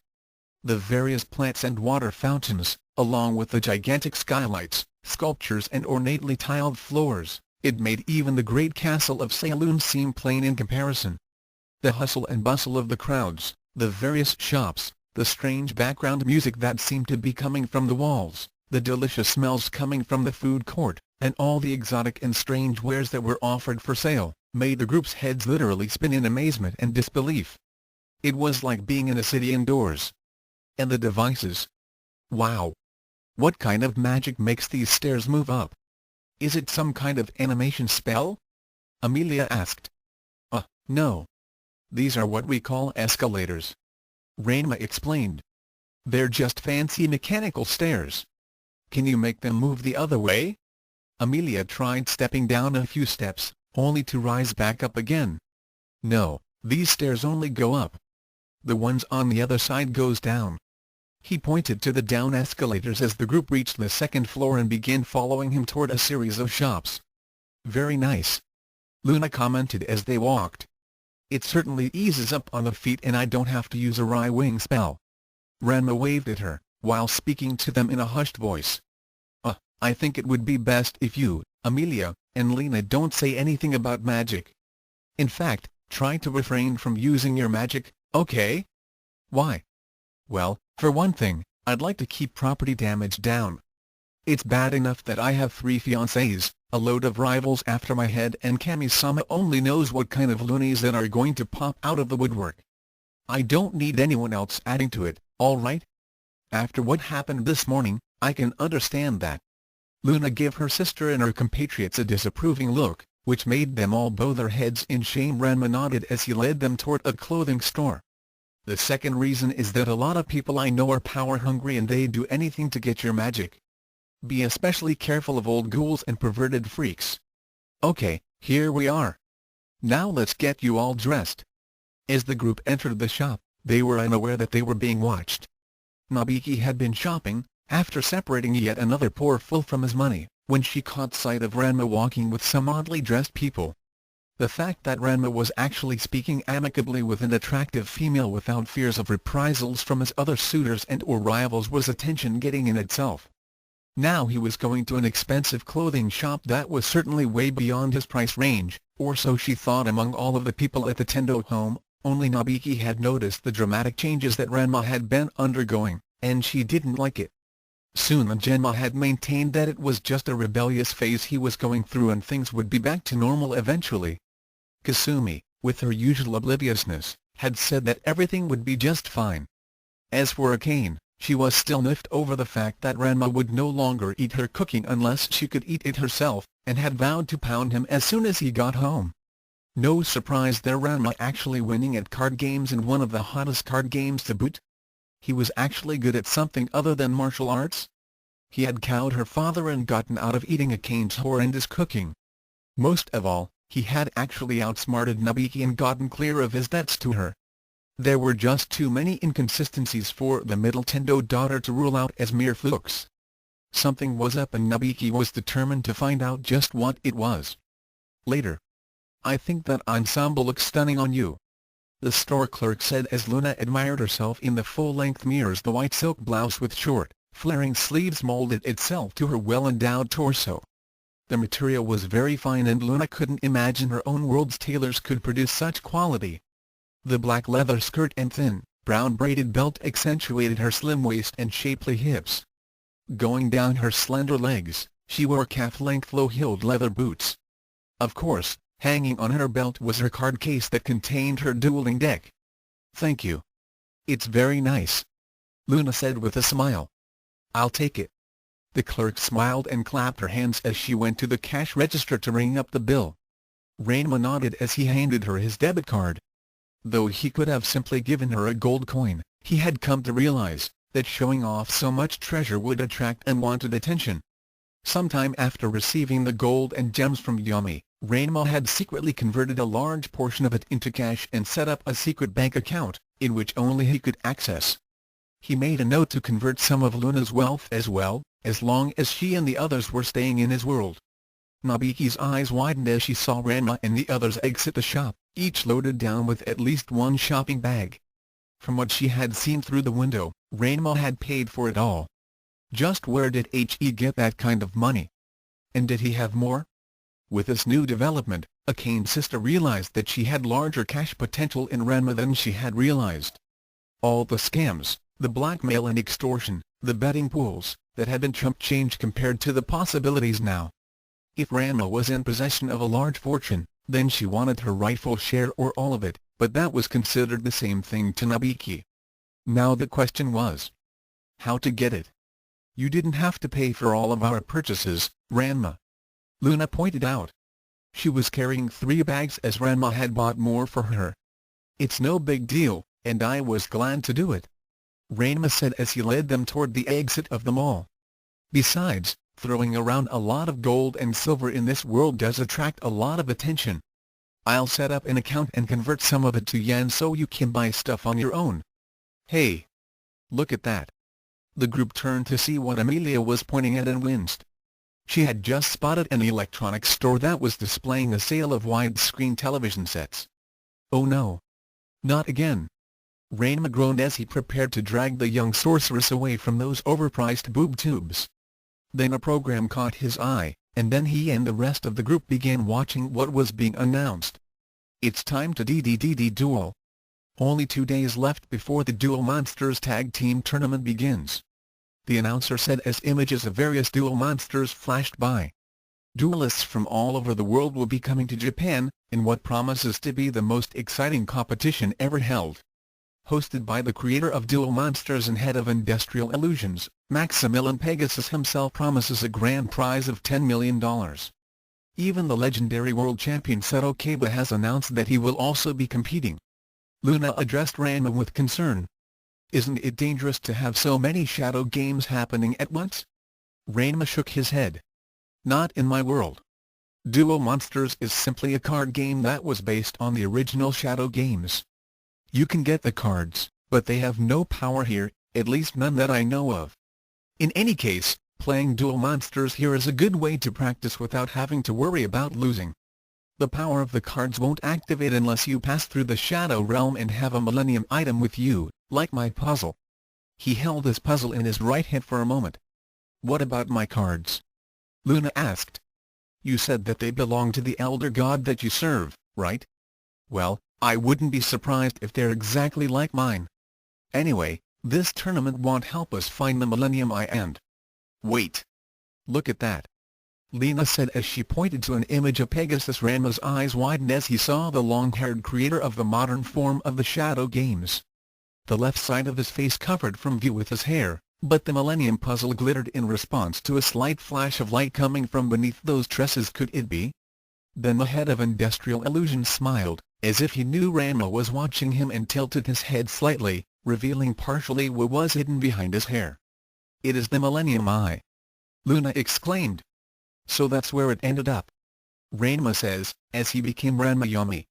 Luna noted the slight transformation and nodded. She had long suspected that her companion had another side to him. However, she kept this to herself as he spoke. When the eye was sent to this world, the effects of your time crystal trap and my time wizard must have thrown it into the past. And you're saying that somehow this Pegasus person eventually got a hold of it?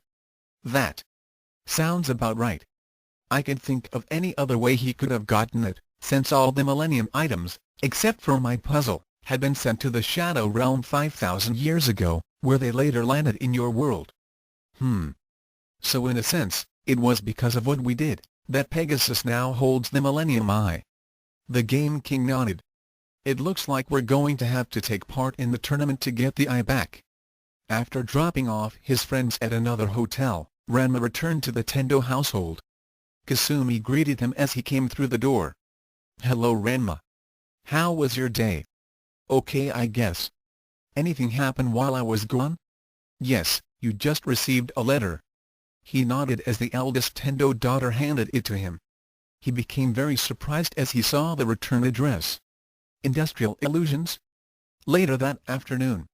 You got an invitation to compete in the Duel Monsters tournament? Akane exclaimed with disbelief. Nobuyuki shrugged as she had already secretly read the letter before Ranma had received it. I guess they've been hearing how much of a Duel Monsters wizard Ranma's become. Gemma snorted. HMPF. It has nothing to do with martial arts, so Ranma shouldn't even be wasting his time with those foolish card games.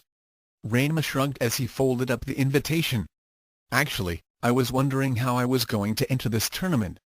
I guess it was lucky that I got an invitation. Foolish boy.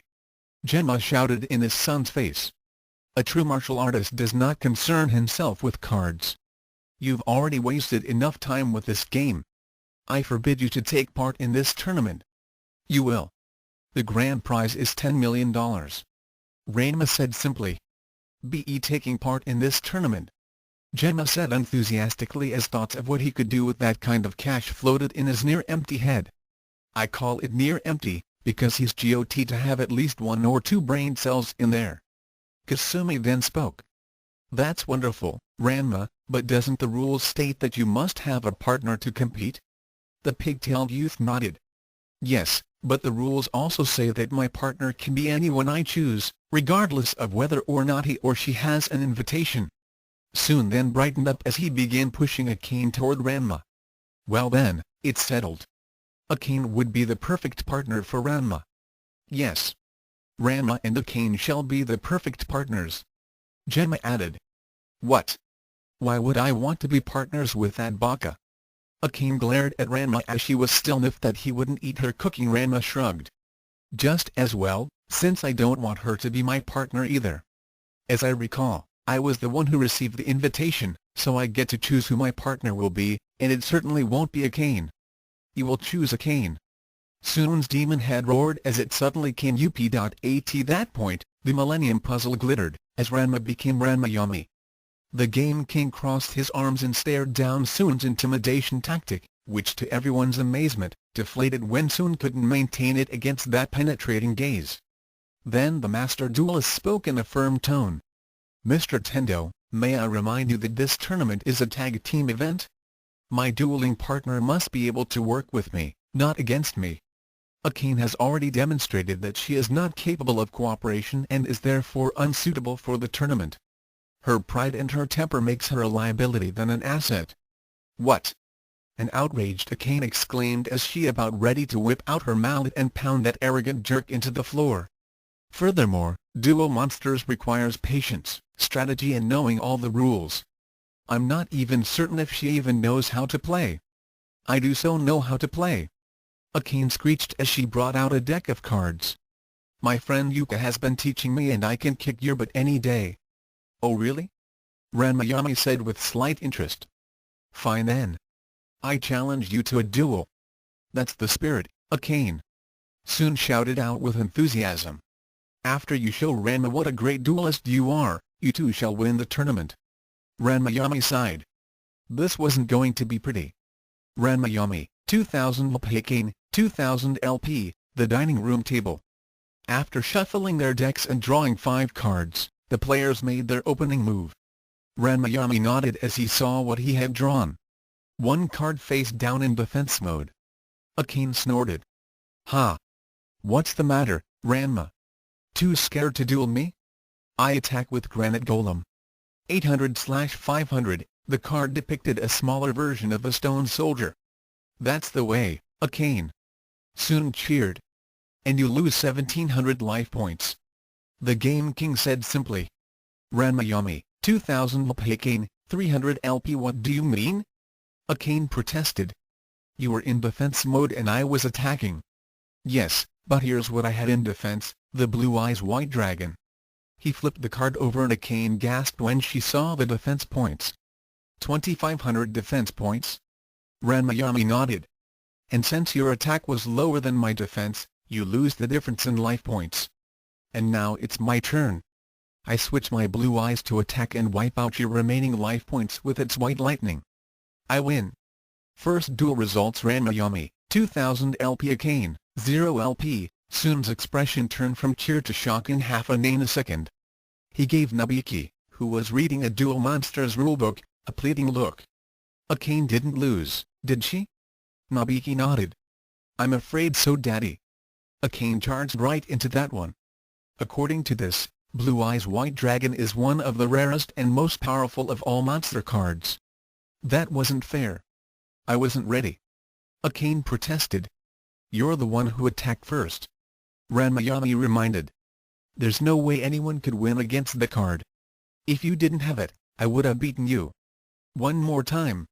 The pigtail duelist sighed as he removed the blue eyes from his deck and put it into the case on his belt. Very well. I shall duel without the blue eyes.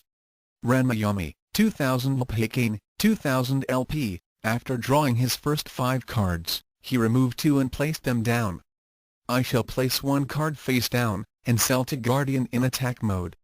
1400/1200, your move, Akane. Akane smirked as she saw what she had in her hand. Ha!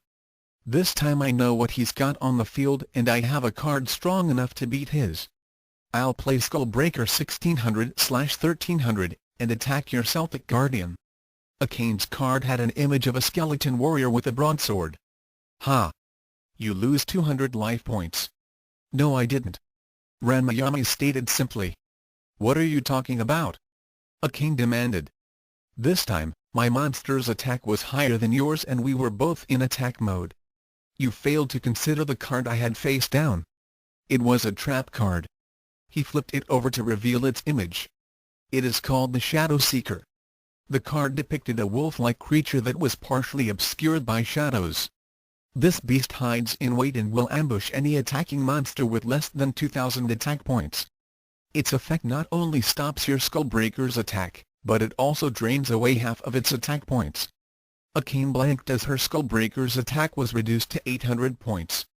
Now I shall place this card face down and attack the Skullbreaker with Celtic Guardian. You lose 600 life points. Ranma 2000 Akane, 1400 LP. That wasn't fair. Soon said in protest. Actually, Daddy, that was perfectly legal. Nabiki said as she pointed to a section in the rulebook. Akane glared at her opponent. Grrr. He thinks he's so smart. I'll show him. Here. 1 monster in defense mode. Now you can't hurt my life points. Don't bet on it. Ranma warned as he placed another card face down, then turned over the first one. What's that? It's called Stop Defense. It makes your monsters go from defense to attack. He causally reached over and flipped Akane's card, revealing a diminutive monster with 800 attack points. Celtic Guardian wipes out your monster and you lose another 600 life points. Ranma, 2000 LP. Akane, 800 LP. No fair. You cheated. Akane screeched, as she was about to go and pound the Game King into the floor. However, Kasumi held up a hand as she started reading from the rulebook. Akane, Ranma's right. He placed that card face down and played it accordingly. The short-tempered girl growled as she looked down at her hand, then drew a new card from her deck. She smiled as she saw that she had drawn. Ha! Let's see Ranma get by this. She slapped down the card and said, Swords of Revealing Light. Ranma's left eyebrow arched a bit. Who'd have thought Akane would have that card? Now you can attack for 3 turns. Akane taunted as she slapped down another monster card which displayed a metallic warrior. Now I attack with Iron Crusher. 1750/1200, Celtic Guardian is destroyed. Way to go, Akane. I knew you'd make a comeback. Soon cheered with tears in his eyes. Genma nodded as he gave Ranma a smug look. You see, boy? Akane is the best partner for the tournament. Not really. The martial artist and duelist said simply as he turned over the other face-down card. She walked into another trap card. What? Soon, Akane and Genma gasped together. You'll love this trap card. It's called Mystic Reversal. It causes any magic card used against me to be redirected toward my opponent. The Swords of Revealing Light were taken off my Celtic Guardian and placed on Iron Crusher the moment Akane attacked. The Iron Crusher ended up being frozen and my monster is now free to attack. He then put down another card. This card is called Soul Strike, which allows me to add 300 attack points to Celtic Guardian at a cost of 1/4 of my life points. Ranma, 1500 LP. Akane, 800 LP. Now you're probably wondering why I would give up 500 life points, just to add 300 attack points to Celtic Guardian, right? Well, in addition to the power-up, Soul Strike allows my Celtic Guardian to bypass any monster Akane has out on the field and attack her life points directly. With 1700 attack points, it's more than enough to wipe her out. Second duel results: Ranma, 1500 LP. Akane, 0 LP. I win. One more time. Akane scowled as she began shuffling her cards. Ranma was getting bored. A duel was a duel, but Akane was simply no challenge. She dueled about as well she fought in the martial arts. Bullheaded, relying mostly on brute force and with little strategy and patience. Duo monsters, like the martial arts, wasn't simply hitting and having the most strength. Those who tended to think only in those terms never lasted very long. Ranma, she is your fiancée and I demand that you go easier on her. Soon said with his demon head. However, the Game King's penetrating stare once again withered down Soon's strongest, and mostly useless technique. The other competitors at the tournament aren't going to go easy, so why should I? There will be many expert duelists taking part, and if she can't hold her own against them, then she has no right to be at the tournament, except as a spectator. HMPF. I can do this. I can beat you at this game. Those first 2 times were just warm UPS. This time it's for real. Akane said as she angrily drew 5 cards. Ranma let off another sigh and shuffled his deck. Ranma, 2000 LP. Akane, 2000 LP. 1 monster in defense mode and 1 card face down. Ranma said, then belted Genma in the chops as he tried to look over his shoulder and give Akane hints as to what he held in his hand. The fat panda man went down like a sack of potatoes. Akane slapped down 2 cards as well. You're not getting me this time. I'm doing the same thing. 1 monster in defense and 1 card face down. Hey? That trap card I laid down will make you wish you never doubted my dueling skills. And with what I've got in my hand, I'll totally annihilate you. In her hand were 2 more trap cards and 1 minor monster card. I'll switch my monster to attack mode and attack your defense card. Ha! You fell into my trap card. Akane said triumphantly as she revealed her down card, which was the Chasm of Spikes card. And not only is your monster destroyed, but 1/4 of its attack points will be deducted from your life points. Yes. Brilliant move, Akane. soon began dancing about while waving victory fans. Ranma shrugged. Not a bad plan, except for one little detail. What? Akane asked while still giving him a smug look. He then showed her his revealed monster card, which was the Curse of Dragon. 2000/1500, my monster is a flying type. It couldn't care less about a hole in the ground. What? Both Akane and Sun exclaimed. Nobiki nodded as she looked at the rulebook. He's right. Certain traps won't work on some types of monsters. Your trap card failed, Akane. Now let's have a look at your defense monster. He flipped over the card, which only had 1200 defense points. Well, that was destroyed, though you didn't lose any life points. Ranma, 2000 LP. Akane, 2000 LP. Of course, in revealing your trap card, you activated my magic card. Ranma stated as he flipped over his down card. It's a nice little card called Trap Breaker. It causes not only my opponent's traps to be removed from the field, but also whatever traps my opponent may have in his or her hand. Furthermore, Trap Breaker prevents my opponent from using any trap cards for the next 3 turns. So if you've got any more trap cards, then you'd better discard them into your graveyard pile. Akane growled as she threw 2 more cards into her graveyard, then drew another card. She grumbled as she saw it was indeed another trap card, but she couldn't place it for the next 3 turns. She gave her opponent a glare before resignedly putting a monster in defense mode, ending her turn. Ranma drew a new card and smiled as he saw what it was. I'll lay this monster down in defense and 1 card face down. It'll do for this turn. Akane continued to glare as she drew another card. She then smiled as she saw it. It's about time I got something good. I'm switching my monster to attack mode. She revealed that it was a monster called Crystal Ogre. 1700/1300. And I'm also using this magic card called Crystal Lance, which boosts his attack power by 600 points. 2300/1300, now I'm going to destroy that dragon of yours. Yes. I knew that you had it in you, Akane. Sun was jumping for joy at this development. Ranma, 1700 LP. Akane, 2000 LP. Not bad, Akane. The king of games admitted, which made her even more smug. Then he said, of course, with my trap card, you ended up losing more than you took. Huh? This card is called Double or Nothing. He flipped over his first down card. If you attack with a monster with over 2000 attack points, then you will automatically lose twice as much damage as you had made. I lost 300 life points, so that means you lost 600. Ranma, 1700 LP. Akane, 1400 LP. I shall also place another card face down. And just because you destroyed my Curse of Dragon, doesn't mean much when I use this Monster Reborn. That allows me to revive any monster lost in this duel from either deck. So I'll just bring back my dragon. He retrieved the card from his graveyard pile and put it back into play. HMPF. So what?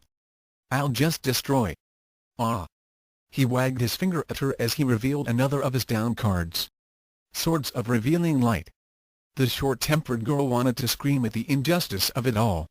Now then, I shall now finish you off by revealing my last hidden card. He flipped it over to reveal a card with 2 crossed swords between 2 pots. What is that? Kasumi asked. It's called Blackluster Ritual. It allows me to sacrifice my Curse of Dragon and my other monster card that was face down. He then revealed the card to be Gaia the Fierce Knight. 2300/1700. In doing so, I get the Blackluster Soldier. He then removed the 2 monster cards and replaced it with a new card. 3000/2500. He easily obliterates your Crystal Ogre. Ranma, 1700 LP. Akane, 700 LP. And I'm willing to bet that you don't have any way to stop me from attacking the next 2 turns, right? I do so. I may not be able to attack, but I can still put a monster in defense to protect my life points. Akane slapped down another card. Yes, that could work. Ranma agreed. That is, if I didn't have this card. He showed her a new card from his hand. This is Magic Obliteration. It allows me to destroy any magic card in play, plus whatever monsters the magic card is affecting, at the cost of 20% of my life points. Ranma, 1360 LP 700 LP. I choose to remove the swords of revealing light, which also means that the monsters that were frozen by them will also be removed from the field, leaving you wide open to a direct attack. So that means my Blackluster Soldier wipes out your remaining life points. Third game results: Ranma Yami, 1360 LP 0 LP. Akane could only fume in silence as Ranma reverts back to normal, collects his cards and leaves the room. Later. Please Ranma? Won't you reconsider Akane as your partner? I'm sure she'll get better by the time the tournament begins. Kasumi pleaded as she spoke to Ranma. He was currently practicing in the dojo. Kasumi, USAW, how badly she played. There's no way she could improve enough in less than 2 days. He went into a fast series of punches and kicks. She fell for the most basic of tactics. Her cards were mostly low level and she's not much in terms of strategy. If I had her as my partner, then we'd lose in the first round. The other duelists will eat her alive. But I'm sorry Kasumi, but my answer is no. I'll choose my own partner. The eldest Tendo girl wanted to continue, but Ranma's intense gaze silenced any further protest. Meanwhile, at the Ukans, Ukyo nodded as she contemplated her deck. Like Ranma, she had also received an invitation to the tournament. The competition was open to duelists of varying expertise and she had spent the last few days strengthening her deck. After acquiring several new monsters and magic cards, she was certain that her deck was strong enough to take on any competitor. After hearing from Nobiki, for a price of course, that Ranma was entering the contest as well, the Okonomiyaki chef planned to see him first thing in the morning and ask him to be her partner. "What's your game, Ranma?" Nobiki asked as she confronted the martial artist and duelist when he was preparing to turn in for the night. "What are you talking about?" Ranma asked innocently. The mercenary sister of Kasumi and Akane gave him a knowing smile. "Oh come on now, Ranma. We both know that you're not in this tournament for the money." The Shadow Game duelist shrugged. "I would have thought that you'd be thrilled if I won that $10 million prize money." "Normally I would be, but..." Nobiki admitted. "But?" He pressed. Akane's sister took on an thoughtful expression. "Our fathers may think that you're competing to win the money, but you weren't all that excited about it. You only mentioned the prize money once to get your father to change his mind. So I'm thinking that it's not about money. You're competing for another reason, aren't you?" "I saw you today. You went into a very expensive clothing store at the mall and bought outfits for 4 people. You paid out enough money that would have covered our house bills for a month. Yet, you didn't seem at all concerned about spending so much. Now where did you get that kind of cash?" The dual monster player shrugged again. "Well, maybe since I'm no longer paying you off, I've got some money to spend for myself." "Yeah right," she responded with a sarcastic tone. "Even without paying me, your assets weren't much to begin with. Things have been getting really weird ever since you started playing Duel Monsters a month ago. Daddy's demon head isn't phasing you. You won't eat Akane's food. I heard how you beat Raiga with one finger. You totally annihilate Akane at Duel Monsters without mercy. And you're actually good at card games now? And don't forget that I don't owe you a single yen." Ranma reminded with a smirk. Nobiki grumbled at that barb. She still couldn't believe that he beat her. "Out with it Ranma. I want to know what's going on.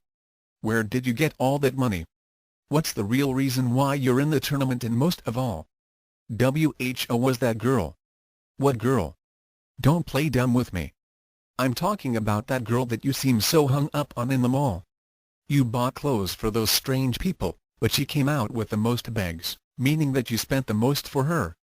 You never spent that much for Akane." The pigtail teen smirked as he leaned forward with a grin. "Do you really want to know?" Nobiki nodded slightly as her brows furrowed. She also began leaning forward so she could catch every word. "Well, the real truth, yes, is a secret." Nobiki blinked once, twice, then 3 times as Ranma simply turned about and walked away. Then her usual Ice Queen control began to melt away as her seldom-used temper came bubbling to the surface. She then growled and hissed at Ranma's retreating form. "You think that's funny, Ranma Sitom? Just you wait. I'll find out everything and you are going to regret ever crossing me." "I don't think so." Ranma said without looking back. Nobiki considered telling everyone about Ranma being with a new girl, but decided to hold off until she learned more about her. And when she did, there was going to be hell to pay, with Ranma footing the bill. Ranma smiled as he went to his room and lay down on the futon. Beside him and already sound asleep was his father. He was soon deep in thought as he stared up at the ceiling. He chuckled a bit as he remembered Nobiki's expression. The son of Genma had noticed in the Slayer's world that the phrase, "It's a secret," never failed to raise Lena's hackles. It was the perfect weapon to irk Akane's mercenary sister. Not knowing everything and not being in control was something she hated. What she didn't know couldn't be used against him. He knew that he'd have to be on a lookout for Nobiki in the future, but as long as he was careful and didn't let her get too close, especially with Lena and their companions, then Nobiki wouldn't be able to find out anything. He made a note to tell Luna and the others to steer clear of her. The only real problem at the moment was choosing a partner for the tournament. He had initially considered Luna, but Lena's elder sister had turned him down. Her reason was that since she was a stranger in his world, it would be best that she did not draw attention to herself or the others.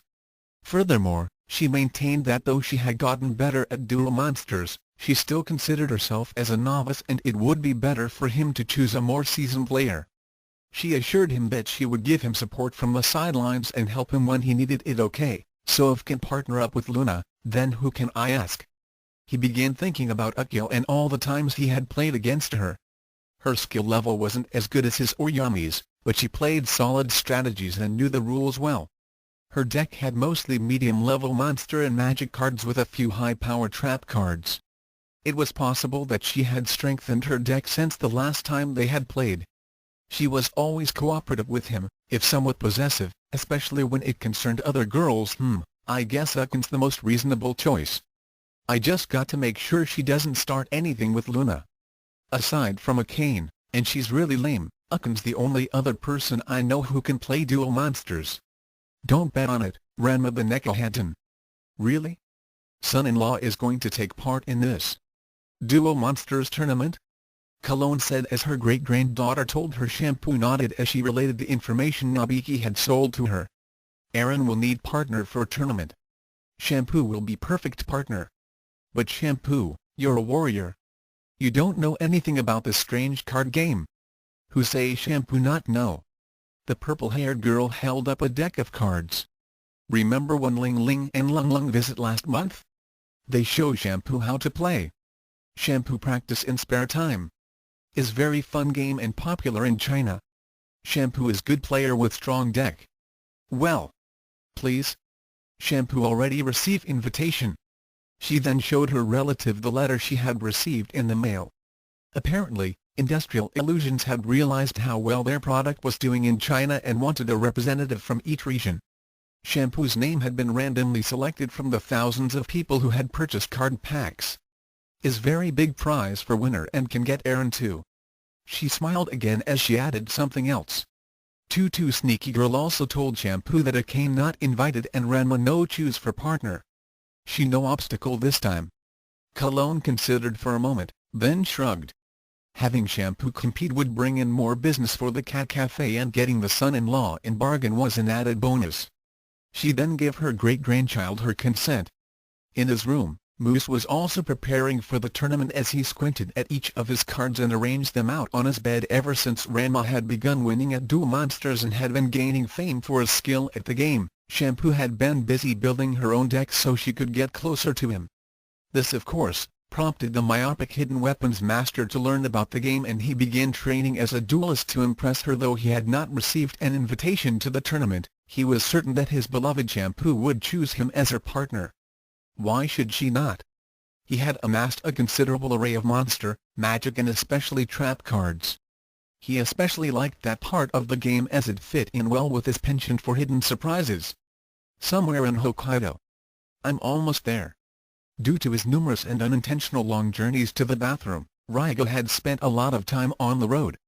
Many of those times, he had encountered people who were into some new card game called Duel Monsters. He found the game to be fun and a good way to pass the time on his long treks. Eventually, he had become a promising duelist and had been able to collect certain rare cards on his lost trips, building a strong deck. As a result, He was very surprised when a helicopter suddenly came down toward him a few days ago. A strange man dressed in a black suit gave him an invitation to the tournament, plus extensive directions on how to get there in 4 days. By Ryoga's reckoning, he'd be back in Tokyo by the next day. Akane. I just know that we'll make the best tag team in the tournament. A month ago, SP-chan, he had learned that Akane had begun playing Duel Monsters. The thought of having her duel by his side was what kept him going after receiving the invitation. The Kuno mansion. Kodaki cackled as she gazed over the cards in her deck. After hearing from Nobiki, and paying a tremendous amount in the process, that Ranma would be competing in the Duel Monsters tournament and would need a partner, she immediately assumed that she would be chosen. Of course, in the unlikely event that he did not choose her, she still could compete as she had used her influence and a lot of money to obtain an invitation. The $10 million prize was of no concern to her, she was rich after all, but the thought of being by her Ranma-sama sent delicious shivers down her spine. She could just imagine herself in the winner's circle with Ranma by her side for all to see, like a conquering king and his queen. Unknown to Ranma, Kodaki knew how to play Duel Monsters. The game had caught on at St. Heroic and it was considered trendy to have a strong dueling deck. The Twisted Sister of Tadawaki favored a deck that used poison-type monsters and magic cards which crippled her opponents. Many of the monsters were plant-based, which suited to her personality. Oh, we shall be unbeatable together, my dear Ranma. We shall first duel with cards, then later with our hearts. Oh ho ho ho ho ho ho ho ho ho ho. In another wing of the mansion, Kodaki's brother was also preparing for the tournament. After hearing from Nobiki that the pig-tailed girl would be in the contest, which in essence was the truth, he immediately assembled his deck and learned the rules of the game. He was certain that his sword-wielding monsters would triumph over all. He disdained using magic cards as he felt that only cowards like Ranma the sorcerer would resort to such. However, he was not above using trap and accessory cards, and his deck was loaded with both types. If he was unable to get the pig-tailed girl as a partner, then there was still the beauteous Akane. Nobiki had told him that she knew how to play, though she didn't tell him that she played very badly. His thoughts of having either one of them by his side sent him into another of his delusional and perverted fantasies. Like his sister, he too had bought his way into the competition. In his dilapidated quarters, Sasuke sighed as he contemplated his deck. He wished he could compete in the tournament, but he had not received an invitation and he doubted that anyone would choose him as a partner. Playing Duel Monsters was one of the few joys he had in his dreary existence as the lackey of the Kuno siblings. Of course he always played against himself, but at least he had fun.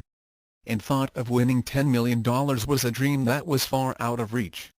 Meanwhile, Maximilian Pegasus smiled as he sat in his posh hotel room and contemplated the approaching tournament. His millennium eye glittered as he began foreseeing the events yet to come. One image in particular was that of the Millennium Puzzle. Oh, this was going to be so much fun. The next day, Ranma awoke early and left the house, leaving a note saying that he would be preparing for the upcoming tournament. His first stop was of course to check up on Luna and the others. He hoped that there would not be a repeat performance of yesterday's fiasco. Along the way, he picked up a breakfast sandwich from a convenience store. Usually he'd stuff his face with Kasumi's delicious cooking, but this was one of those rare occasions, in which eating all that he could was not a priority. Thankfully, when he arrived at the new hotel the Slayers group was staying at, it was still intact. When he came to their room, he heard some loud grinding and crunching noises, plus a few comments. "Hey! That's mine. No way. You ate the last 20. Stop hogging all the syrup. Please, Miss Lena, Mr. Guri, save some for Emmy." When he entered the room, he saw Lena, Guri and Amelia sitting at a dining table, which was piled high with various plates of breakfast foods, ranging from the traditional miso soup, to Western-style dishes like omelets and pancakes. The saloon princess was eating at a relatively normal rate, when she could get at the food. Lena and Guri, however, were another story. To Ranma, the scene reminded him of himself and his father fighting over the daily meal. Of course the two main combatants, the easily irritable sorceress and the dumber-than-dirt swordsman, weren't battling it out with the same skill and finesse as Ranma usually did with Genma. However, what they lacked in skill, they made up for in gusto. A guy could lose a hand in there. He then caught sight of Luna sitting nearby on a couch and sipping a cup of tea. On the table before her were the remnants of her own breakfast, which had consisted of fresh strawberries, croissants and milk. She nodded to the duelist with a smile. "Good morning, Ranma." "Hey Luna. And how is everyone today?" "Well, it's a lot quieter, relatively speaking, since the others discovered the wonders of room service and a device called the telephone. It also helped when I hid the remote wand to this room's television. So what are you planning to do today?" "I was thinking of going to the card shop and work on building up my deck. Maybe later I could show you around Tokyo?" "I'd like that." Lena's head perked up as she heard the words card shop and building my deck. She immediately began having visions of obtaining some powerful cards that she could use in her world, once they passed through the Shadow Realm. She quickly finished off her breakfast, wiped her mouth, stood up and walked over to them. "Hey Ranma. Can I come along with you and sis?" Both Ranma and Luna winced slightly. They knew that Lena wanted dual monster cards. However, they couldn't stop her from becoming a duelist. The Shadow Games were open to all that possessed dueling decks. Luna mentally reminded herself to speak to Lena about the rules and the dangers of possessing such power. Later that morning, Ranma smiled as he, Luna and the others exited the game shop with several packets in their hands. Lena was especially excited as she unwrapped her first set of cards. Behind her, Amelia and Guri were also looking over their purchases. They too had decided to become duelists to help Ranma in his quest. Currently, they were heading toward the park, where many of the tournament invitees had congregated to trade cards and strengthen their decks. "What are these?" Lena asked. Ranma glanced over his shoulder and nodded. "That's a basic starter series. Not much in terms of attack power or magic, but they make a good dueling deck foundation. I was hoping for some really strong cards." Lena pouted. She then began unwrapping her second packet. Her eyes perked up a bit as she read the stats on several of the monster cards. "Hey! Now I'm getting somewhere. These attack and defense points are pretty high." Luna nodded as she saw what her sibling had obtained. "Very nice, Lena, though don't discount the value of low-level monster or magic cards. Remember that a well-balanced deck can increase your chances of winning, if you play them right. A good duelist builds his or her deck to enhance its strengths and defend its weaknesses." Ranma added as he gestured to an area of the park where there were huge crowds gathered around several large platforms. "What's going on over there?" Amelia asked. The martial artist and dual monster player squinted his eyes as he looked toward the nearest platform. Various flashes of light and sound were emitted from it. He nodded as he replied. "It looks like Industrial Illusions had some practice dueling arenas set up for the contestants and spectators. It gives them a chance to warm up for the contest tomorrow. Come on, let's go check it out." "Wow!" Amelia cried out as she watched two duelists play out on the holographic battlefield. "This is much better than any illusion spell I've ever seen. The monsters look so real." Luna hushed the over-energetic sorceress, as her jumping about was making a bit of a spectacle. Though she was impressed at this non-magic that Ranma had referred to as technology. Things such as moving stairs that required no incantations, horseless metal carriages that moved about without anything pushing or pulling them, lights that didn't require flames, and so on. "I will admit that it's very impressive," Luna remarked as one duelist used his warrior priest to destroy his opponent's giant serpent. She turned to Ranma and smiled with a knowing wink.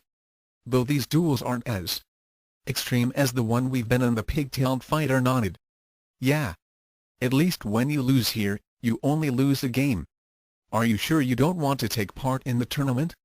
With the both of us competing together, we'd stand a better chance at getting that Millennium Eye. The winners of this competition will get to face Pegasus." Luna shook her head while smiling. "I am very flattered that you want me to be your dueling partner, and we do make a good team, but I'm afraid that my answer is still no. I may have gotten better, but I can tell that a lot of these people have more experience with this game than I do." "That's baloney. You're just as good if not better than a lot of people here. We haven't been practicing for nothing all the time we've been together." Flatterer. "In any case, someone has to keep an eye on my sister and make certain that she doesn't get into." It was at that moment that both realized that someone was missing from the group. "Where's Lena?" Ranma asked as he looked about. Luna also became concerned as she began using her mystic senses to probe the crowds for her younger sibling. Her expression became a bit nervous as she sensed a buildup of magic, the kind that Lena was very fond of tossing around when she was angry. She then turned and headed off into the crowds. "Luna? Just stay here with Amelia and Guri. I'll be back soon." With those words, she disappeared into the throngs of people. Amelia and Guri also watched. The most powerful sorceress of their world had run off and wondered what was going on. "Where's Miss Luna going?" Amelia asked. "Yeah, and where's Lena?" Guri inquired as he noticed that his usual traveling companion was also gone. Ranma shrugged as he replied. "Lena wandered off somewhere and Luna went to find her. I wouldn't worry though. Luna's more than capable of handling herself, and I'm sure that Lena's alright too. Lena probably went off to try and improve her new deck by trading some of the cards she got. There's nothing to worry about." Kaboom! "And forget what I just said." Ranma then began running in the direction of the explosion with Amelia and Guri following him. It was in the same direction Luna had went in search for her sister a few minutes before. "Alright. I think I made some good trades," Lena thought as she flipped through her deck and gazed upon the new trap and magic cards she had obtained. She could only imagine the power the cards would possess once they passed through the Shadow Realm. To her disappointment, she had yet to find someone with an Enchantress of Light to trade. She had found out that particular card was hard to find and only a limited number had been printed. She had hoped she could use it and depolymerization to card to enhance her own bust as it had done with Amelia. Standing nearby was a certain samurai wannabe who was checking out his competition as well as searching for a certain red-haired goddess and a fierce Tendo tigress. He was unconcerned with improving his deck as he was confident that it was strong enough to defeat any foe. When he caught sight of some scarlet tresses, his hopes began to rise as he saw the girl's back. Her hair was unbound, but she was about the same height and had about the same figure. Since Nabiki had informed him that she was also in the tournament, who else could it be but his red-haired goddess? Pig-tailed girl. "I have found thee." With those words, he rushed over and wrapped his arms around her. "Huh?" Lena gasped as his hands began roaming around places that were considered no-touch zones. "Oh, how your scarlet, unbound tresses excite me so," Kuno said as he squeezed even tighter. "My heart has grown wings at the very sight of you." And it was then that he noticed that his beloved was lacking something. "My love? What has happened to your bountiful bosom?" "You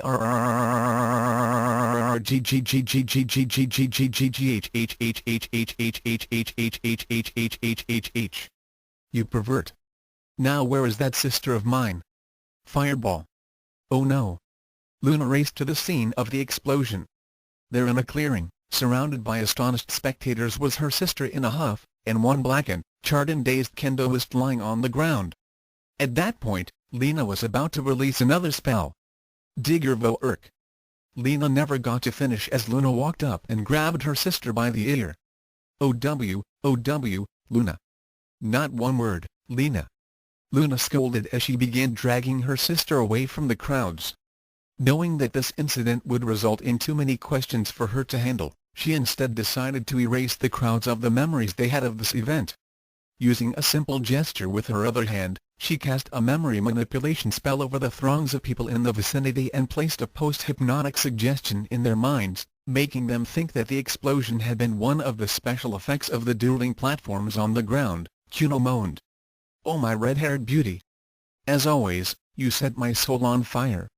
Looking from his balcony of his hotel room, which was beside the park, Maximilian Pegasus looked on with interest.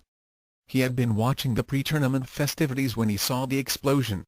His Millennium Eye glittered slightly as he used its power to zoom in on the Inverse Sisters. "Well now, what have we here?" "My Millennium Eye tells me that those two are in possession of some very formidable magic. Their very souls are entwined in some ancient mystical energies, especially that one." He focused on Lena's older sibling. "Their power could prove to be very useful in my plans. Now how do I get them involved?" He then spotted a glint of gold and saw Ranma heading toward the two girls. "Ah, so the bearer of the Millennium Item I seek is acquainted with these two. How convenient." He gestured to a man in a black suit with dark glasses and a mustache, who was standing beside him. Croquet, the right-hand man of the creator of Duel Monsters, nodded as he approached. "Do you see those two girls and the duelist with them? I believe that his name is Ranma Sitom." The aide nodded as he looked through his binoculars at where Pegasus was pointing. He didn't bother to ask how his boss knew Ranma's name, as Pegasus had demonstrated before an uncanny ability to read people's minds. "Yes, sir. I would like you to send one more invitation. A special one." As he was giving his aide instructions, he began probing the mind of the pigtailed duelist from afar, using his Millennium Eye to link with Ranma's Millennium Puzzle. He began to see some images of certain people and began to formulate a plan. Down below, Ranma began to feel that something was off. He got the impression that he was being watched, though he couldn't determine where the sensation was coming from. He shook his head and listened to Luna as she chided her sister. "Just what did you think you were doing, Lena?" Luna scolded as she pulled her sister off to a secluded area of the park. Behind her were Guri and Amelia. "Hey! That pervert grabbed my chest. He's just lucky that I didn't dragon slave his sorry ass." Lena retorted in her defense. Luna softened a bit when she heard this. She knew how sensitive Lena was about her bust size, and as a woman, she understood her sister's agitation. "I suppose he did deserve what you did to him, but you should handle that situation with more control. You could have hurt some innocent bystanders with that fireball so close to those crowds. Who knows what would have happened if I hadn't stopped you from casting that other spell." Lena bowed her head in shame under her sister's reprimand. "Sorry sis, but he had no right to grab me like he owned me. He was some nutcase who called me his pigtailed girl, and I don't even wear my hair like that." Ranma perked up at this information and asked, "Tell me, Lena, was he some dope about so high?" He indicated with the hand above his head. "With dark, short hair, wears samurai bathrobes, was carrying around a big stick, and was talking like some poetic idiot?" "Yeah. That was him." "You know him, Ranma?" Luna inquired. "Unfortunately yes. That was Kuno, the blue blunder of my high school. He thinks he's the world's greatest warrior and Kami-sama's gift to women, but he's really the world's greatest pain in the ass and a nightmare to humanity in general." "So why did he grab Miss Lena?" Amelia asked. Ranma sighed. Now this was a subject that he really didn't want to talk about. "It's probably because he thought Lena was a so-called pigtailed girl. I guess from behind, Lena probably looked like her with her hair down." Luna cocked her head and thought, then put two and two together. "This wouldn't happen to have anything to do with your—" "Yes, it does," Ranma says, cutting her off. "It's a really long story, and I don't want to talk about it. During their travels together, it had been impossible to hide his Jusenkyo curse from Luna's mystic senses, and he had shown it to her. Lena's sister had been unable to reverse the curse, due to the fact that Jusenkyo's waters had been made from ancient elder magic left over from the gods. The only power that could undo the curse was contained within the Millennium items, and Ranma needed all seven to do the job. However, she had been able to cast a spell to reduce his magnetic attraction toward water, though she couldn't protect him completely. As a result, he only got splashed about once a day, instead of several times. She had promised to keep his condition a secret. Kuno's a total nutcase and too stupid to accept reality. He'll grab onto any girl that he thinks is in love with him, though he's really obsessed with the pigtailed girl and any cute tomboy that I know." Ranma sighed in disgust. "He is an enemy to all women and should be punished," Amelia declared as she took a pose that reminded Ranma of a certain sailor-suited warrior of love and justice. "As defenders of all that is good and decent, it is our duty to—" "Hold it," Ranma said as he held up a hand. "Back off, Amelia. I don't want you to go flying off the handle too." Luna nodded in agreement. "Ranma's right, Amelia. We all agreed not to use our powers and abilities unless absolutely necessary. We are here to get the Millennium Eye and return to our world with the least amount of trouble. Throwing around destructive spells will only make things harder, and we don't want to draw attention to ourselves." What Luna and Ranma did not know was that someone's attention had already been drawn to them, and this certain someone was in possession of the Millennium Eye later. "WOW. I won." Amelia jumped up and down as she stepped off the platform after defeating her opponent.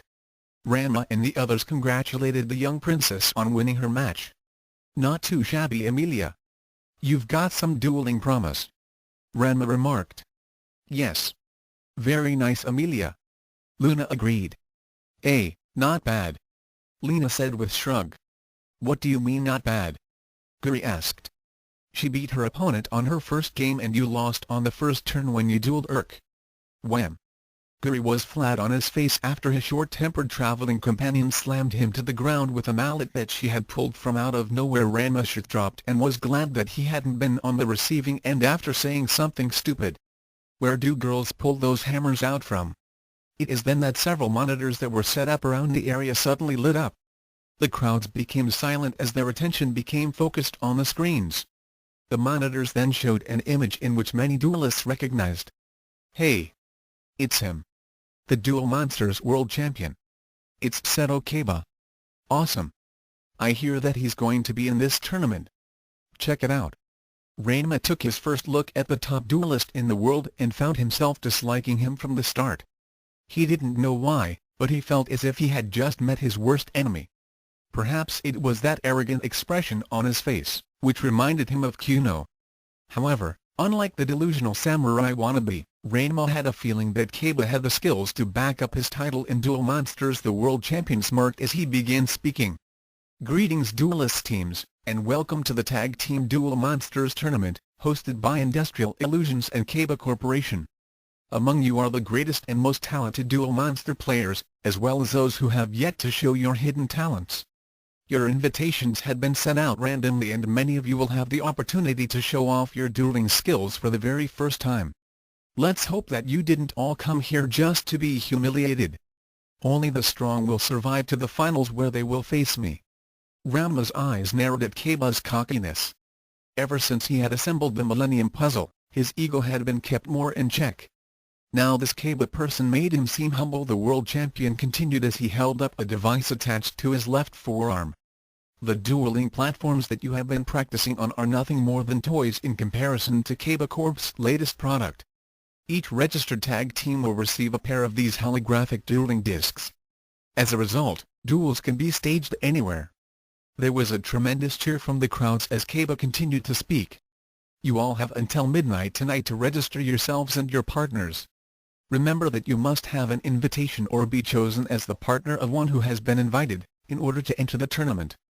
Furthermore, there shall be some new rules to the duels, which will be explained tomorrow. At 8 o'clock tomorrow, the tournament will begin. Another round of cheering drowned out everything else as the screens went blank. Sometime after noon. Akio sighed as she finished off the last of the lunch rush. There had been increased business because of the tournament and she hadn't been able to leave her restaurant to go ask Ranma to be her partner. If she didn't work fast, someone else might become her Rankin's teammate. She had heard that Shampoo had also received an invitation to enter. The only thing she could count on was that the Nekohantan was probably as busy as the Ukkans, so the Amazon had most likely been unable to ask Ranma yet. As she prepared to out a closed sign and leave her restaurant, a group of people walked into the establishment. I'm sorry folks, but the Ukkans will have to be closed for an hour, so come back. Oh, we're not here to dine, Miss Kuonji. The person in front said as he approached her with his hands behind his back. Standing behind him were several of his hired men, plus his aide Croquet. Huh? The Okonomiyaki chef took a good look at the visitor and her eyes widened as she recognized him. Hey, aren't you the creator of Duel Monsters? You're Pegasus, right? I saw you on TV. Indeed, I am, the long-haired man replied with a smile. I had decided to check up on some of the competitors to the tournament. I believe that you had received an invitation? The brown-haired girl nodded as she showed him the letter and the entry card that went with it. I got it right here. So tell me, Miss Kuwamji, have you decided on a partner? She smiled while nodding. I sure have. He's a good duelist. And his name is Ranma Sitomo, correct? Pegasus said with a smirk. This took Akio by surprise. Yeah. That's his name. I was going to ask him when you showed up. Pegasus shook his head as he revealed his Millennium Eye. I'm so sorry Miss Kanji, but I'm afraid that you cannot be his partner. What? What are you talking about? Akio began fingering her bandolier of throwing spatulas. The sight of his metallic eye also made her tense. What I'm talking about is that Ranma already has a partner selected for him. You on the other hand, have a more pivotal position to play. At that moment everything became dark as Pegasus Millennium Eye glowed. Akio barely had time to scream. Ranma, is something wrong? Luna asked as he suddenly became distracted. Ranma became tense with the feeling that something terrible had just happened. Then he remembered that since he didn't have a partner yet, he'd better ask Akio before the other girls got any ideas. AIREN. Ranma sweet UMS. Ranma no baka. Case in point. Excuse me guys, but I just remembered that I have something very important to do. I'll catch up with you guys later. He then began bolting like a wild colt as a cane. Kodaki and Shampoo began bearing down on him as soon as they caught sight of him. Luckily for him, they passed by the Slayer's gang and assumed that they were just part of the crowds. Ranma poured on the speed and lost himself in the crowds. As he was too busy with looking over his shoulder and checking to see that the girls weren't still behind him, he failed to watch where he was going and bumped into a certain someone. Womp. Seto. A younger voice cried out. Ranma found himself landing hard on his rear as his belt case opened up and spilled 3 of his cards. At the same time, a suitcase landed on the ground as another person landed on his rear. Oh. Sorry about that. I should have been watching where I was going. Ranma apologized as he began staggering to his feet, then extended his right hand to help the other person up. However, his offered hand was slapped away as the other person angrily glared at him. You clumsy moron. I should knock your stupid head off. Ranma was taken aback by his rudeness and was about to retort when he recognized just whom he had run into. Huh? Hey, aren't you? Seto Kaba continued to stare angrily as he stood up and faced Ranma. He was about as tall as Kuno. Beside him was his diminutive younger brother Makuba. I ought to turn you inside out for running into me, you jerk. Hey. I said I was sorry. The pigtailed duelist said as he began to feel his own anger rise. He had already in an agitated mood and Kaba was rubbing him the wrong way on their first encounter. It was then that Kaba noticed the case on Ranma's belt and snorted. Well, what do you know? It's another loser who thinks he's got what it takes to be in this tournament. Hey! Who are you calling a loser? Kaba shrugged. Just about everyone here is a loser as far as I'm concerned. After all, there isn't anyone who could match my dueling skills. If I didn't have my reputation to uphold and this tournament didn't give me an opportunity to market my new dual disc system, then I wouldn't have even bothered to be in this circus. You're the #1 duelist in the world, Seto. Makuba chirped as he always worshipped his older sibling. No one can beat you. You've got the best tactics and the strongest cards. Seto nodded as he pointed to Ranma's loose cards. That's right, so why don't you pick up your pathetic cards and get out of my sight before? He stopped in mid-sentence as he saw which of Ranma's cards were on the ground. 2 of the cards were trap cards, but 1 card made him tremble as he recognized the image. What can it be? Kaba immediately bent down and reached for it, but Ranma's hands were quicker. In a flash, he swept up his 3 cards and placed them back in their case before the world champion could blink. Makuba whistled. He had never seen anyone move that fast before. Kaba stared hard as he faced Ranma again. Tell me, that was a Blue Eyes White Dragon, wasn't it? How did a nobody like you get a hold of one? Ranma snorted as he replied. I got it the way anyone else would have gotten it. I opened up a card pack and there it was. What's it to you? Kaba growled a bit, then reached down to open up the case he had been carrying. In it was a sight that made many of the people around him gasp in disbelief. The case was filled to the brim with rare and powerful cards. Listen here. Give me that Blue Eyes and I'll trade you all of these. Kaba said. Ranma considered the case, then shook his head. No deal. Especially from a jerk like you. Ranma added silently. Kaba was taken aback by Ranma's refusal. He was unused to the word no. Fine then. If you won't trade it, then maybe you'll sell it. Name your price. I can pay anything. Now if Ranma was like his father, he would have jumped at the opportunity. However, he was not like Genma and he already had more than enough gold from Yami to last him a lifetime. I ain't interested in money. I came to this tournament to duel and I got something real important to do right now, so. Kaba smirked as he cut in. Duel, eh? Alright. I challenge you to a duel." This caused a large, collective gasp to be heard as Ranma was taken by absolute surprise. "Say what?" "I said I challenge you to a duel. When I win, then you will give me your blue eyes." "When you win?" Ranma repeated with disbelief at Kaiba's audacity. "Already counting your blue eyes before you got it? It's only a foregone conclusion. I have never lost a duel." "Well, maybe I'll be the first to beat you in the tournament." "I'm not talking about the tournament," Kaiba stressed. "I'm challenging to a duel here and now." "What? That's crazy. And why should I accept?" "So are you a coward then?" Kaiba sneered. Ranma felt his own pride and anger well up, but fought to control himself. Calling him a coward used to be a surefire way of getting him to start swinging fists, but under Yami's guidance, he had learned not to jump headlong into situations which may be too much for him to handle. "I'm no coward, but I don't have to prove myself now to a first-class jerk like you. You can wait until the tournament for me to kick your dueling ass." Both antagonists locked gazes with each other, then Kaiba smirked. "All right. Then how about this? If you don't accept my challenge now, then I'll have you removed from the tournament list altogether. You won't be able to kick my dueling ass at all." "So what's it going to be?" Ranma winced. He knew he had to compete in order to get at the Millennium Eye. He couldn't risk being barred from it at this point. What he did not know was that there was another reason why he couldn't lose. In his hotel room, Pegasus contemplated the card he had in his hand as he sat near the open balcony. Croquet walked up to him and bowed. "Sir, I've just received word that Setsuko Kaiba has challenged Ranma Sitomu to a duel for the 4th Blue Eyes White Dragon." Pegasus finished. "I already knew that. Shouldn't we stop this?" "Why?" "This could prove to be most interesting. Furthermore, it will give us a chance to see Kaiba Corp's latest gadget in action. Let them duel. The publicity will most certainly boost business, and besides, I'd like to see this Ranma Sitomu's skills in action. I heard that he was good."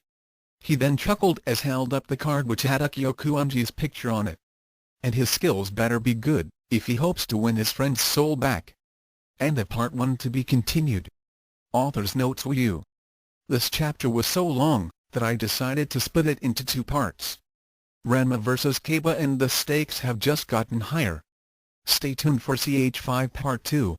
Chapter 9 Ranma, Master of the Cards. Disclaimer: the same old routine. All characters belong to their respective creators, so why bother me about those details? Lyrics: Thoughts APDP, Attack Defense Points L, Level Points LP, Life Points. Ranma Yami, Ranma merged with Yami. Introduction: we begin hearing the lyrics of the Yu-Gi-Oh! Theme as the scene fades in on Ranma's Millennium Puzzle. Your move, your move, your move. Ranma becomes Ranma Yami. Behind him, the Slayer's gang appears at the ready. Ranma, Master of the Cards. The scene switches to Ranma Yami and Kaiba facing each other off Ranma, Master of the Cards. We see Pegasus watching on with his Millennium Eye. Master of the Cards. Ranma's Dark Magician blows away several other monsters, but then faces off against Kaiba's Blue Eyes Ultimate Dragon. Ranma.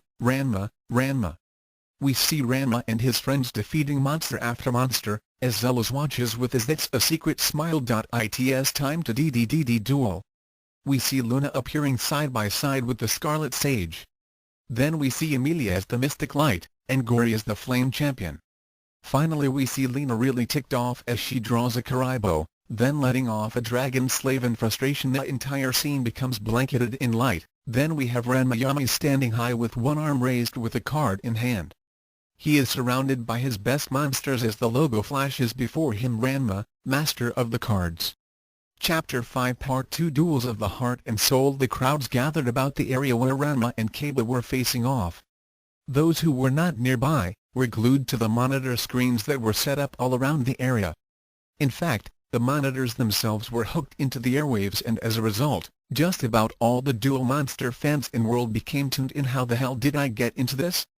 Ranma wondered as he found himself in a match with the world champion of Duel Monsters. As soon as he saw his image being projected on the large screens, he knew that there was no way that he could back out of this now. With his face now plastered all over the television screens in Japan, it would only be a matter of time before his usual headaches would find him. Where is that jerk?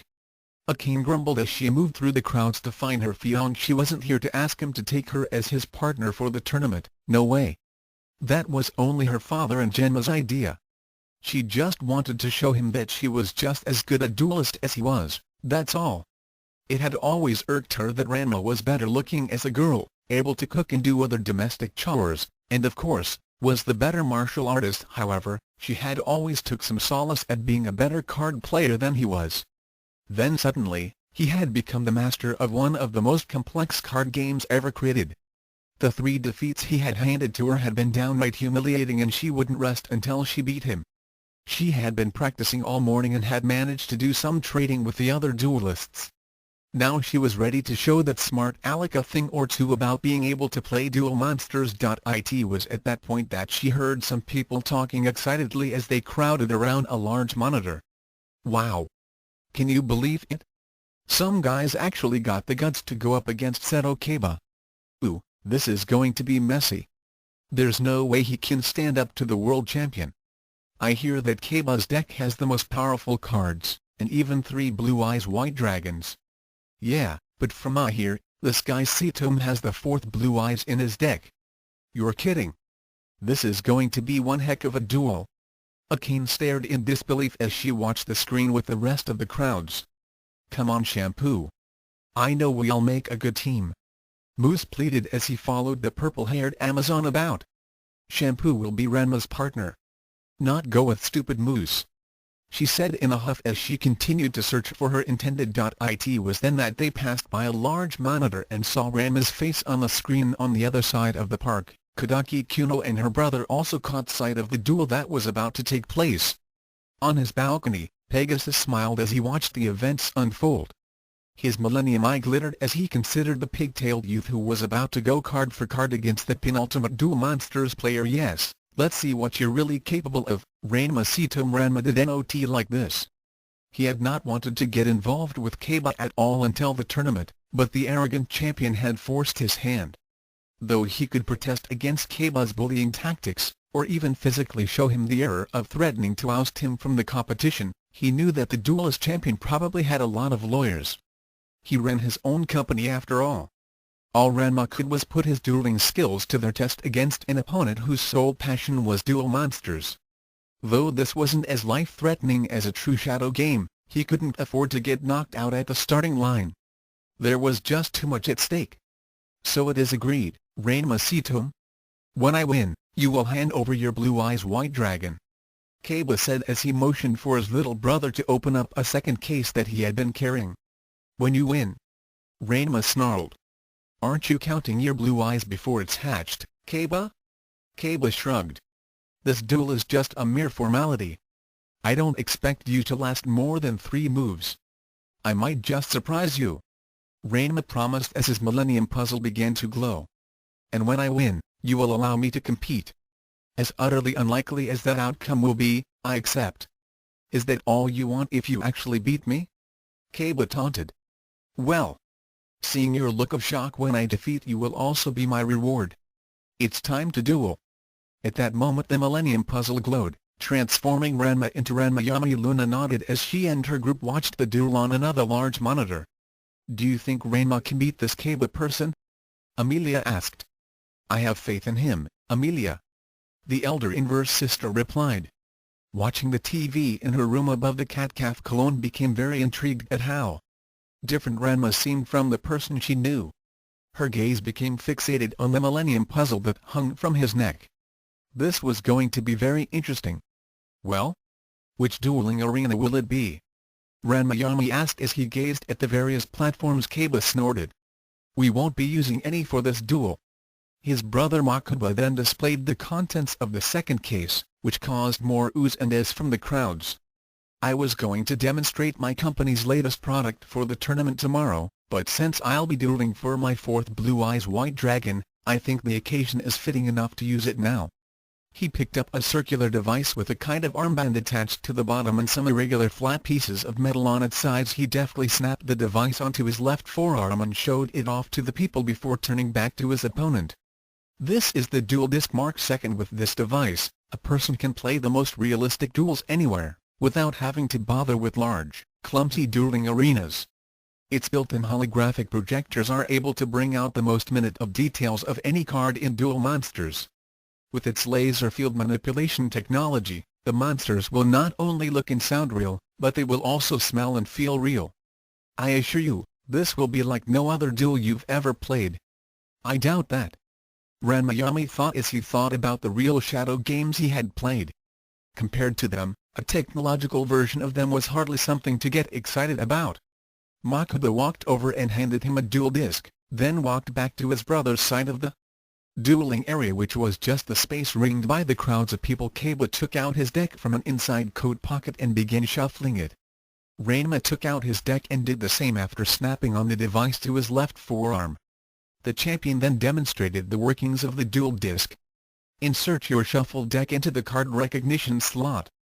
Your disc will automatically set to 4,000 life points.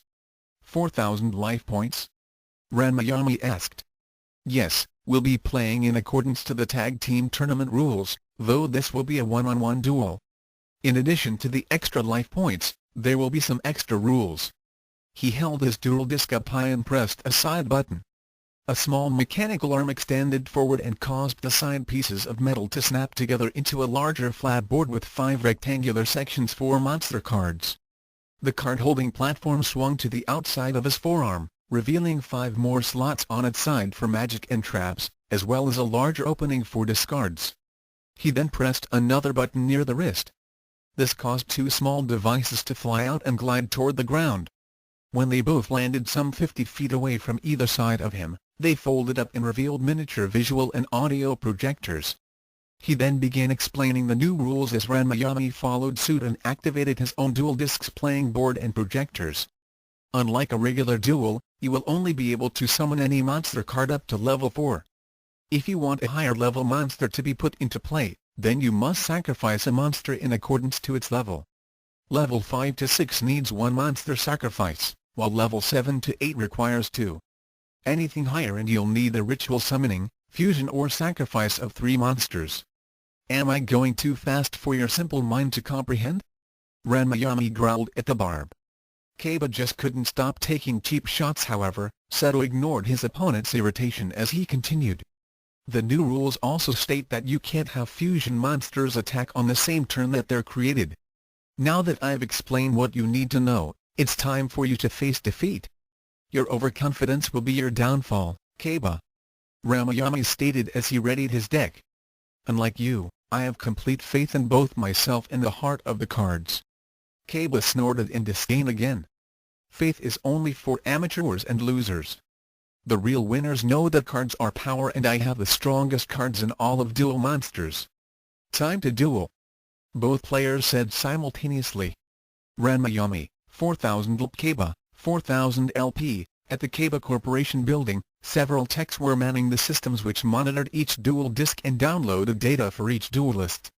One tech became puzzled as some strange readings were appearing on her screen when Ranma had inserted his deck. It was unlike anything she had ever seen, and she wondered if she should inform Kaba about them. However, the disc was functioning properly, and she knew that once Kaba was in a duel, interrupting him was a surefire way to lose one's job. I shall start with the Hitotsumi Giant in attack mode. L4/1200/1000. Kaba said as he laid down his first monster card. The holographic projectors displayed a ravenous, green, one-eyed gargantuan. And I shall lay 1 card face down and summon the Celtic Guardian. L4/1400/1200. Ranma then directed the Elf Warrior forward. Destroy the giant. The pointy-eared fighter leapt up and cut Kaba's monster in half with its sword, causing it to explode into 1,000 pieces. Ranma, 4,000 LP. Kaba, 3,800 LP. The crowds applauded at the giant's demise. HMPF. Not a bad start for a rank amateur. Kaba commented as he drew another card, then placed 2 cards down on his dueling deck. I shall now summon Soggy the Dark Clown in attack mode. L2/600/1200. A grotesque-looking clown with spindly legs appeared. What's he up to? Ranma wondered. Soggy the Dark Clown isn't really that strong a monster card. You're probably wondering why I would play such a relatively weak monster card, aren't you? Kaba taunted as he made a large image of his magic card appear. With the right magic card, such as this negative energy amplifier, even a harmless clown can be lethal. The magic increases Soggy's attack power by 3.5 times, making him more powerful than your Celtic Guardian. 2100, now attack with Dark Light. 1. The ugly clown reared back and threw a huge black ball at Ranmayami's warrior, causing it to explode into pieces. Ranmayami, 3300 Kaba, 3800 LP. As you can see, Ranma Sitom, I have mastered every aspect of dual monsters. You are no match for me. Why don't you just surrender your blue eyes to me right now and save yourself from any further humiliation? The pigtailed duelist chuckled as he replied to Kaba's taunt. Why should I when I just took the lead? What are you talking about? At that moment, there was a large explosion of light in front of him, followed by a loud blast of sound that caused the world champion to stagger back a bit. He shook his head and glared back at his opponent. What was that? The martial artist continued to chuckle as he revealed the holographic image of his face-down card. What's the matter, Kaba? Didn't think that an amateur wouldn't be clever enough to lay out a trap card for your attack? A trap card? Yes. What you just felt was the feedback from your own attack, double its intensity. This card is called Double or Nothing. It causes my opponent to receive twice the damage that he had caused to my life points, provided the attacking monster has over 2,000 attack points. Guess who just lost 1,400 points? Ranmayami, 3,300 Kaba, 2,400 LP. Kaba smirked a bit at his adversary's audacity. Not too shabby. He admitted. Perhaps it was wrong for me to assume that you were just another loser. However, you won't catch me off guard again. You won't be able to withstand my next attack. Ranmayami's expression hardened as he could tell that Kaba's threat was far from an empty one. The world champion drew a new card, smiled and placed it in one of the card slots, causing an enlarged image of it to appear face down on the ground. He then placed another monster in attack mode. I will summon Battle Ox in attack mode. L4/1700/1000, the Game King decided to summon a monster while placing another card face down. I shall summon Axe Raider in attack as well as lay one card down as well. L4/1700/1150, both axe-wielding warriors faced each other, as it appeared to be a standoff. However, Kaba had a plan to give his opponent a hard thrashing. He then places another card face down and gestures to his monster. Attack Battle Ox. Not knowing what his rival had planned, Ranmayami decided to counter with his own monster. With both of them at equal attack points, it should be an even clash. However, I knew you would attack, so now I play my first hidden card. One of the face-down cards revealed itself. The Mesmeric control card entrances your monster and lowers its attack power by 800 points. Ranmayami gritted his teeth as his Axe Raider was stopped in his tracks, 900/1150, and then was cut to pieces by Kaba's Battle Ox. Ranmayami, 2,500 Kaba, 2,400 LP. This duel isn't over yet. Ranmayami declared as he drew a new card. It will be over soon. Kaba promised as he watched him place another card face down and one monster card in defense mode this time. He probably thinks that my other face down card is a trap card. Well, he's in for the shock of his life. I'm waiting, Kaba. And I will win this duel, thanks to my face down card. Pressing a button, he revealed the card to be Monster Reborn. What? The duelist champion smiled in triumph. You thought this was a trap card, which is why you didn't attack, correct? Well, it's not. It's a magic card that allows me to revive one monster card from my graveyard or yours. Now I could retrieve either my giant or clown, but I think it would be more fitting to use one of your monsters instead. I shall revive the Celtic Guardian. Ranmayami began to get a sinking feeling as his own Celtic Guardian returned, but on Kaba's side. Then his feeling deepened as Kaba then made both the Battle Ox and Celtic Guardian disappear. And in accordance to the rules, I shall sacrifice both monsters to summon the Blue Eyes White Dragon. L8/3000/2500, oh great! Using my own monster to sacrifice for the dragon was just adding insult to injury. Oh no! Ranma's in really big trouble now. Amelia said as she watched the Blue Eyes White Dragon tower over him. Luna nodded but also says, Ranma may be down now, but I wouldn't call him out just yet. He's been in tight situations before and he's always pulled through. I'm sure he'll be able to come back from this. Kaba chuckled as his dragon looked down on his opponent's expression. What? Did you think you were the only duelist with a Blue Eyes in his deck? I'll have you know that my deck contains not one, but 3 Blue Eyes. However, I would say that one is more than enough to blow you away. First I shall place this card face down and then. Blue Eyes, attack with White Lightning. The dragon let off a roar and released a sizzling blast toward Ranmayami's defense card. The Mammoth Graveyard L3/1200/800 was instantly obliterated. The Game King staggered back from its destruction, as did the crowds behind him. Kaba chuckled again. It was a lucky thing for you that monster was in defense mode. You would have lost a lot of life points. However, it's only a matter of time before my Blue Eyes White Dragon takes you out for good.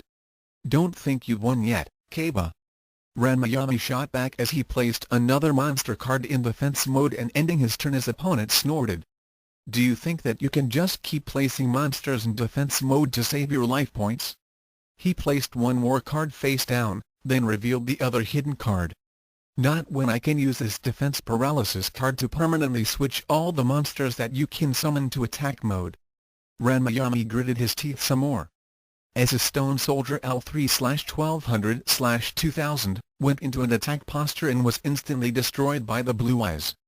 Holographic fragments of rock and powder went flying before disappearing. Ranmayami, 700 Kaba, 2400 LP. Now you have no way of defending yourself from my next attack. Kaba gloated as he prepared to finish Ranmayami off.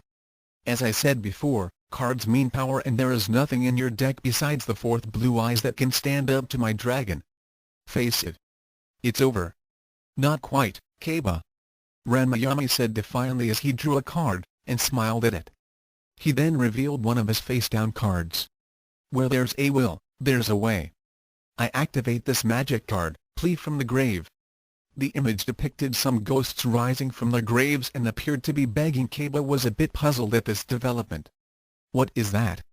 This magic card allows me to summon a high-level monster card from my hand without having to sacrifice 2 monsters. In order for this magic card to work, I need to have at least 3 monsters in my graveyard and give up half of my life points. Ranmayami, 350 Kaba, 2400 LP. Since you destroyed my Axe Raider, Mammoth Graveyard and Stone Soldier, they now cry out for retribution, and I am allowed to summon Blue Eyes White Dragon. Kaba was quite surprised to see a copy of his own monster appearing, but he then began laughing. And just what good will that do? Both of our dragons are equally matched. They won't be when I use this magic card. Ranmayami declared as he drew another card from his hand and revealed it. Dragon Drainer. This card will lower the attack power of any dragon on the field by 1000 points for 1 full turn. Of course, using this card will cost me 10% of my life points. Ranmayami, 315 Kaba, 2400 LP. Kaba was taken by surprise as his own Blue Eyes was reduced in attack points. 2000/2500, Blue Eyes. White Lightning attack. This time it was Kaba who lost some major life points. Ranmayami, 315 Kaba, 1400 LP. The crowds cheered excitedly as Kaba's dragon was wiped out. This made the world champion more than peeved at having one of his prize cards destroyed. He glared at the wannabe with vengeance in his eyes. You'll pay for that. All right. Ranma really let him have it. Guri said as he watched Kaba's life point meter decrease. Don't start celebrating yet. Lena warned. Kaba still has more life points than Ranma does, and that last move cost Ranma a lot. He will defeat Kaba. Luna maintained. I have faith in him and he has faith in himself. You see, Kaba? Even the Blue Eyes White Dragon is not totally unstoppable. Ranmayami stated. With the right combos and faith in the heart of the cards, there is nothing one cannot do.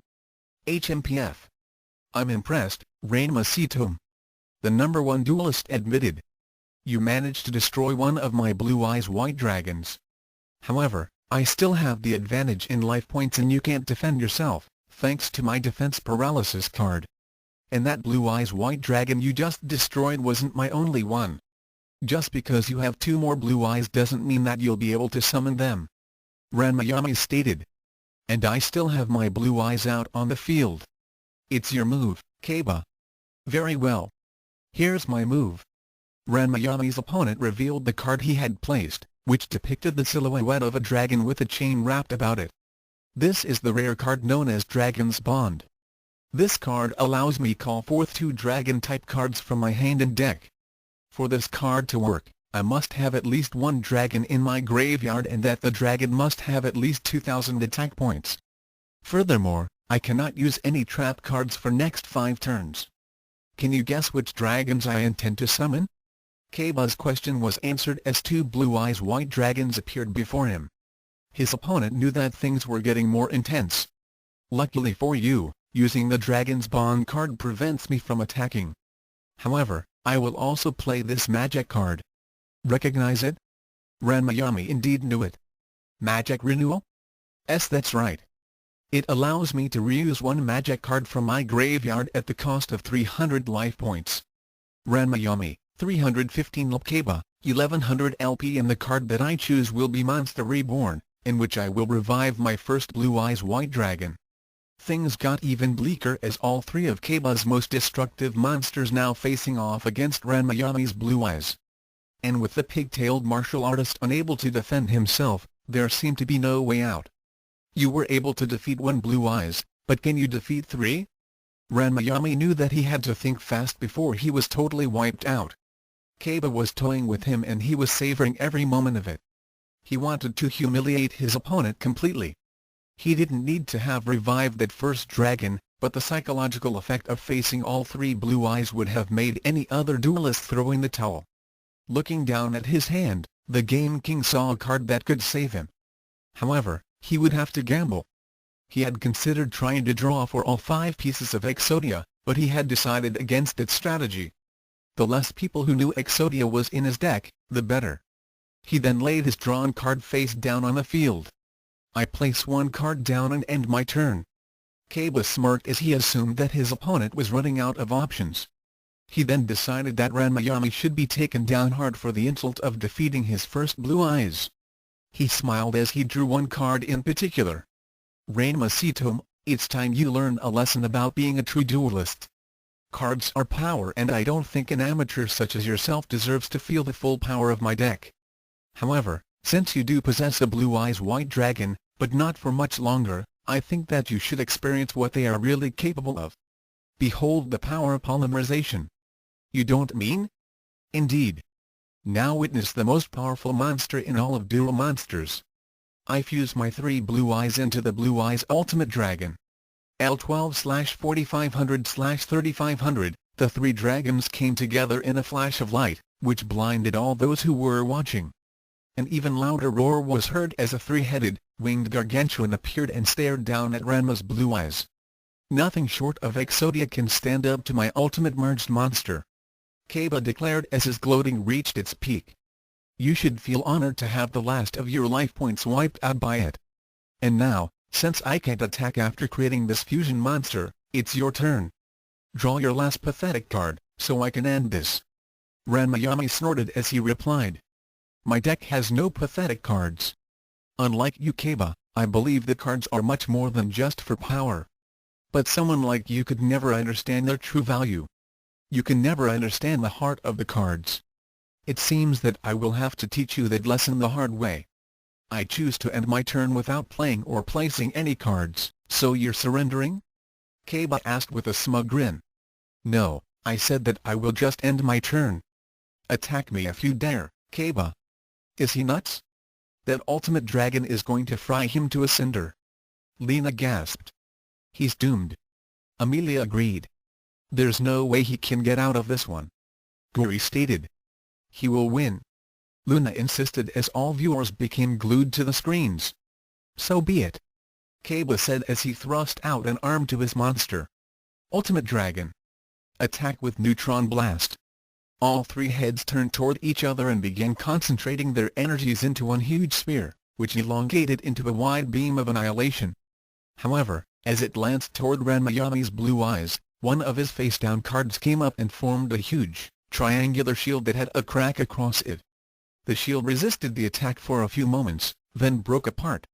The blast continued on to destroy the Blue Eyes White Dragon, causing it to shatter into nothingness in one huge explosion. When the light of the explosion died down, Kaba smiled in triumph as he expected Ranma to be broken and beaten.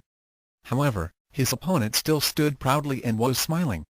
This didn't bother the world champion in the least. Whatever defense his adversary had put up had failed and the Blue Eyes had been destroyed, thereby dropping his life points to 0. That was when Ranma held up his dual disc and showed his life point meter. Ranma, 30 LP. Kaba, 1100 LP. That's impossible. I destroyed your Blue Eyes. You shouldn't have any life points left. Ranma shrugged. Normally, that would have been the case. Fortunately, I had used the Curse of Defense Shield against your attack. Curse of Defense Shield? Kaba thought back to that giant shield that had appeared. That's what that thing was? My attack still blasted through it and destroyed your dragon. Let me explain what the effects of the Curse of Defense Shield were, Kaba. Ranma said as he wagged a finger at his opponent. The Curse of Defense Shield is a very costly magic card which takes 90% of my remaining life points to use. That reduced me to 31 life points. As a result, the shield deflected enough of your ultimate dragon's attack so that it was only strong enough to destroy my monster with a minute loss to my life points. My Blue Eyes White Dragon had an attack power of 3000, so the ultimate dragon's attack was reduced to 3001. I lost only 1 life point. Kaba snorted. That was nothing more than a pathetic and desperate move to stay alive. It was a gamble, I'll admit, but it was worth it. Ranma said. What do you mean? On my next turn, I'll still obliterate you. You only prolonged the inevitable. I don't think so, Kaba. Take a good look at your ultimate dragon's stats. Kaba looked at the readouts and was surprised to see the figures. What? My Blue Eyes ultimate dragon's defense points have dropped to 0. 4500/0, that's right, Kaba. The reason why this card is called Curse of Defense is because any monster that attacks the shield immediately loses all of its defense points.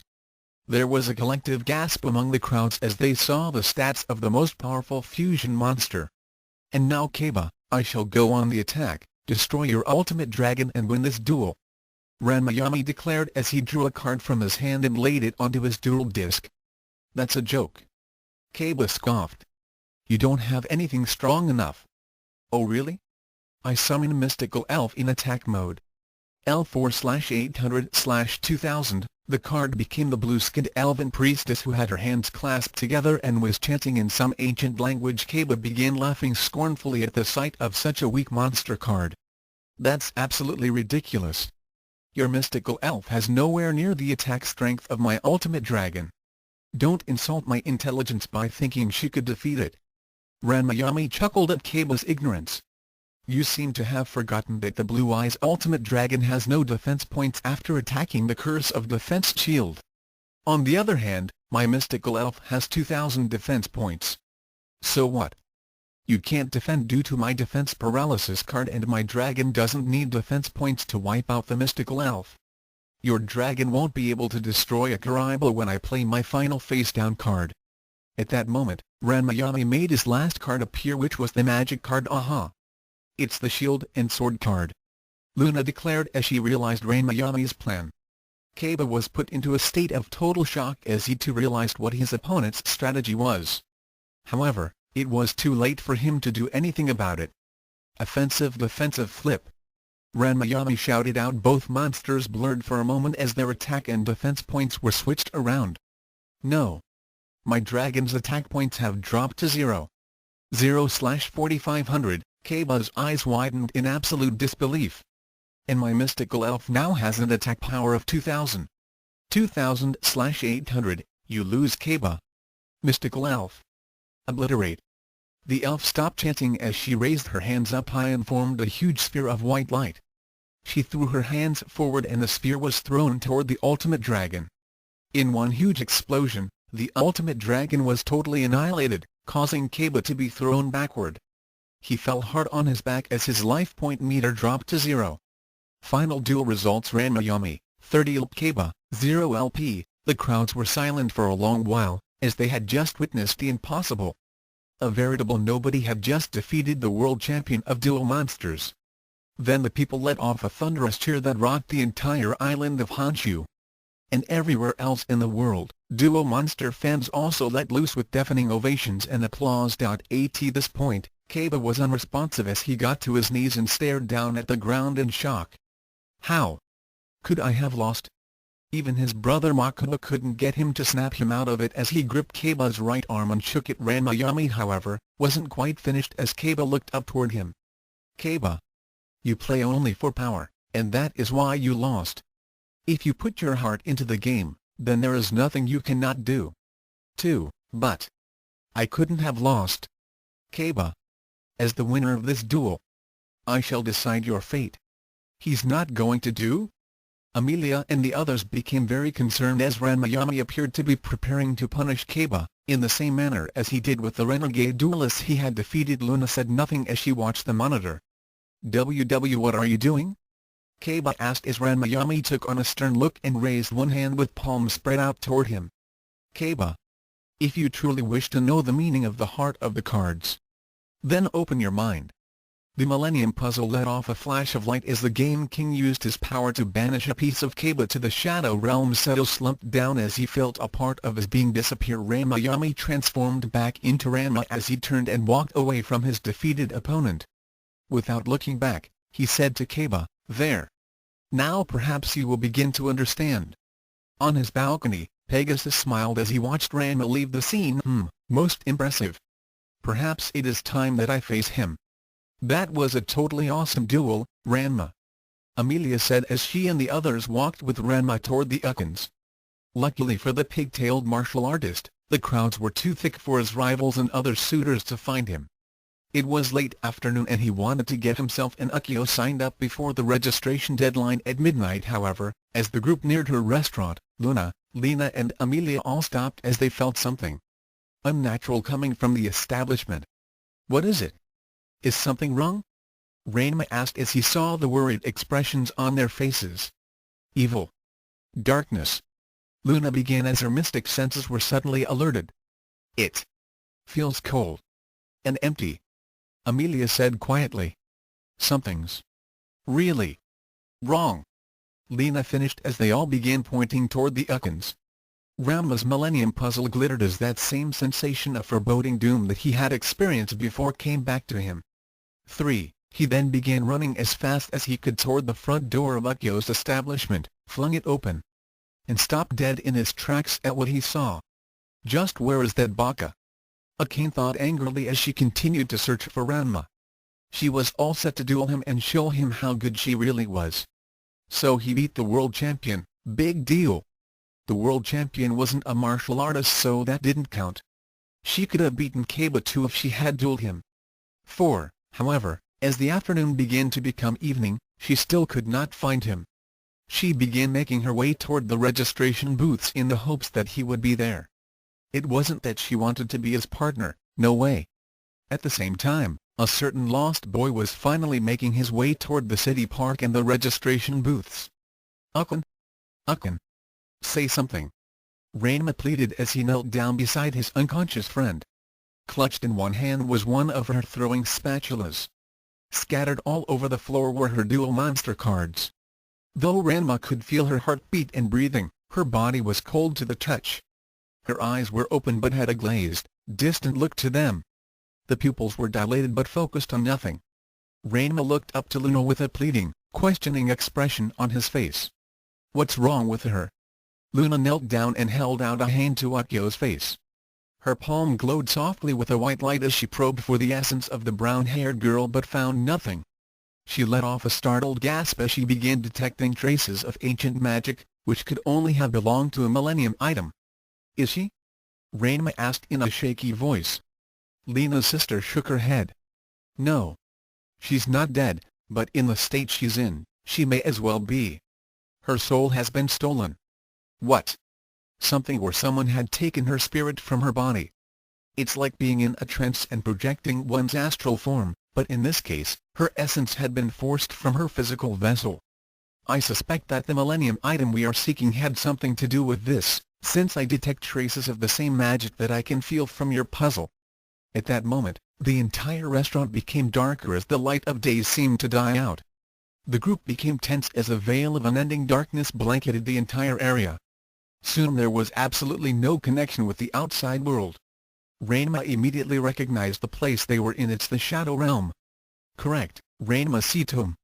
The martial artist turned about and saw a well-dressed gentleman standing in a background of unending shadows. He recognized the newcomer instantly. "You're Pegasus, aren't you?" "Yes, I am Maximilian Pegasus." He gave his head a bit of a toss, revealing what was hidden beneath the locks of hair that covered the left side of his face, the Millennium Eye. "Yes, it is the Millennium Eye, one of the 7 fabled Millennium items." The older man said simply with a smile. "How did he know what I was thinking?" "Ah, probably a lucky guess." Ranma thought. No, it was not a lucky guess. The owner of Industrial Illusions said as he shook his head. "I just happen to very talented at reading minds, and yours is a very open book, Ranma Sitom." Ranma snorted as he looked back, then became concerned as he saw Luna, Lena, Amelia and Guri in a seemingly frozen state. They were colored pale and were unresponsive. "Don't bother," Pegasus said with a smug smile. "Without a Millennium item in their possession, they can neither move nor speak. The only way they could have crossed this plane of existence and into our world was through you and your Millennium puzzle, am I correct? Even the mighty sorceress Luna Inverse and her infamous sister, the bandit killer and dragon spooker Lena, cannot override the rules of the Shadow Realm, which had been set by the elder gods of existence. After all, the Shadow Games were their creation in the first place." The pigtailed duelist gritted his teeth, but didn't bother to ask how Pegasus had known about his companions or the origins of the Shadow Games. He knew that the Millennium Eye had mind-reading powers. Yami had told him of the various abilities of each Millennium item, and he had already experienced the Eye's abilities in Luna's world. It was very formidable. "You are quite right, Ranma Sitom." Pegasus chuckled as he scanned Ranma's thoughts. "The Millennium Eye is quite powerful, and the more souls I take, the stronger it becomes." He then reached into his vest pocket and pulled out a single card. It was an essence card, and on its face was an image that made Ranma's blood run cold, then boil. "Ukin! You monster! You stole her soul, give it back!" He was about to charge at the soul stealer, but was halted as Pegasus' left eye glowed and an agonizing scream was heard. It was Ukyo's voice that screamed. The card in his hand glowed as well.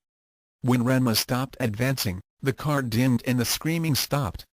Now, O Master of the Cards! If you want your friend's soul to remain intact, then I suggest that you mind your manners. Unless you want her soul to be ripped apart and scattered all over the Shadow Realm, I believe that the renegade duelists that you had faced and sent back to this place can attest that it's not a pleasant experience." He put the card back into his vest pocket. Ranma growled but reined in his temper. "Master of the Cards? Well, I suppose that's what I'd call someone who had defeated the formerly undefeated Duel Monsters world champion. That duel you had with Seto Kaiba was a magnificent one, and I was most impressed. Then again, I can tell that you have some considerable experience with playing Shadow Games for real. I can also sense that your companion Luna Inverse is well acquainted with them. How marvelous! Why don't we cut to the chase, Pegasus? What do you want?" Gemma's son growled. "What do I want? Well, I think that the answer would be obvious. I want what all those who come to possess the Millennium items want. The power to control all reality and even life and death itself. And I shall start with the 2 items in your possession." Ranma's eyes furrowed. He remembered Yami also telling him of what happened to those who come in contact with the Millennium items. Many became mad with the lust for power and eventually sought to possess them all. Others wanted them for more personal reasons and would do anything to achieve their goals. He couldn't tell if Pegasus was either power-mad or had an ulterior motive for seeking out the items, but he couldn't let him get his hands on any more. "You want my Millennium Puzzle? Then you will have to duel me for it." Pegasus chuckled and let off a small laugh. "I expected as much. According to the ancient rules, the Millennium items must be won, so therefore, I accept your challenge. And if I win?" Then I shall return you and your friends safely back to the real world." Pegasus finished. "And you will relinquish the Millennium Eye and your Ukon's soul?" "Oh no. This duel will only be for your Millennium Puzzle against you and your friends' freedom." "What? Unless you want your otherworldly companions to end up like your Ukon?" There was a bright flash behind Ranma, causing him to turn around. He saw in horror as 4 large and empty essence cards appeared behind each of the Slayer's gang. He turned back to Pegasus in fury. "That's not fair." The long-haired man smirked. Temper. Either you agree to these terms or watch these 4 permanently become part of my deck." Ranma bowed his head and let off a sad sigh as he triggered his transformation to Ranma-yami. He had no choice. "Very well, I accept these terms. It's time to duel." "Good. We shall play a regular duel with a strict time limit of 15 minutes. The winner shall be the one with most life points at the end." Pegasus took out a stopwatch and set the timer. "Since you are familiar with the real Shadow games, I would expect that you know what will happen if you lose life points." Ranma-yami nodded as the two became directly connected to the Shadow Realm. "Start the clock. 15 minutes." Ranma-yami, 2000 Pegasus, 2000 LP. "Well, at least I won't have to sacrifice any monsters to get any higher level cards onto the field." Ranma-yami thought as he shuffled his deck and drew 5 cards. "Well, what do you know? I drew the Red Eyes Black Dragon." He then placed the card face down in defense mode. L7/2400/2000, if you think that Red Eyes Black Dragon will help you in, then think again. Pegasus said knowingly as he placed a card face down on the field. "Whoops. I have to guard my thoughts carefully against that Millennium Eye." Ranma-yami thought. "I already have this to counter it. Go Dragon Capture Jar." Pegasus directed. The grotesque dragon capturing container appeared and caused the red eyes to briefly come into view before being sucked into the jar. Ranma-yami, however, took a deep breath to calm himself and drew a new card. Meanwhile, "Aaron. Where are you?" "Ranma darling. Your partner, the Black Rose, is here. My dear Akane Tendil.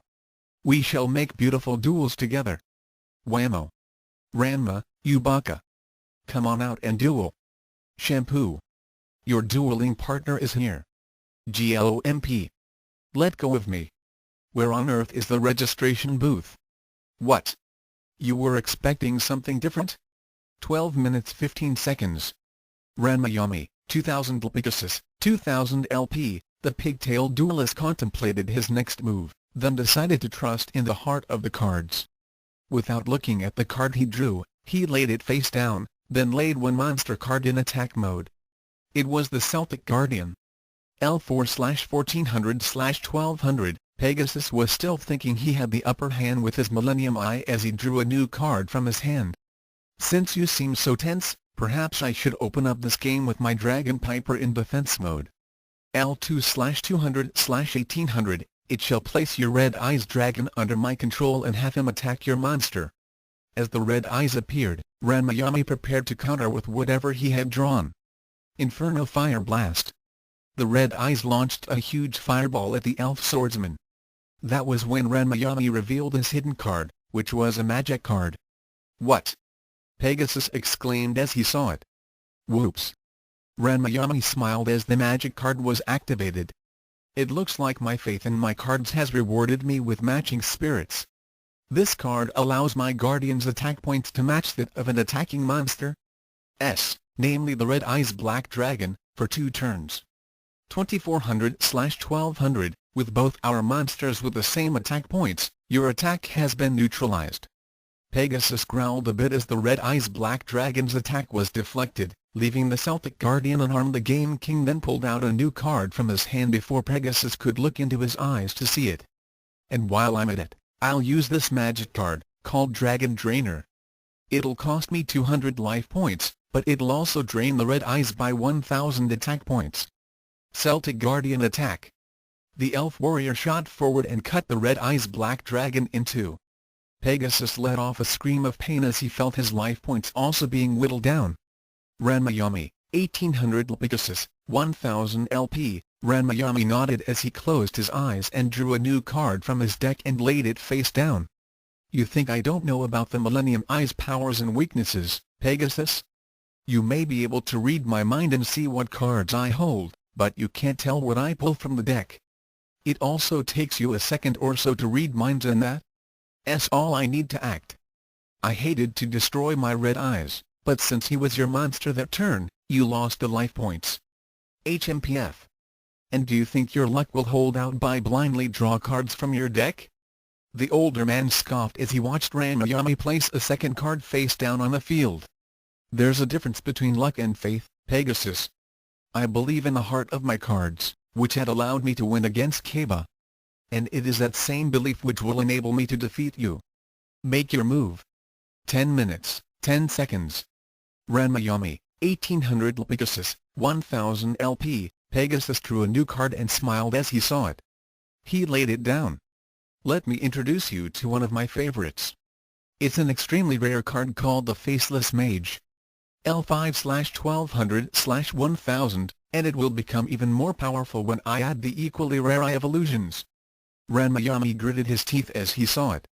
The monster looked like some carnival freak show with 3 heads. However, he couldn't discount it, as he knew that Pegasus had something planned. He decided to risk it, as he drew a new card from his hand without looking at it. He was relieved when he flipped it over, saw the Dark Magician and decided to attack with it. The purple-robed mage appeared and thrust out his staff. L7/2500/2100, Pegasus merrily smiled as he prepared to give Ranma the shock of his life. Where is that baka? Akane growled as she continued to search for Ranma. However, she would become even more agitated as a familiar and unwelcome presence appeared. Ah! My beloved Tigress Akane Tendo. Your gallant and noble dueling partner has arrived. ARRGGGGHH. Kasumi and Nabiki's sister desperately looked about for a place to hide. Speaking of Nabiki, the middle Tendo daughter wandered about the throngs of duelists and spectators. She was also searching for the missing duelist. After seeing him beat the world-renowned Seto Kaba, she knew that she was on the verge of a veritable gold mine. Then there were those mysterious people she had seen him with that also offered profitable possibilities. All she had to do was find them. 4 minutes, 45 seconds. Ranma, 1800 Pegasus, 1000 LP. Hurry up, Ranma boy. Are you going to play your Dark Magician, or aren't you? Pegasus taunted. Dark Magic Attack. Ranma cried out. However, as the Dark Magician fired off a dark blast of energy, the Faceless Mage merely laughed and was engulfed by the blast. When the smoke disappeared, it remained standing and unharmed. What? That's impossible.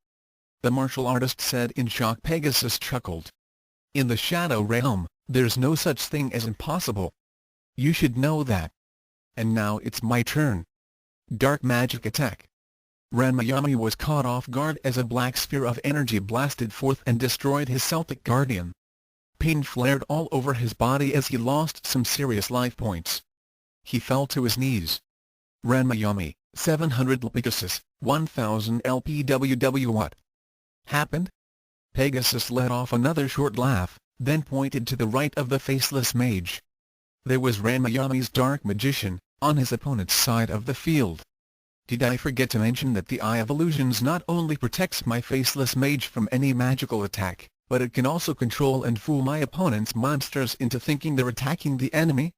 And as I recall, your Matching Spirits card wore off last turn, returning your Celtic Guardian back to its original strength of 1400 attack points. That was quite a loss you suffered, wasn't it? This duel isn't over yet. The Game King gasped as he got back to his feet. Oh, I'd say that it is, his opponent said. With one of the most powerful spellcasters in all of Duel Monsters under my control, I'd say that my victory is assured. That's what Kaba thought too, and I beat him. Unlike Kaba, I have the advantage of possessing the Millennium Eye.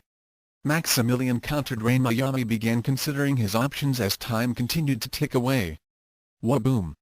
Kuna was sent skyward via Akane Airways. Just as Akane dusted off her hands and was about to continue to search for Ranma, she heard a groan and saw an exhausted individual push through the crowds and fell face down in front of the registration booth.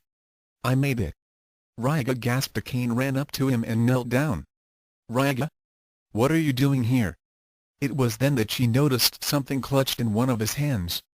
I didn't know that you played Duel Monsters. The lost boy's head looked up and his mouth turned up into a happy smile as he beheld his perfect princess. He also saw the cards in her hand. A cane? Will you? 60 seconds.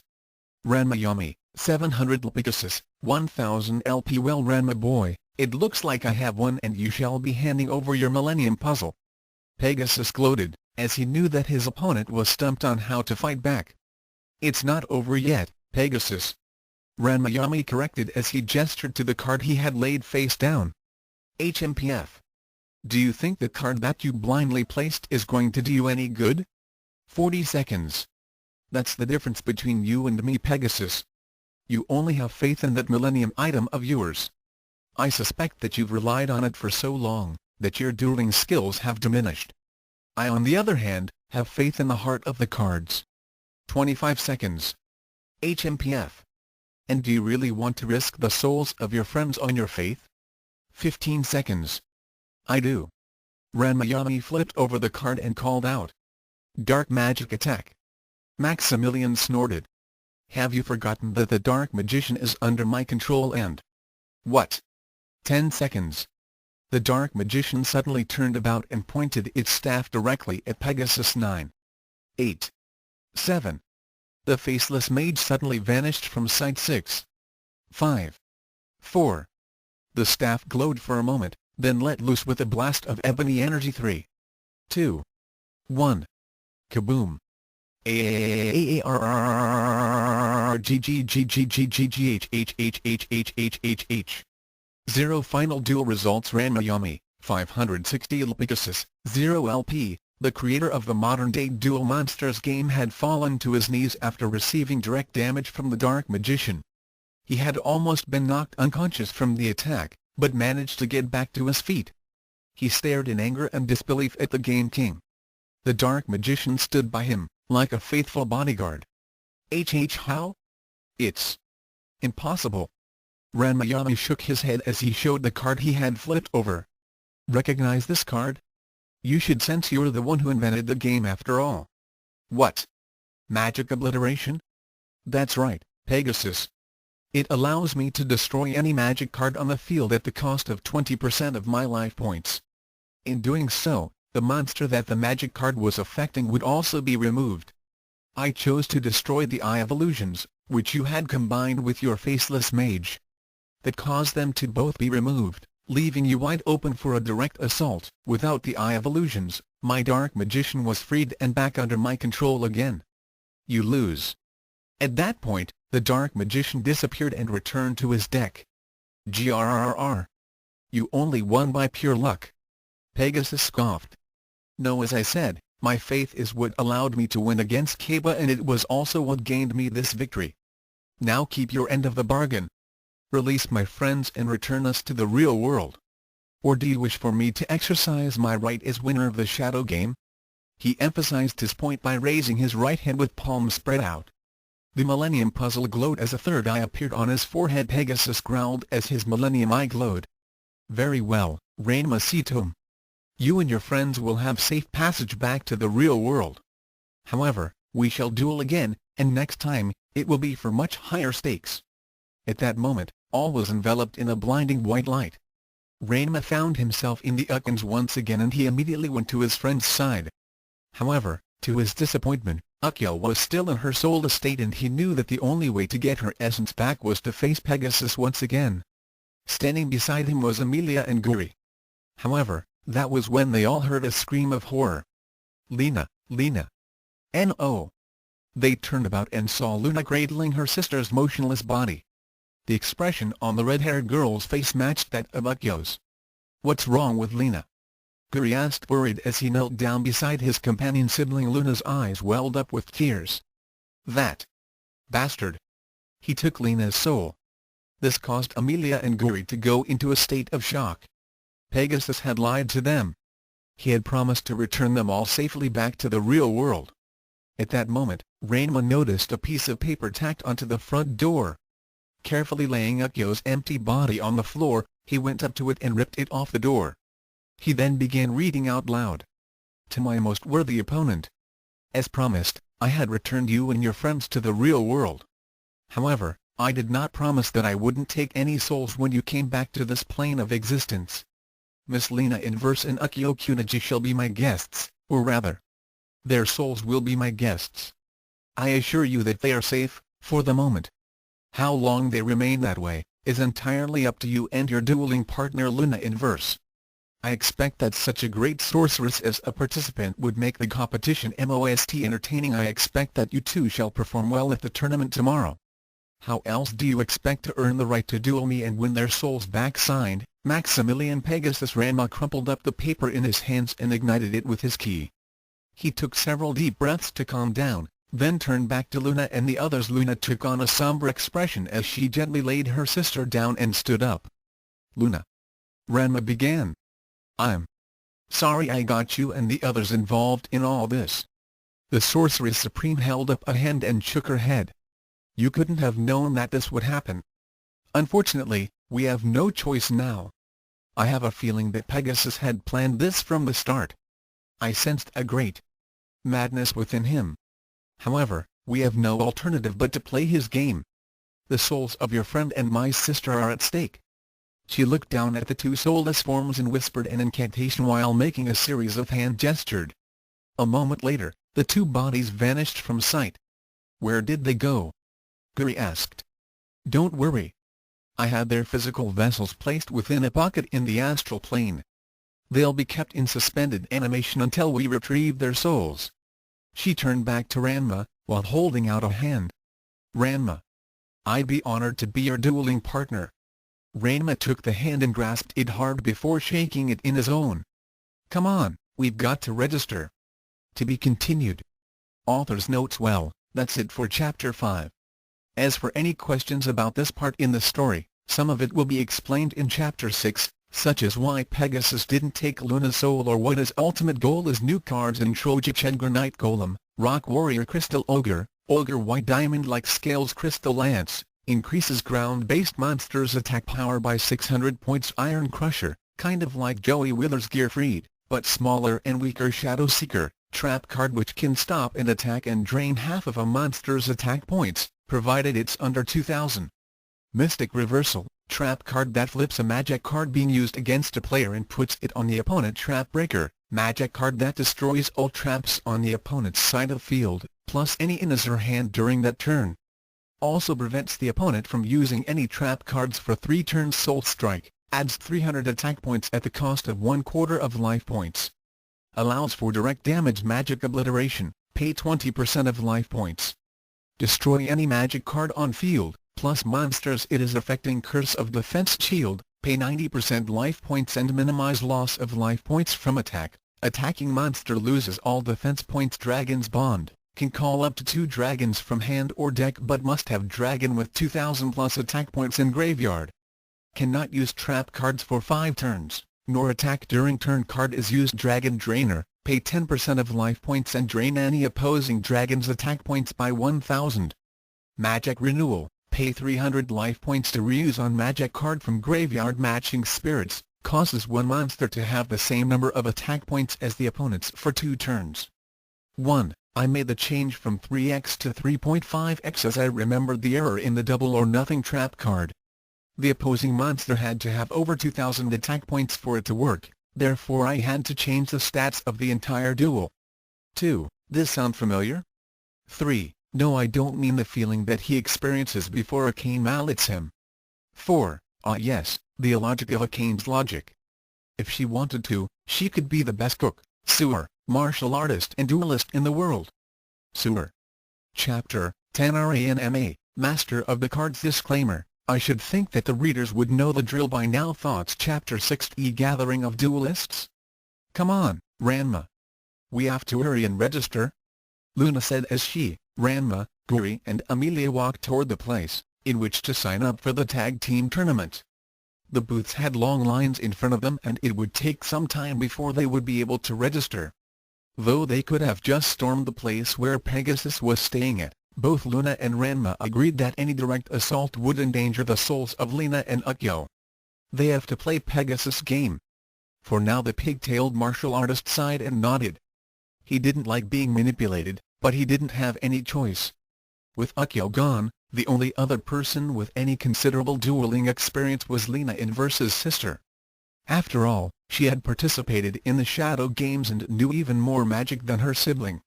The problem was that Pegasus had forced the elder Inverse sister into the tournament and to be Ranma's partner for some reason. The mad creator of duel monsters was already interested in the Millennium items he had in his possession, but why include Luna? Something didn't add up, and the bearer of the Millennium Puzzle had to determine just what Pegasus was up to. Raiga was in heaven as he was being pulled by Akane toward the registration booths. As soon as Akane saw his invitation, she immediately grabbed hold of the lost boy and said that they needed to sign up. With no Ranma in sight to spoil his moment with dear, sweet Akane, the lost boy hoped that he'd never wake up from this dream. She had actually chosen him over Ranma. Oh happy day! I'll show Ranma who's the best duelist. Akane thought as she and Ryoga neared the registration booths. She was still irritated that her fiancé had rejected her as a partner, and though she was in fact using Ryoga to get back at him, she figured that the lost boy would understand and help her. After she and Ryoga humiliated Ranma in a crushing defeat, then he'd take her dueling skills more seriously, just like her martial arts. 1. Where is Aaron? Shampoo said as she looked about for her intended dueling partner. Must sign up for tournament before too late. Beside her, Moose was still pleading with his beloved to be her partner. Of course, he didn't have his glasses on and was currently begging to a telephone pole. Oh Shampoo! We'll be the perfect dueling team. Beside her great-granddaughter, Cologne looked about for any sign of her future son-in-law. She had come to the gathering to check up on her relative's progress. However, as the deadline drew near, the matriarch decided that Shampoo had best take whomever was available, or she'd forfeit her entry into the competition. After much discussion and assuring the purple-haired girl that she'd get a chance at snagging Ranma during the duels, Shampoo reluctantly agreed to take the myopic hidden weapons master as her partner. This of course made Moose happy, but Shampoo vowed that she'd be dueling with Ranma at the finals, one way or another. What? The Pharaoh has a partner other than my glorious self? Kuno started frothing at the mouth when his manservant Sasuke gave him the bad news. I'm afraid so, master. Miss Tendo has been registered with the one called Ryoga Hibiki. Nay. I will not allow this. Only the Great Blue Thunder is worthy enough to duel by the side of the lovely Akane. I shall smite this cat who dares to presume to be her partner in this competition. Wait, master. Sasuke said as he stood before his employer, blocking his path to the registration booth. It's already been done, and according to the rules, you can't attack anyone. You'll forfeit your invitation. He's right, you know. Both men turned to see Nabiki approaching them with her usual mercenary expression on her face. What business is this of yours, Nabiki Tendo?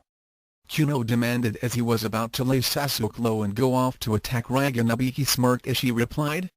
Well, if you play your cards right, pardon the pun, then you just might be able to get Akane as your dueling partner for the finals. Interested? Continue? Nabiki held out her hand and her smile became more smug. Kuno immediately slapped a wad of yen notes into her hand. The middle Tendo daughter counted the cash, then replied. Well, if you were to show my sister just how great a duelist you are, then I am sure she'll drop Ryoga in a flash and beg to be your partner. Ranma's not going to be her partner, so that makes things easier for you. If you cause trouble now, then you can kiss all your chances of ever winning her as a partner goodbye. Kuno stood motionless for a few moments, considering his options. Though he could just go off and smite Ryoga, Nabiki had raised a valid point. Surely, he was far superior to the Lost Boy in all things, and the Pharaoh would see just how great he was in comparison to that crude Hibiki boy. Without that foul sorcerer Sitomo, then victory would be assured? You are certain that the demon spawn Ranma will not be an obstacle in this tournament? Word of honor. I've already gotten wind that Ranma already has a partner and it's not my sister.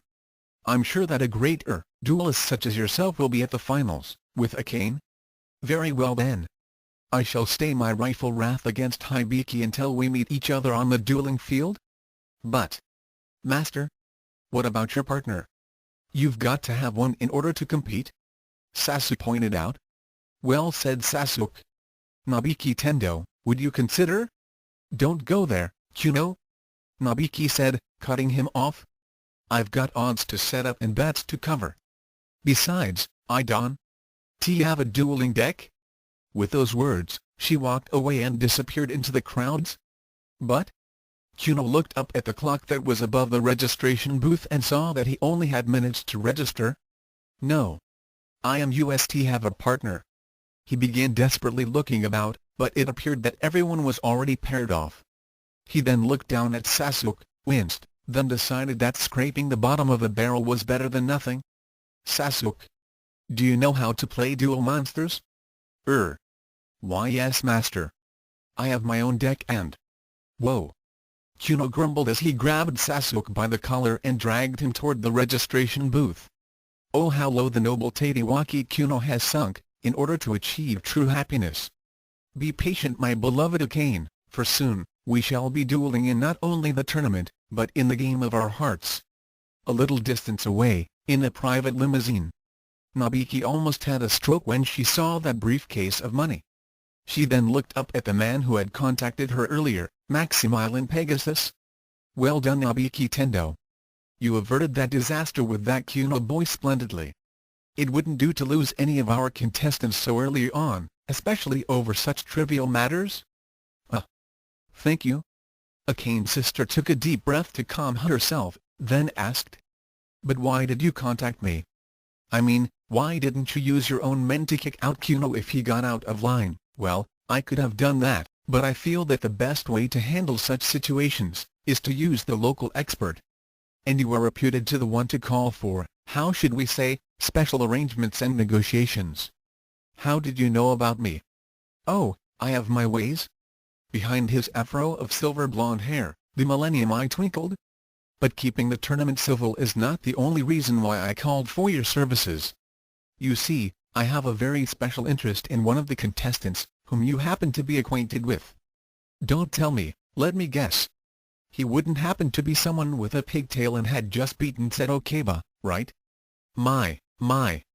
You are very perceptive. Yes, and if someone were to provided me with information about him, as well as keep tabs on him and his partner, during the tournament, then I would be very appreciative. He emphasized his point by opening up another briefcase, this time with triple the amount of yen than what was contained in the first. Nabiki smiled as she estimated the amount within the case. I can't believe that you're willing to be my partner.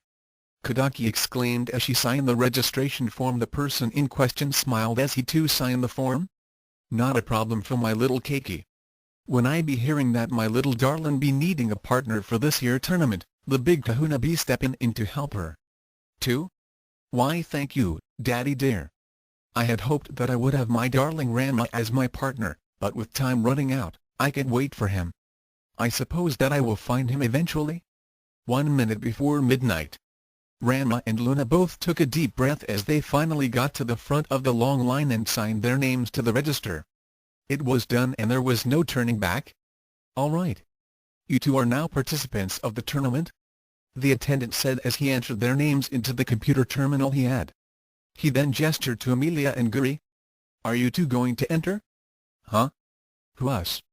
Guri pointed to himself. I'd love to be able to compete, but I'm afraid neither Mr. Guri or I have an invitation. Amelia said. The attendant smiled as he handed out a special ticket. You're in luck. We do have these wild card spots for every 1,000th pair in line, regardless of whether or not they received an invitation. We have 2 wild card positions and this is one of them. He gestured to Ranma and Luna. They were the 999th, so that means you two are in, if you both have dueling decks? Amelia jumped up and down excitedly. Mr. Guri, this is wonderful. It's just lucky that we've got our decks today. I guess so? The dim-as-dirt expert swordsman scratched the back of his head in confusion. Oh my. Kasumi looked down at the ticket that an attendant at another booth had given to her.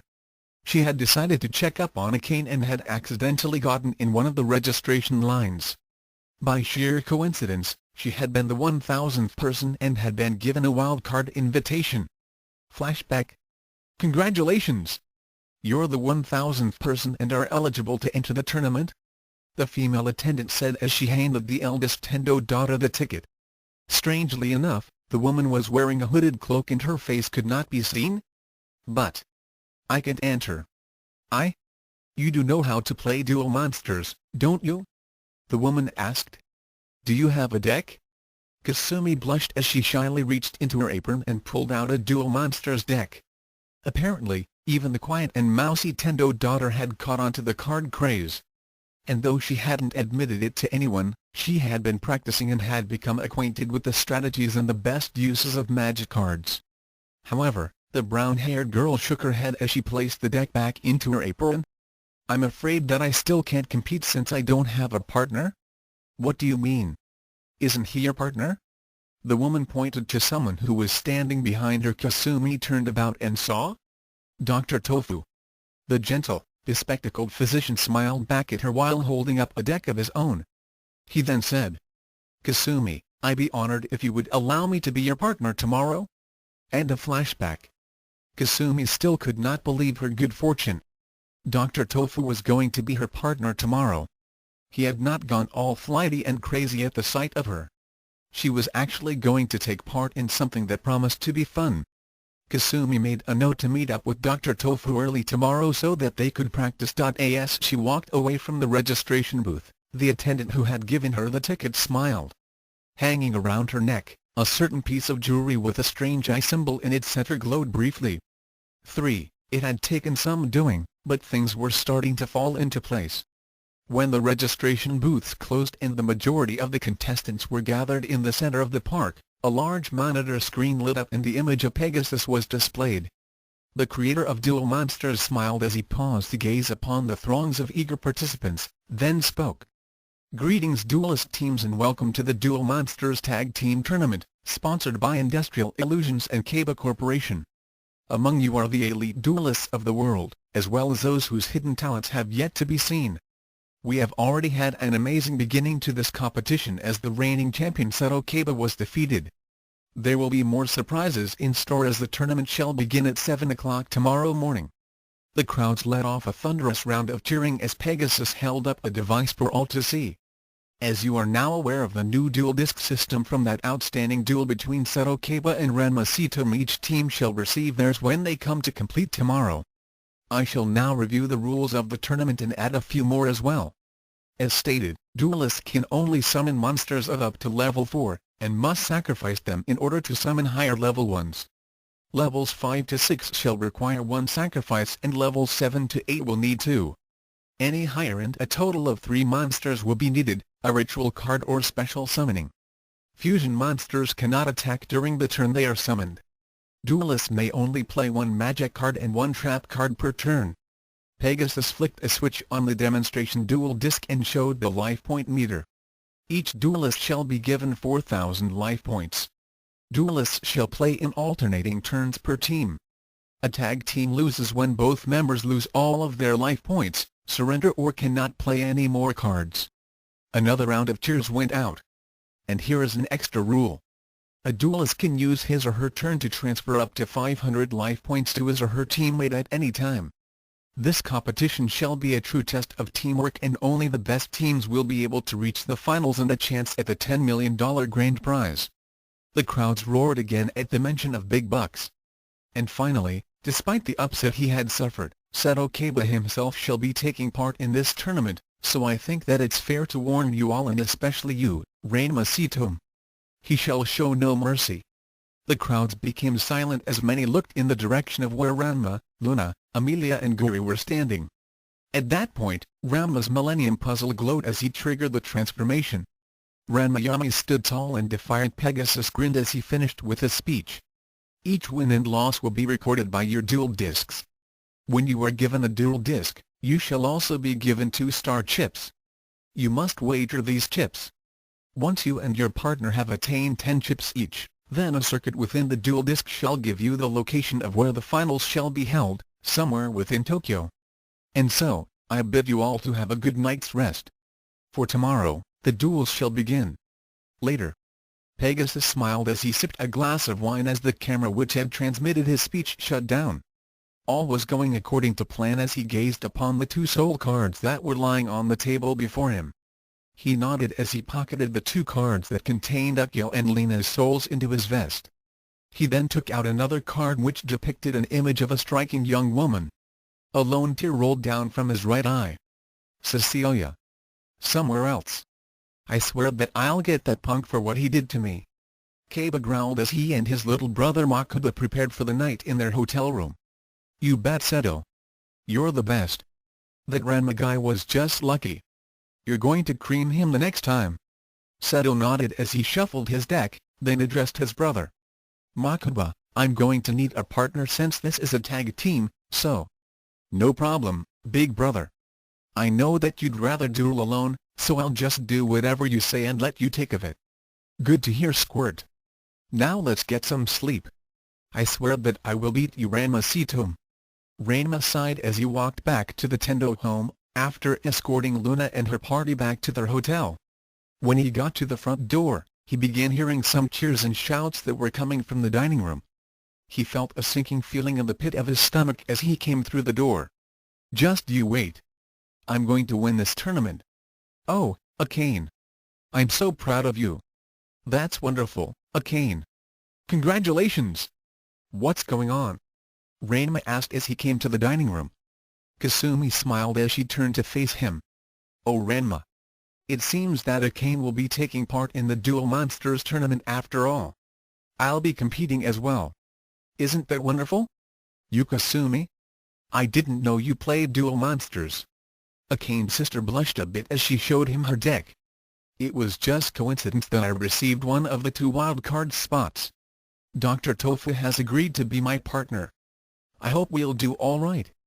Ranma smiled a bit, though he was more than a little surprised to hear that the normally gibbering Tofu had actually gotten the nerve to become her partner, without losing his mind. I'm sure you'll do fine, Kasumi.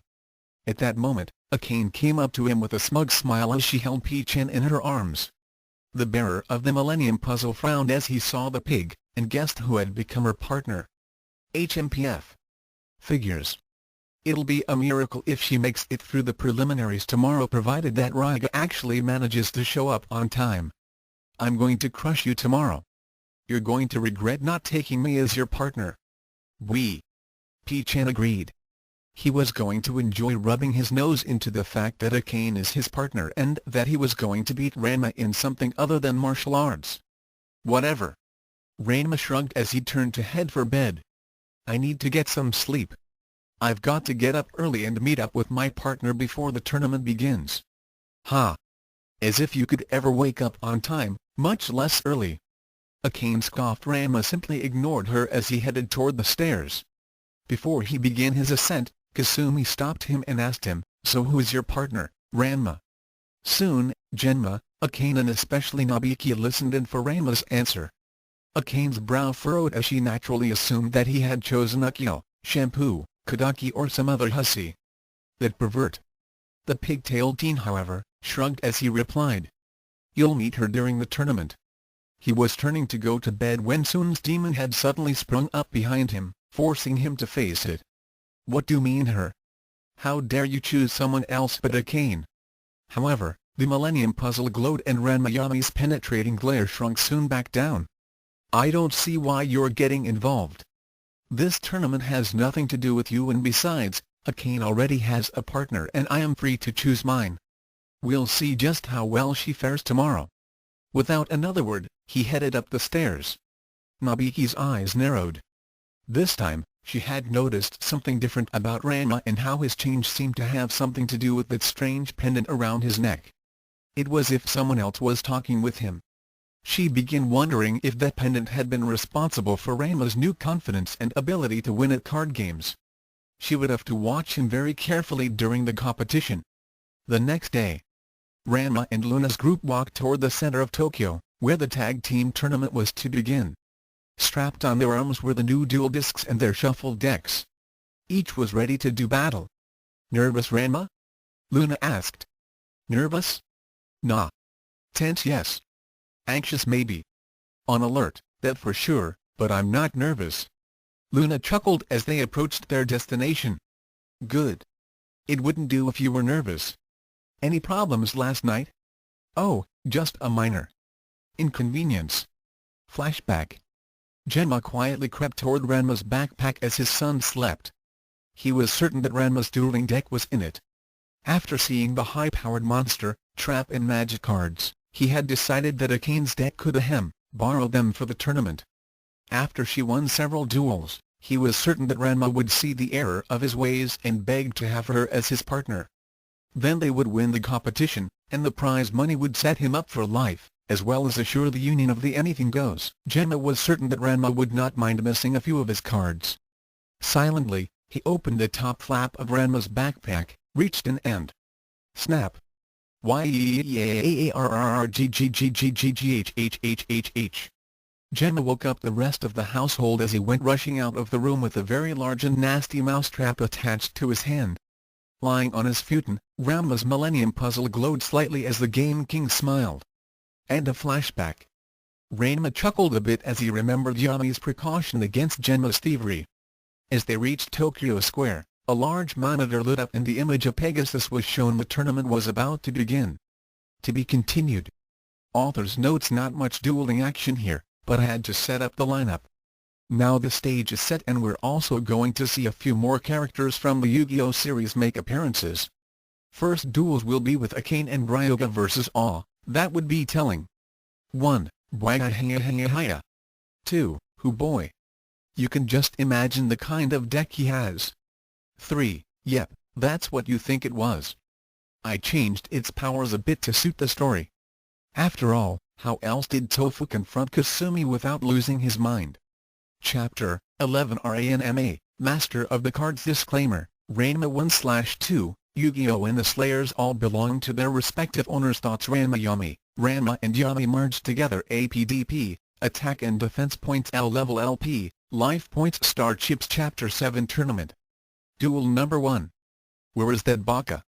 Akane said angrily as she and Ryoga pushed their way through the crowds as the Duel Monsters Tag Team Tournament had begun. The lost boy was still in heaven as he was paired up with the girl of his dreams.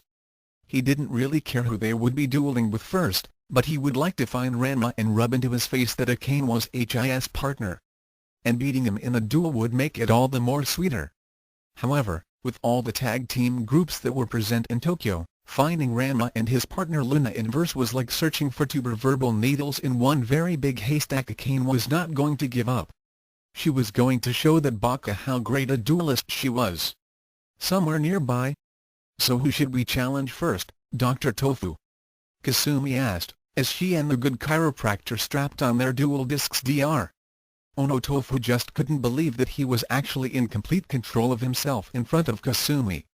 He wondered just what had made him suddenly become sane yesterday, but now he could truly enjoy Kasumi's company without losing his mind. He decided that he should take advantage of this unexpected boon while he could. This tournament would be an excellent way for him to get to know her better, and their decks were perfectly suited with each other. It was then that Kasumi began waving to someone. At that point, Ranma and Luna caught sight of the two teams as they made their way through the crowds. Currently, they had separated from Guri and Amelia as the Princess of Ceylon and her swordsman partner went off to find their own challengers. The pig-tailed martial artist and possessor of the Millennium Puzzle led Lena and Versa's sister to a spot which gave them a good view of what appeared to be the start of a duel. Look at that. Looks like Kasumi and Dr. Tofu are going to challenge Akane and Ryoga. Ranma commented. Akane? Luna said as she gazed upon the short-tempered heir to the Tendo anything goes. Isn't she supposed to be your fiancé? Not by choice? Ranma corrected. At times, I wonder if it's even worth it. It's a long story, but right now, I'm more interested in what kind of duelists Kasumi and Dr. Tofu are. Shouldn't we be finding our own duel? We will? Ranma assured as he unconsciously became Ranma Yami. However, it wouldn't hurt to check out the competition. We just might be facing off against some of the people I've told you about, eventually. Luna nodded as they both watched the imminent confrontation. What? You want to duel us? Akane exclaimed in total disbelief. Kasumi maintained her cheerful attitude as she held up her dual disc and displayed her star chips. Dr. Tofu and I would like to wager 1 star chip each. But Kasumi, you can't? What's wrong, Akane? Don't you want to duel? It'll be fun and it will give us each a chance to get our feet wet, so to speak. You haven't started dueling either? How did you know that? Well, you and Ryoga still only have 2 star chips each and the tournament had just started. That means you haven't started yet, right? Akane blinked with her mouth slightly agape. Since when was Kasumi that observant? Come on, Akane. Let's duel. That's why we Ray all here, right? Tofu said gently as he began shuffling his deck. Akane's jaw dropped even lower. She had just realized that Dr. Tofu had not gone insane, despite being so close to Kasumi. Just what was going on?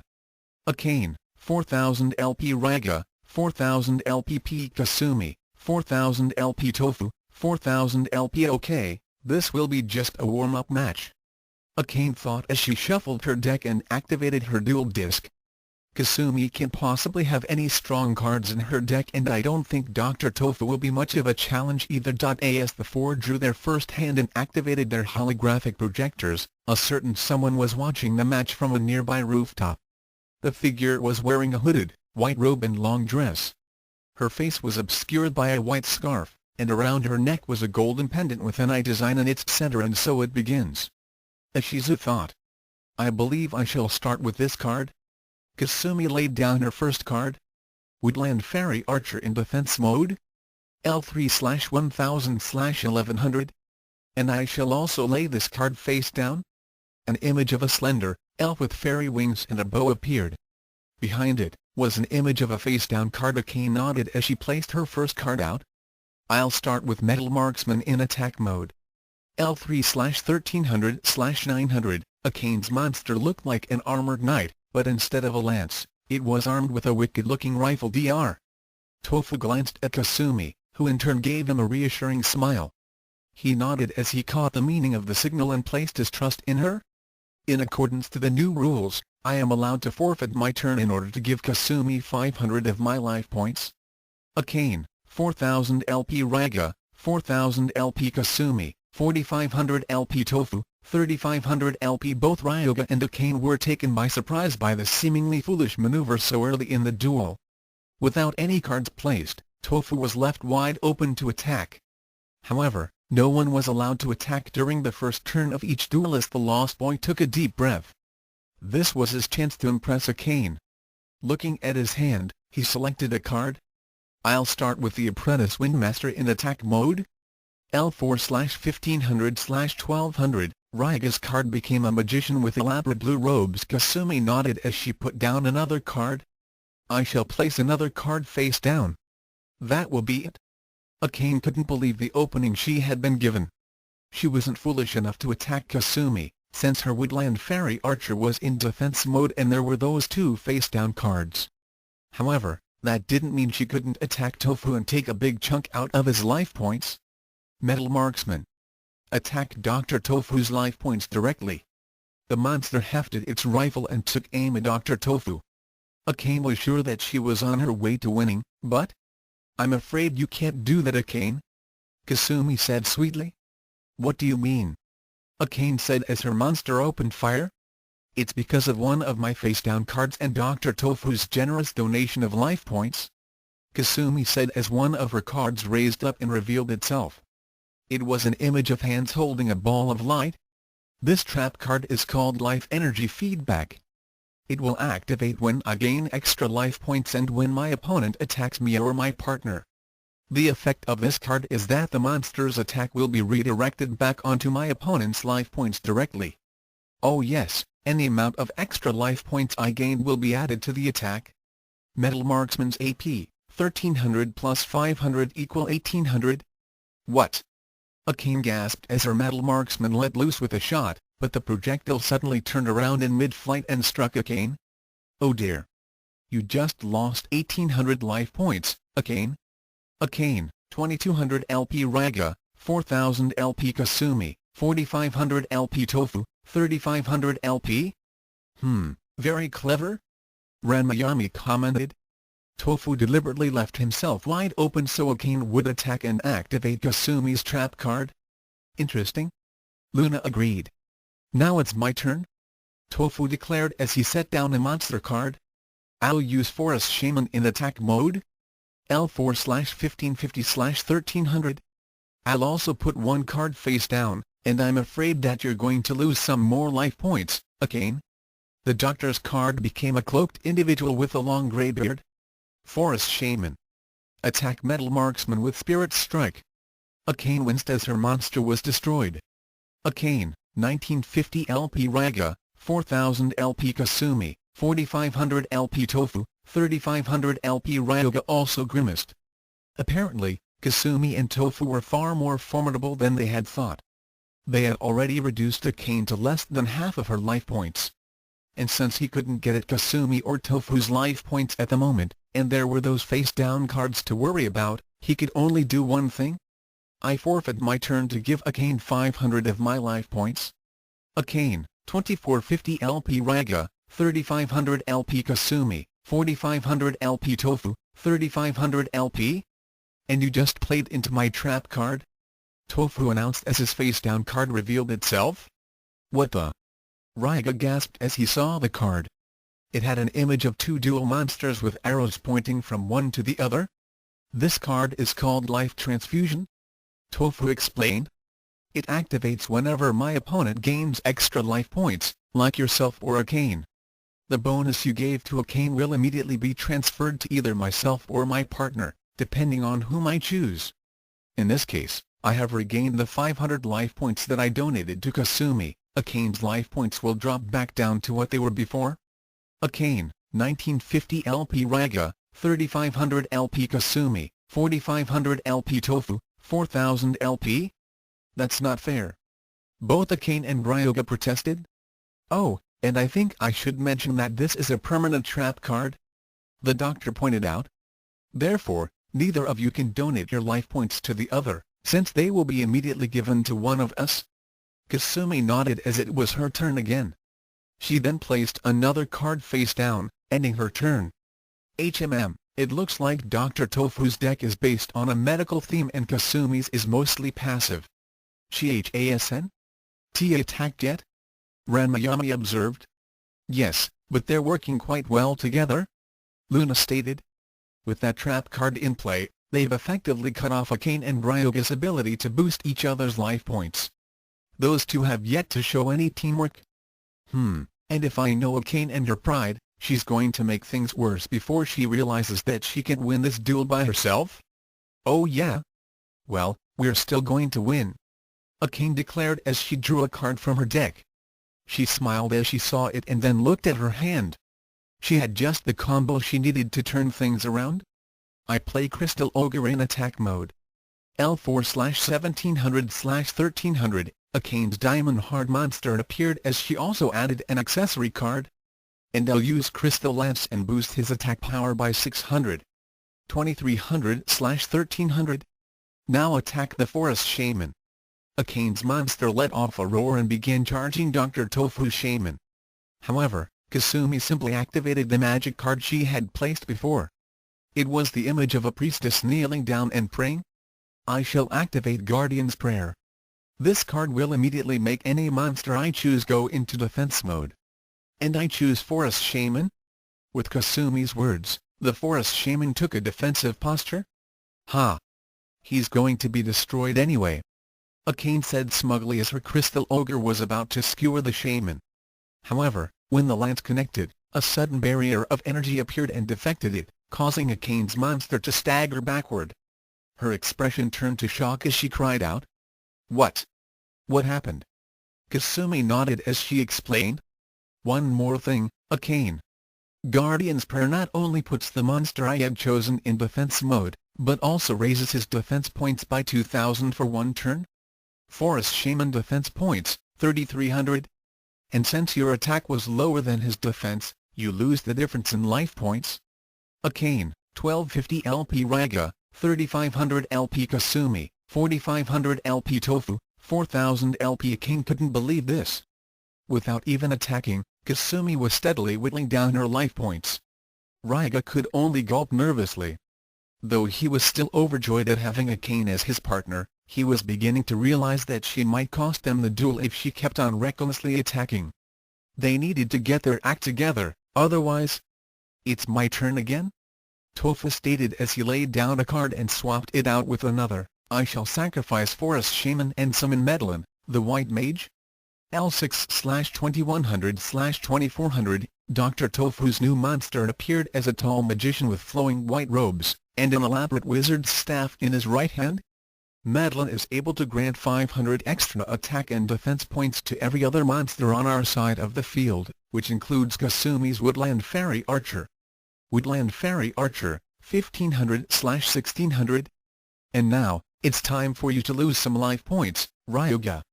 Medlin, attack the apprentice Windmaster with Light Force Blast. Tofu's magician thrust forth with his staff and let loose with a strobe of light, which obliterated Ryuga's monster Akane. 1250 LP Ryuga, 2900 LP Kasumi, 4500 LP Tofu, 4000 LP. Things were getting desperate as the lost boy looked over his hand for a way to turn this duel around. He then saw an opportunity as he drew a new card. This could work. I lay one card face down, and summon the Wandering Soldier. L4/1650/1200, both Tofu and Kasumi became a little more concerned as the duel continued. An image of a warrior with a long sword appeared. This card is like the White Mage? Ryuga stated. When it's on the field, it'll grant 200 extra attack points to every other monster on our side of the field. Crystal Ogre, 2500/1300. Alright. Akane cried out as she now had even more attack strength added to her Crystal Ogre. Great job, Ryuga. The lost boy blushed as he stood ready. Kasumi laid another card face down, while Akane decided to pass. Looks like they're beginning their counterattack, Luna remarked. Perhaps they've learned to work together now? Too early to say? Ranma said. So far, Akane's relying on Ryuga to bail her out. She hasn't done anything to help her partner out yet. Tofu knew that he couldn't take on Akane's monster, even without its power boost. However, as he glanced toward his partner, he felt a renewed sense of confidence as he went for Ryuga's Wandering Soldier. I shall first place one card face down. And then, Medlin, attack the Wandering Soldier. No way. Ryuga cried out as he reveled his face-down card. Activate Stone Hand Grasp. Before the White Mage could attack, a large hand of stone appeared from the ground and grabbed the magician in its grip. The hand squeezed hard, which destroyed the magician. Akane, 1250 LP Ryuga, 2900 LP Kasumi, 4500 LP Tofu, 3475 LP? Gotcha! Ryuga cried out. My trap card stops any monster from attacking and sends them right to the graveyard. And also, 1/4 of the monster's attack points is deducted from my opponent's life points. Way to go! Akane cheered as she realized something else. And no White Mage means that Kasumi's archer loses its attack and defense bonus. And that's not all. Ryuga added. The Stone Hand Grasp also causes Kasumi to miss her turn. You're up. On the other side of the field, Tofu sighed and gave his partner a saddened expression. However, the eldest Tendo daughter continued to smile, even though her archer was back to original stats. Archer, 1000/1100. I'm sorry Kasumi. That's all right Dr. Tofu. Your mage did well. Even though it's now in the graveyard. Tofu continued to feel down, then caught the hidden meaning in Kasumi's words. He perked up a bit as he remembered the card he had placed face down and prepared for Akane's next move. Okay, and now it's my turn. Akane drew a new card and smiled at it. It took me a lot of trades, but I can finally put this card to use. She gave her sister a smug expression as she slapped down her card. Your archer can't defend anymore. Stop defense card. She actually got that card? Ranma said incredulously. Kasumi's expression hardened a bit as her archer went into attack mode. Then Akane ordered her monster to attack it. Though she could have tried to attack Dr. Tofu's life points directly, she suspected that he had laid down another trap card. As the Crystal Ogre charged, Kasumi braced herself and revealed her face-down card. Activate Magic Card. Disarmament. The card had a picture of a sword with a broken blade. What? Akane cried out.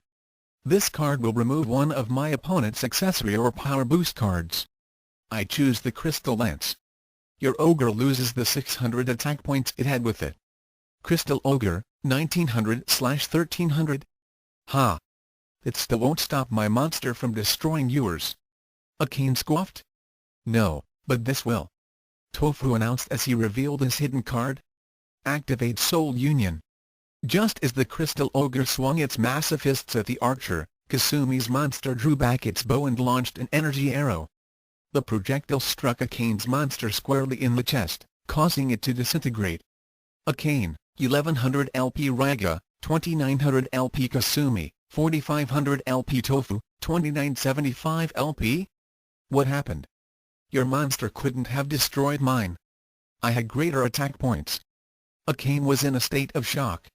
Then everyone gazed at Tofu's revealed card, which depicted a ghostly figure superimposed over another. This is Soul Union? Tofu explained. At the cost of 500 life points, I'm able to choose a monster in my graveyard and transfer half of its attack points to any monster on the field. My white mage had 2100 attack points, so Kasumi's fairy archer gained 1050, thereby overpowering Akane's monster?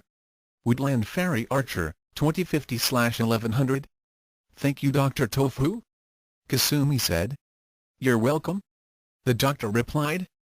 And now I shall summon Mountain Witch Doctor in attack mode? L4/1800/1500, a crazy-looking potion maker with a huge wooden mask appeared. Attack Wandering Soldier with Voodoo Spell. The Witch Doctor did crazy little dance, before shaking its bone wand at the Wandering Soldier. Roiga's monster was swallowed up in a cloud of black smoke. Akane, 1250 LP Raga, 2750 LP Kasumi, 4500 LP Tofu, 2975 LP?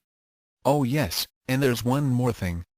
With that he signaled to her archer, which turned toward Ryoga. With Soul Union, I'm also able to take control of Kasumi's archer during my turn. Woodland Fairy Archer. Attack Ryoga's life points directly. With that, the archer let loose with another arrow at the eternal lost boy Akane, 1250 LP Raga, 700 LP Kasumi, 4500 LP Tofu, 2975 LP? Ouch.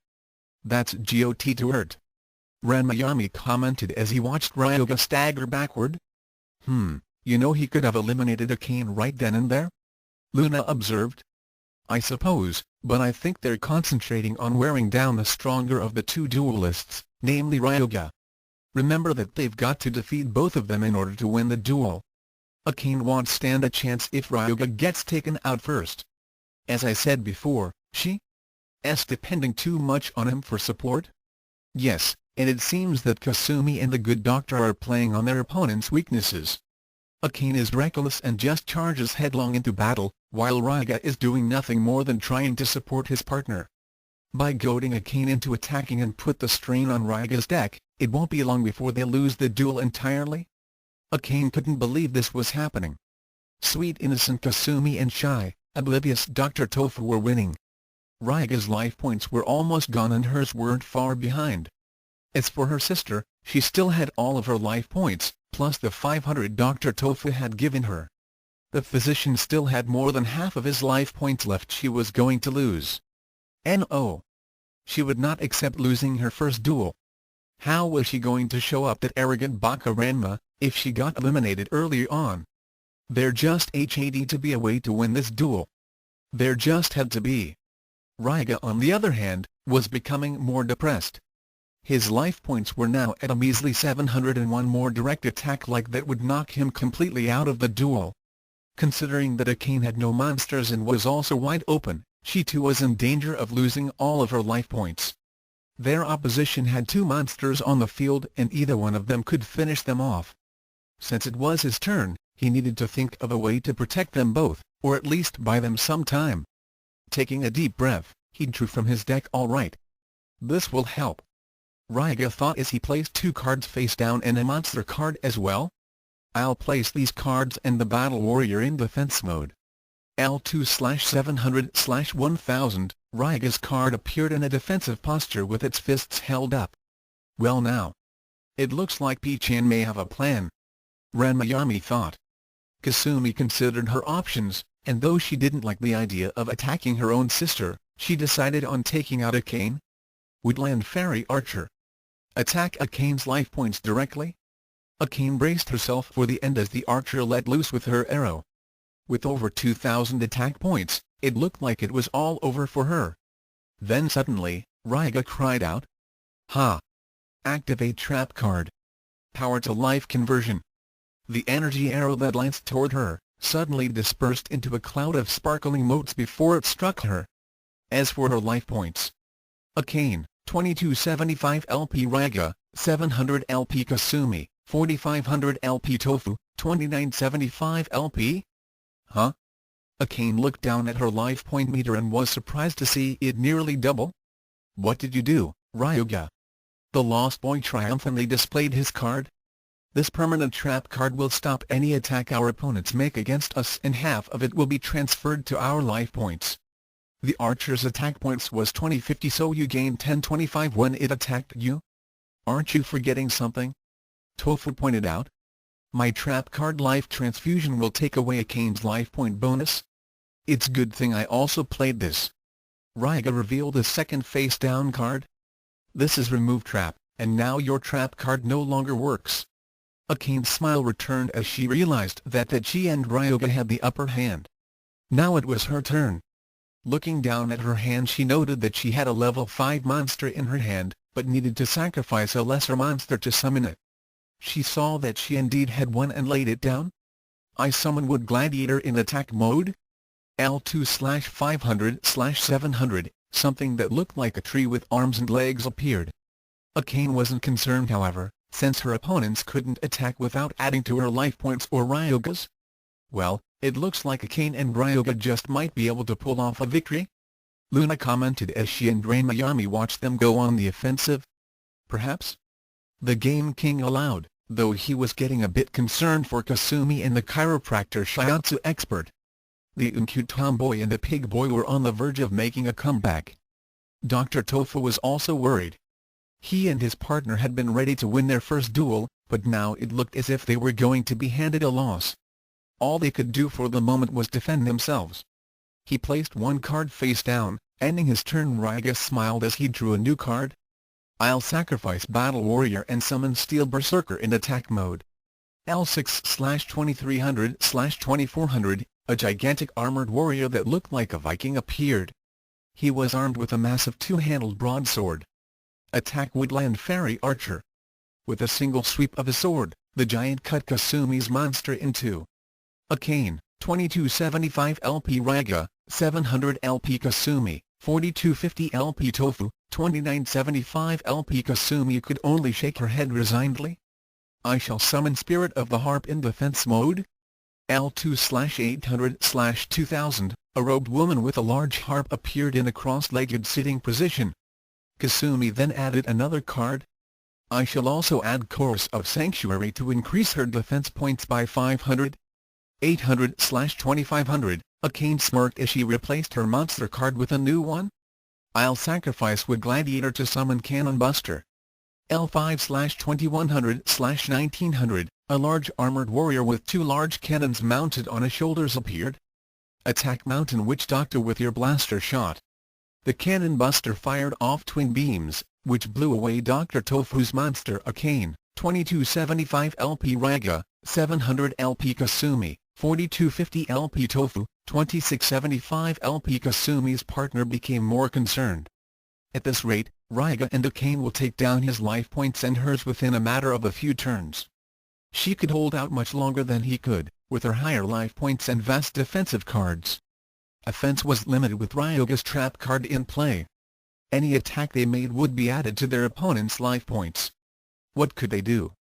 He was about to suggest to Kasumi to consider forfeiting the match when he drew a new card. He then got an idea.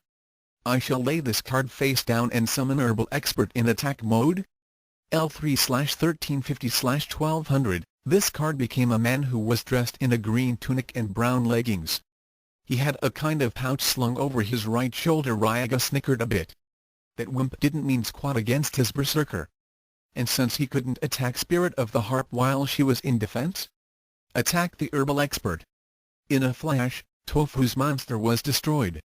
Akane, 2275 LP Raiga, 700 LP Kasumi, 4250 LP Tofu, 1725 LP? Dr. Tofu. What are you doing? Kasumi asked. It's all right, Kasumi. I'm fine. The physician assured her. I have a plan. But? Trust me. Kasumi was about to protest further, but then decided to do as he asked. Seeing that she didn't have any cards in her hand to help him, she drew from her deck and found nothing as well, so she passed a keen smile as she turned her attention on Tofu, who was now wide open. Cannon Buster. Attack his life points directly. The healer winced as he felt the impact. Oh no. He's been eliminated from the duel. Luna gasped. Ranma was about to agree, when he saw that Dr. Tofu was still in the game.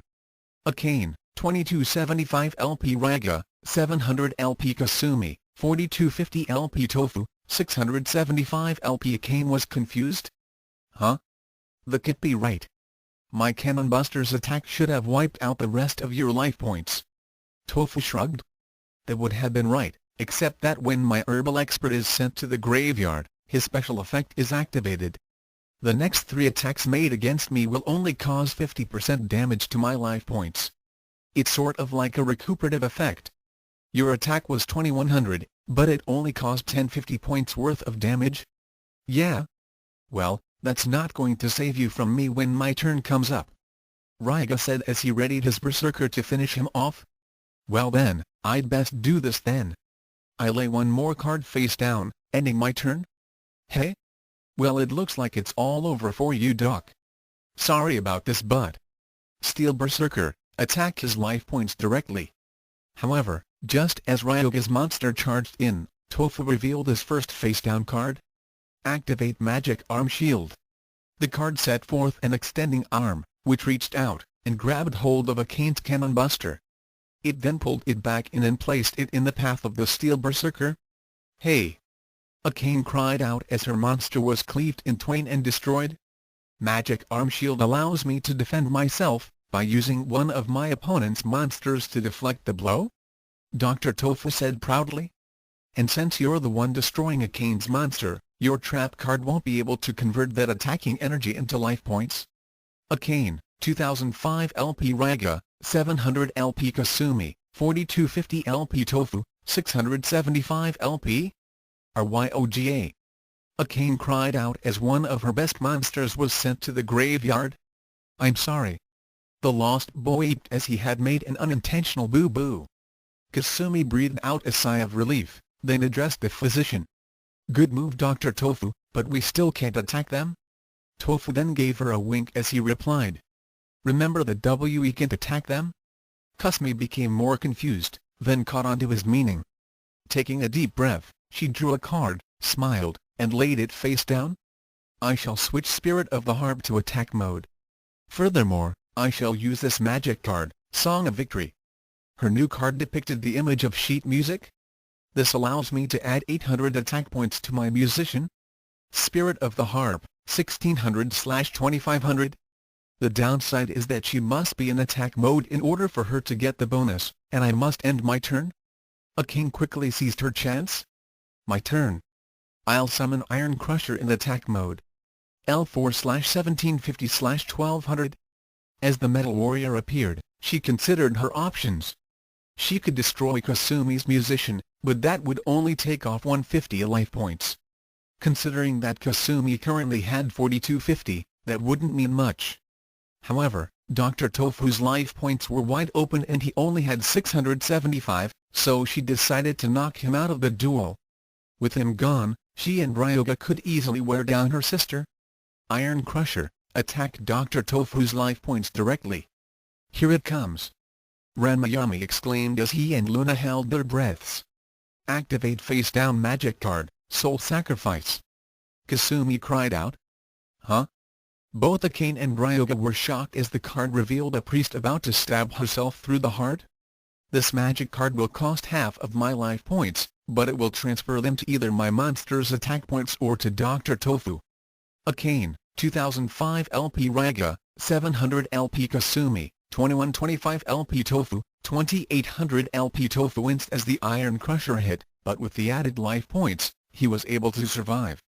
A cane, 2005 LP Raga, 700 LP Kasumi, 2125 LP Tofu, 1050 LP. The healer let off a sigh of relief and smiled gratefully to his partner.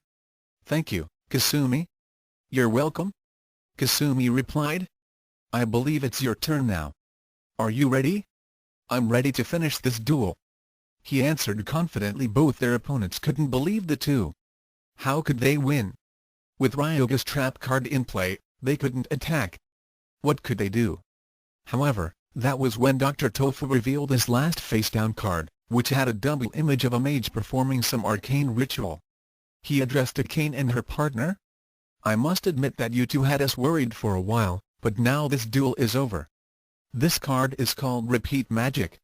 As its name implies, it allows me to use any magic card that has been played previously, by either side at the cost of 500 life points. Akane, 2005 LP. Ryuga, 700 LP. Kasumi, 2125 LP. Tofu, 550 LP. I choose to repeat Soul Union. And as you know, using that card will cost me an additional 500 points. Akane, 2005 LP. Ryuga, 700 LP. Kasumi, 2125 LP. Tofu, 50 LP. Ha! Ryuga scoffed. You barely have any life points left. And if you boost Kasumi's monster up? And who said I was powering up her monster? Tofu interjected. I'm adding half of my white mage's attack points to your monster.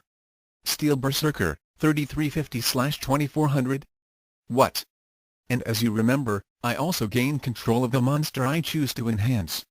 Steel Berserker, attack Ryuga's life points directly. New. With one mighty blow, Ryuga was knocked out of the duel. Akane, 2005 LP. Ryuga, 0 LP. Kasumi, 2125 LP. Tofu, 50 LP. Tofu nodded. Since Steel Berserker was your monster, your trap card didn't affect its attack. Oh, and since you are now out of the duel, your cards have been made inactive, so your power-to-life conversion trap is no longer a threat? The Lost Boy gulped as both his trap card and monster disappeared from the field. And now, I shall summon my Medicine Man in defense mode, ending my turn. L4/1450/2000, the card appeared as a smartly dressed man dressed in a white suit and carrying a black satchel. And since Ryuga is gone, it is my turn, Akane, Kasumi declared as she revealed her last face-down card. Go Shield and Sword, Offensive-Defensive Flip. Iron Crusher, 1200/1700, Spirit of the Harp, 2500/1600, Medicine Man, 2000/1450. Well now, she's got the same card you have, Ranma? Luna remarked fondly. And it looks like this is the end for Akane? The Game King agreed. Akane blanked as she realized that she was about to lose a lot of her life points. At least she'll still be in the game. That was when Dr. Tofu put the final nail in her coffin. One more thing, Akane. When Medicine Man is in defense mode, he automatically transfers half of his attack points to any other monster on the field. So Kasumi's Spirit of the Harp now has an attack power of 3500. Oh no. Kasumi took a deep breath and said, Spirit of the Harp. Final Rhapsody. With a single strumming of her harp, Kasumi's musician let loose with a massive sonic blast, obliterating Akane's monster and ending the duel. Final duel results: Akane, 0 LP. Ryuga, 0 LP. Kasumi, 2125 LP. Tofu, 50 LP. Akane dropped to her knees in total disbelief. She had lost. Nearby, Ranma nodded. As he had suspected, Akane still needed to learn about cooperation with her partner, if she expected to survive in this tournament. He motioned for Luna to follow him. He had seen enough, and it was now time for them to begin their own path toward the championships. TLB continued. Author's notes. Well, how did you think of the first duel of the tournament? As expected, Akane's recklessness has cost her, and now she and Ryuga are down to 1-star chip each. As for Ranma and Luna, we'll be seeing their first duel next chapter as they face off against... well, that is a secret. New cards introduced: Woodland Fairy Archer, L3/1000/1100, Flying Elf Archer Metal Marksman, L3/1300/900, Armored Rifleman Apprentice Wingmaster, L4/1500/1200, Novice Wizard of the Air. Currents: Life Energy Feedback Trap card, reverses attack and cause direct damage according to monster's attack points plus extra life points. Forest Shaman, L4/1550/1300, Elemental Wizard Life Transfusion Trap card, activate when opponent receives extra life points. Automatically transfer bonus to self or partner Guardian's Prayer magic card. Select one monster into defense mode and add 2,000 defense points for one turn. Madeline, the White Mage, L6/2100/2400, special effect, add 500 attack and defense points to every other monster on player's side of the field. Wandering Soldier, L4/1650/1200, special effect, add 200 attack points to every other monster on player's side of the field. Stone Hand Grasp trap card, stops any monster's attack and sent to graveyard. 25% of monsters' attack points is deducted from opponent's life points and opponent skips a turn. Disarmament magic card, remove one of opponent's accessory power boost card currently in play. Soul Union magic card, pay 500 life points, choose one monster from one's graveyard and add half of attack points to any monster on the field on either side. Able to control that monster during one's turn. Power to life conversion trap card, stops all attacking monsters and converts half of their attack points into life points. Mountain Witch Doctor, L4/1800/1500, Voodoo Magician Hermitwood Gladiator, L2/500/700, Living Tree Warrior Steel Berserker, L6/2300/2400, Metallic Viking Golem Cannon Buster, L5/2100/1900, like Cannon Soldier but with 2 cannons and far more firepower. Herbal Expert, L3/1350/1200, special effect. Herbal Expert is sent to the graveyard and next 3 attacks made against player will be cut by 50%. Song of Victory magic card, add 800 attack points to any music-based monster. Repeat magic, pay 500 life points. Reuse any magic card played in Dual Medicine Man, L4/1450/2000, special effect. In defense mode, he automatically transfers half of his attack points to any monster on the field.